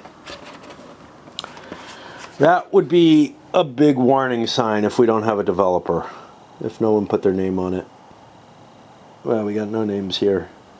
See, the problem is designers get, you know, a lot of, nobody usually cares who the developer is of a game, right? Like, it's one of the nice things about BGG is that it does go out of its way to identify that, sometimes in games that aren't even there. So we have a game design, we have no developer. Okay, big warning sign there. All we have is a proofreader and playtesters. Yeah, that's a sign that a game is doomed. You don't have a developer who has not final word, but a whole lot of is the developer is representing so much in the process. And you don't want the designer to be handling that stuff, because you want the developer to be someone who's in a position to say, no, you've got this wrong. We've put it out to the playtesters and they came back and,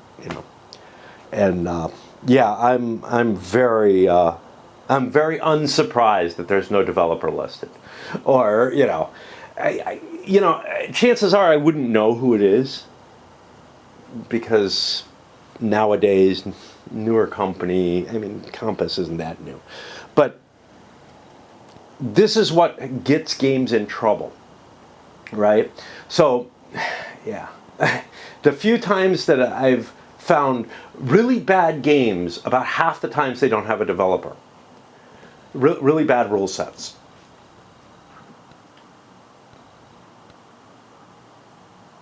Games without a developer almost invariably have really bad problems in them, with rules, with something else, and it's just any company, and this goes to Compass, man. I mean, GMT puts a developer on just about every project they have. AWOW, A World at War being a notable exception, with a fucking horrible rule book. But they sort of crowdsourced the developer in that. The problem is they crowdsourced it from amongst the people who were already absolute fanboys of the game, right? And won it. It was like the Magic Realm player designed rules. It just went overboard on everything, trying to make the rule book that the people who want to play tournament style, not that there is really a tournament style, but who wanted every fucking thing spelled out so that there couldn't possibly be any kind of mistake or whatever, any kind of misinterpretation. And they bloated the game massively. And it was just horrible. You never want to crowdsource this stuff, right? And again, maybe the playtest leads or whatever served as kind of developers. That's similar to the crowdsourcing. What you want is somebody who's there to stand in for the company's interests in terms of being able to represent things like, we can't give you all those components, right? For the players' interests in terms of, we're going to send this out for blind testing. People who have never seen it are going to come back and tell us, wow, I didn't understand your fucking rules at all, dude. Instead of releasing it and finding that out from the reviewers and the players after the fact, right? All right. We've spent enough time on that little rant. It's time to swap batteries again. So, a tribal marker treats along with this right.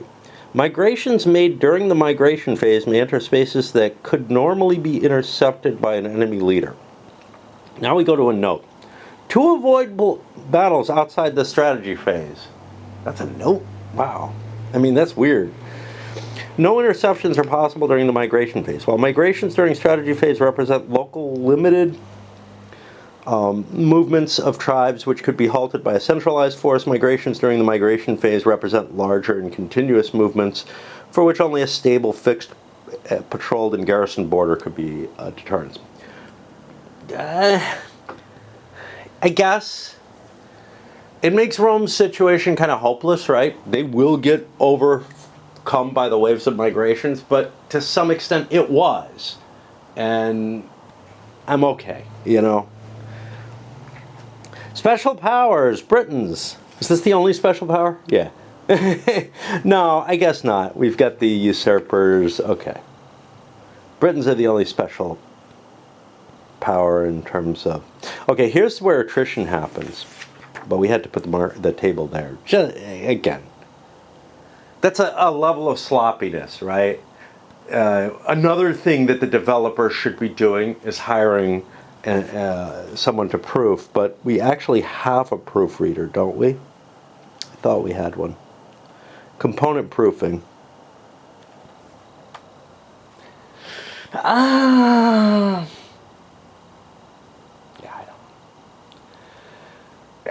it might make sense to have some, like, there's sort of a different mindset, although there's a similarity, which is what would a player, what can a player cope with? Between, hey, is the map look okay? Do the counters look okay? Stuff like that. There's sort of a more graphic mindset to that. I would want the graphic layout. I would want somebody with a graphic layout background to be looking at the rules as well. Not necessarily the same person as looking at the map and the counters, but you want a proofreader as well. Someone who's reading through the rules to see if everything makes sense. I'm doing this, it's taking me a few hours, right? It seems clear to me that you want someone to put those couple of hours in if you are going to risk a pile of money on a game in terms of like the company. And again, this is something the developer, has contacts that they can leverage, maybe be able to get somebody who's willing to do it for a free copy of the game and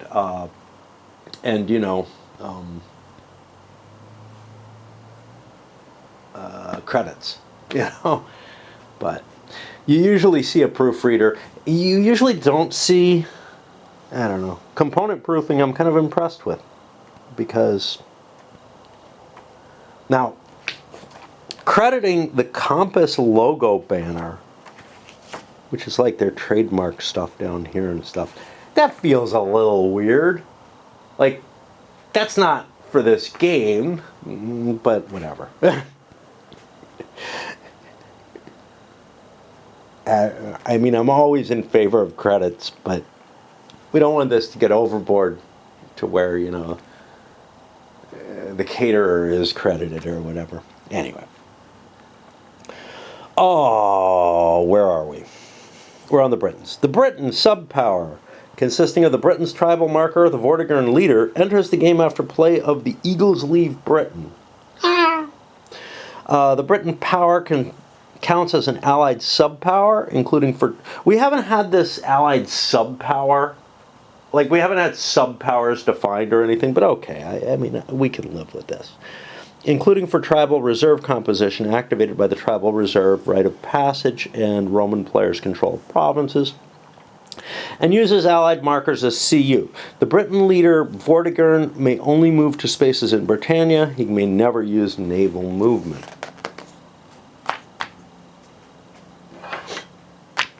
And now, I don't remember what the restrictions are, like, in their entirety, as to what controls naval movement. Like, I've fought so hard through so many muddled parts of this rule book that it's all kind of blurs back together, right? It's not like you can just sit down and get a comprehensive view of the game by reading this. And that is part of the problem. Usurpation. Play of the Usurper Emperor. Now, this is a CDG issue, which is important cards contain some rules on them, maybe are referenced back in the playbook. Wow, we have another whole listing of the credits. Cool. Where they have card clarifications, which I think is a great idea, but sometimes these don't seem too bad. In fact, Usurper Emperor, I don't know.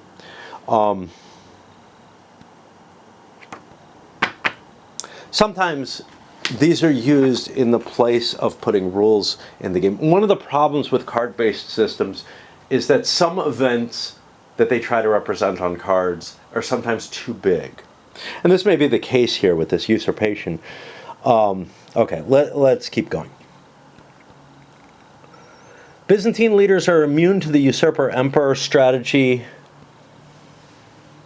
event. A leader targeted with Usurper Emperor may not be an emperor, nor may such a leader be in the same space as the targeted leader. If a leader targeted with Usurper Emperor is a non-loyalist controlled space, for example, while sieging an enemy fortified space, or maybe just you're sitting in a space that you couldn't convert. First, move the leader and all units stacked with them to the nearest loyalist-controlled space, even if in another province, not containing an emperor, barbarian player choosing in case of equidistant provinces. Besieged leaders may not be targeted by a usurper emperor. When a loyalist leader is flipped to its usurper side, all loyalist leaders and CU in the same space are replaced with their usurper equivalents. Control over the space is changed to usurper, and any Byzantine leaders and CU in the space are relocated to the nearest loyalist space. All unbesieged leaderless loyalist CU in spaces in the same province are replaced with usurper CU, relocating any Byzantine CU in such spaces to the nearest loyalist space not containing any usurpers. Change control over all unbesieged loyalist-controlled spaces not containing loyalist leaders, Byzantine leaders, or CU, and or allied leaders or CU in the same province to usurper control. Now, this is pretty complicated, right? This is where I'd expect an example. Throughout the entire usurper section, there are no examples. We're in something where I'm muddling through the rules and kind of saying, okay, I think I get it. Like I said, very, very almost random how they laid this out and decided and made decisions as to what needs to be presented. I don't know. I mean, I kind of get this, but it would be easier if it was in a less verbose manner. Of course, an example is the opposite. It is, again, a verbose treatment. Like what you want, ideally what you'd want is simple bullet points that express everything and you don't need anything to clarify. And in the few places where those bullet points might get you into some trouble, then maybe an example is needed. But I don't know. I don't really like that kind of rule anyway, so never mind. That's the kind that gets you to procedural rules where the meaning is expressed in the examples. So, yeah. But give me something that I can look at within the rule block that gives me the key information, I think. Okay, where did we get? Right. For ease of such replacements, the reverse side of each loyalist marker is a usurper equivalent. Yeah. The Byzantine markers always belong to the Roman player. Neither usurpation nor successful usurpation changes this. Successful usurpation changes who the Roman player is. Successful usurpation. During the strategy phase, the Roman player can discard a card to take a successful usurpation action. When the Roman player takes a successful usurpation, you remove the successful usurpation marker currently in play. All the spaces and markers currently controlled by the usurper power come under control of the loyalist power. All the spaces and markers currently controlled by the loyalist player come under the control of the usurper power. You can only do this once per turn. That's noted somewhere else. I haven't seen it here. It would be nice if it was here. If the loyalist power now has no emperor leader, i.e. the former usurper power had no emperor in play, the Roman player now places the successful usurpator marker on one of their loyalist leaders. A leader with this marker counts as emperor for the purposes of usurper-emperor strategy event, subordination, usurpation ends, and the purposes of succession. C5.7. I don't remember succession. Is that where the emperor is removed in the reinforcement phase?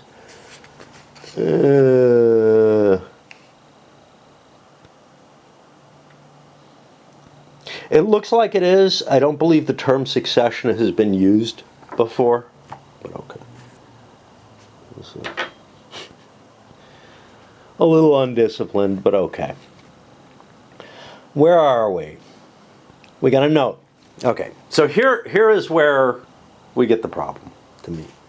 Rather than flipping over all the markers to their reverse side during a successful usurpation, it is advised to simply change the colors assigned to the usurper and loyalist powers.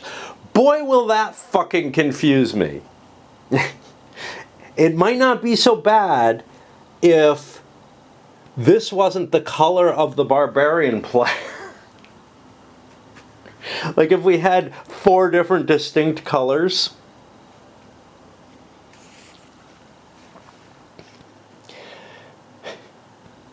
Because all the allied tribes go over to the usurper too.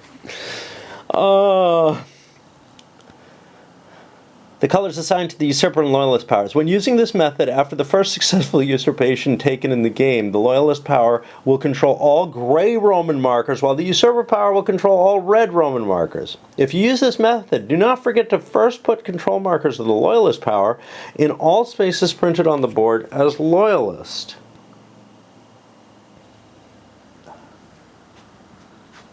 I'm just befuddled. Now, what is this about placing markers on the board?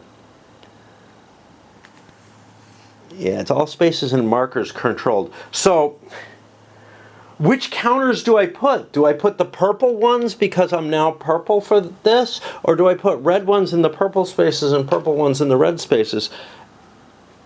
Like, keep it to one color, man.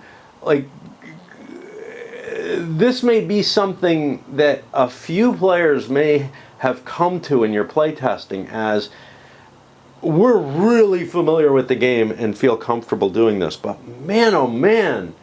Now, obviously, there's a horrible mechanical cost to flipping over all the counters and a big chance of error regarding that. But, you know, you put little divides in place and whatever and work from them. But yeah, it's not a good mechanism, but the replacement for it is fucking insane. Unless this color was not this color, and this color was not the allied color. Yeah, which they shouldn't be anyway. But anyway. Byzantine counters already in play are not affected. What about ones not in play? And spaces they solely occupy remain loyalist controlled, potentially requiring a change of control marker of a different color. Yeah, depending if you're using this note, they wouldn't. Unless they end a successful usurpation stacked with counters belonging to the usurper power. I don't think that's possible. Maybe if they're sieging, in which case they are relocated to the nearest currently loyalist space Roman player chooses if equidistant. Successful usurpation does not affect allied tribes, including the Britain power. Allied tribes are always controlled by the Roman player. Yeah. All craziness when it comes down to it. Like, this one card feels like it's like this capability to switch over. It changes the allegiance of all the allies who were swarming to the old emperor to say, yeah, you know, we don't accept that anymore. It just all changed over. Due to the fact that beginning of the game, the Roman player will control very few allied tribes compared to later in the game, and no Byzantine units, successful usurpation, like its historical equivalents, it will be more likely to be used by Roman players later in the game, when a larger proportion of their leaders' CU and spaces will remain on their side. Do not forget to recalculate provincial control after successful usurpation, which is not the same as simply reversing those counters, because remember, Rome has to control the province, capital, and like half the other, I think, these spaces. But again, everything is blurred that we did so far, right? I'm sure it's the case for you, but it's just as bad for me. When rules are this bad, this is what they do. This is what happens. I don't have a cohesive understanding of the game by reading the rules. What I have is an anger at the designer and the company for releasing a game with such crappy ass rules. Okay. Usurpation ends. As soon as the last usurper leader is displaced and thus permanently eliminated, all usurper CU and fortification markers are replaced by their loyalist equivalent, and control over all usurper spaces is changed to loyalist control. Good. When the last emperor leader of the usurper power leaves play, i.e. during successor strife scenario, barbarians at the gate scenario, or after at least one successful usurpation action has been taken by the Roman player, there should be no emperor leader of the usurper power otherwise, and it is not the reinforcement phase. God, the wording of this, man. When the last emperor leader leaves play, get rid of all this parenthetical because I can't get to it. And it is not the reinforcement phase, and another parenthetical. All usurper leaders, fortification markers, and CU are replaced by their loyalist equivalents, and control over all usurper spaces has changed. Okay. So as soon as the last usurper leader is displaced and eliminated, everything changes. But you'll never hit that, because when the last emperor leader of the usurper power leaves play,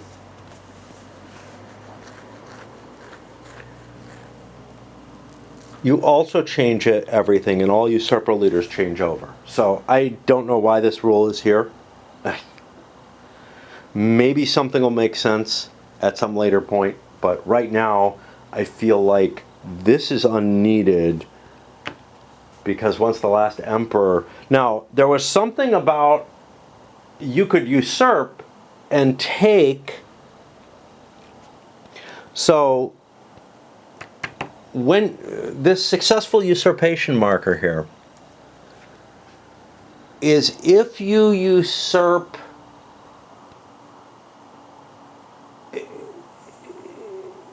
if you do a successful usurpation and there is no emperor on the usurper side, you get that marker as your new emperor. On your new emperor. Or something along those lines is what we just read. Which tends to lead me to believe this rule can't be right.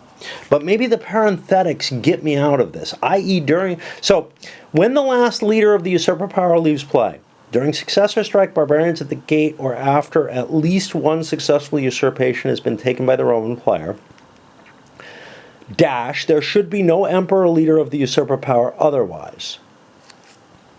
And that's where I'm lost. Right? Oh, okay. So normally, I think what they're saying is when a usurpation happens, there is no usurper emperor. Which means you will almost always have that. But during successor strike, barbarians at the gate, they're the same. This is the big scenario containing the smaller one. Or after at least one successful usurpation, I might have left an emperor behind. There wouldn't be an emperor. But if there is an emperor and he's defeated, then everything flips over. So both rules are needed. It's very, very painfully constructed. I got to deal with my battery. It's not doing what it should be. All right. I'm going to keep pushing through. Apparently I've been here long enough that my battery not only ran out, or ran low, but it had enough time to charge because it appeared to be actually complete. Attrition. During the attrition phase, each player rolls once on the attrition table for each space occupied by a CU of their powers, but controlled by an enemy power, and applies the resulting losses to those CU. Attrition is rolled even if both powers are controlled by the same player, i.e. usurper CU in a barbarian-controlled space or vice versa.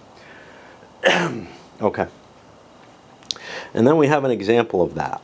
Great. And then another example of that. Did we really need two? How to use a chart? I don't know. I mean, I really don't know. The attrition table doesn't look all that complicated, but nowhere here just says and applies the resulting losses. I'm assuming a number, and that's what the example is trying to do, is to make up for the fact that I didn't put the word how many CUs, you know, that you lose that number of CUs. We decided to just not be very specific there. so that we could add a couple more paragraphs to the book. Control. All right. During the first step of the control phase, place a control marker, and we should have a sequence of play somewhere here. So, draw, strategy, attrition, control, then migration. Kind of wish they had done the migration back here. Reinforcement, which came first in the rules, is the last thing. Now, that's kind of weird because reinforcements happen as per here. We're going to have to look at that. That's really fucked up. I expected reinforcements to be first, as they usually are. Okay, where are we? During the first step of the control phase, place a control marker on each cultivated or border space not controlling a fortification marker occupied by a different enemy power than its current controller. Increase plunder is normal when a loyalist or usurper controlled space becomes barbarian. And now we have a continuation of the attrition example? Seriously? Yeah. Okay. Whatever. And then another continuation, again, as much as the entire section was, the rule was. Okay.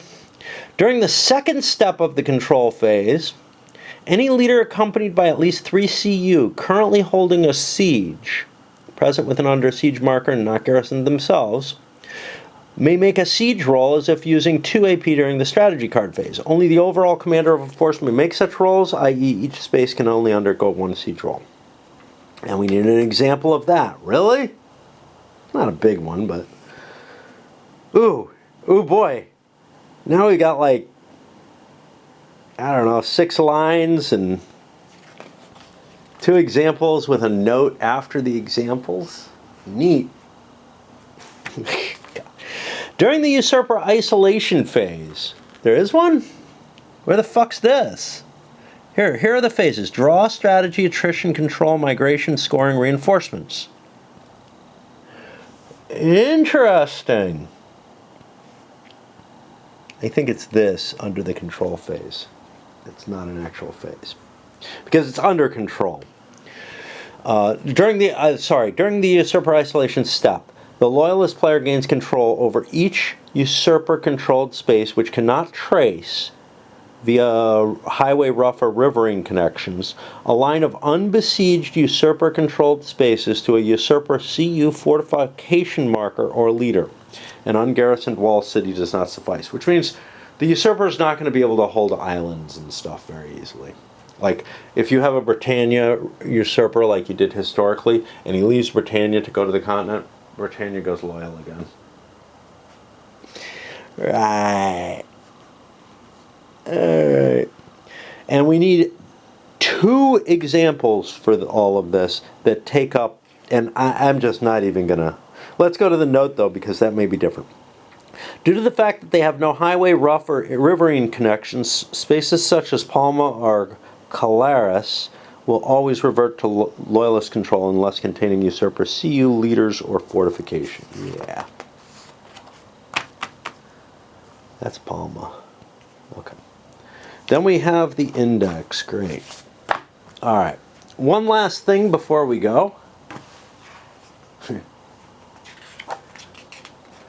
Let's find the Barbarians at the Gate scenario, which is hard because everything says Barbarians at the Gate. I mean, look, it's hard to find any scenario.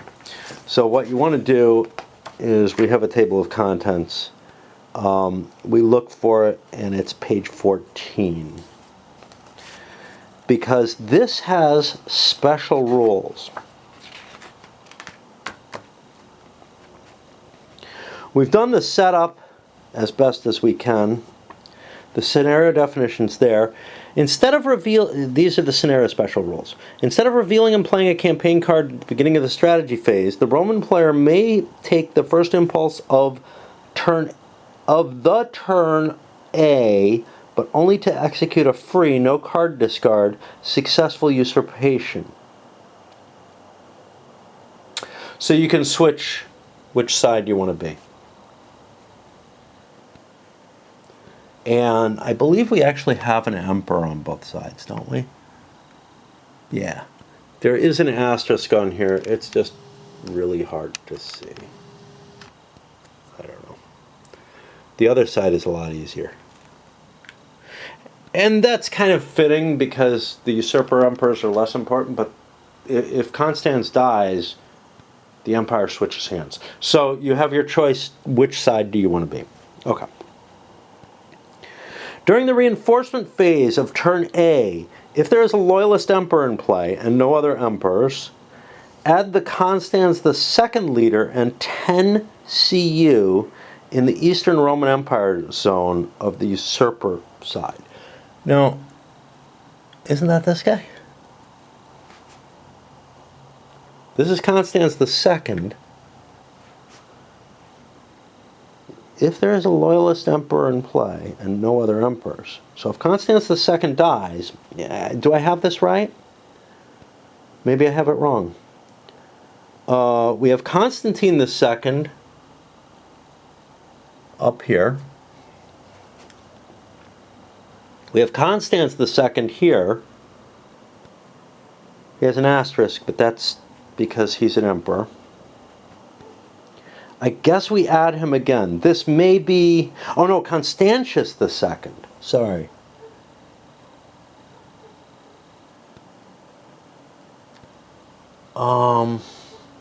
I had better pull him out and put him there.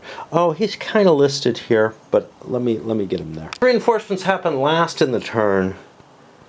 I'm shifting for the current turn this over to there as my reminder for this.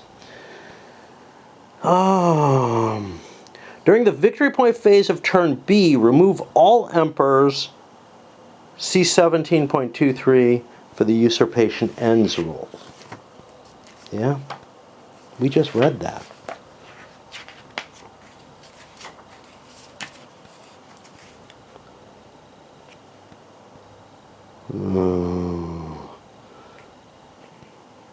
Okay. Yeah, so this automatically will happen on turn B, is that the usurpation is going to just fail. So whatever struggle is going on in these first two turns, you're not expected, because Rome is basically split in half, you're not expected to like succeed in it. It'll just succeed on its own.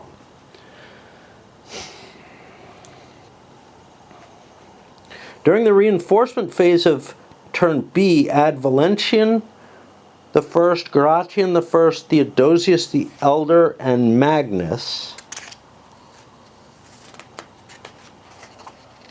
Maximus leaders to the loyalist. During reinforcement, there are no scenario specific. Okay, so that's all there is. We've got some victory, some rulers who come in here. Yeah. And I just don't have something about the end of the succession crisis. So let me put this here as a reminder of that. And I think we're done unless... Do we have a... I want to look at the prelude scenario because I'm based the successor strife.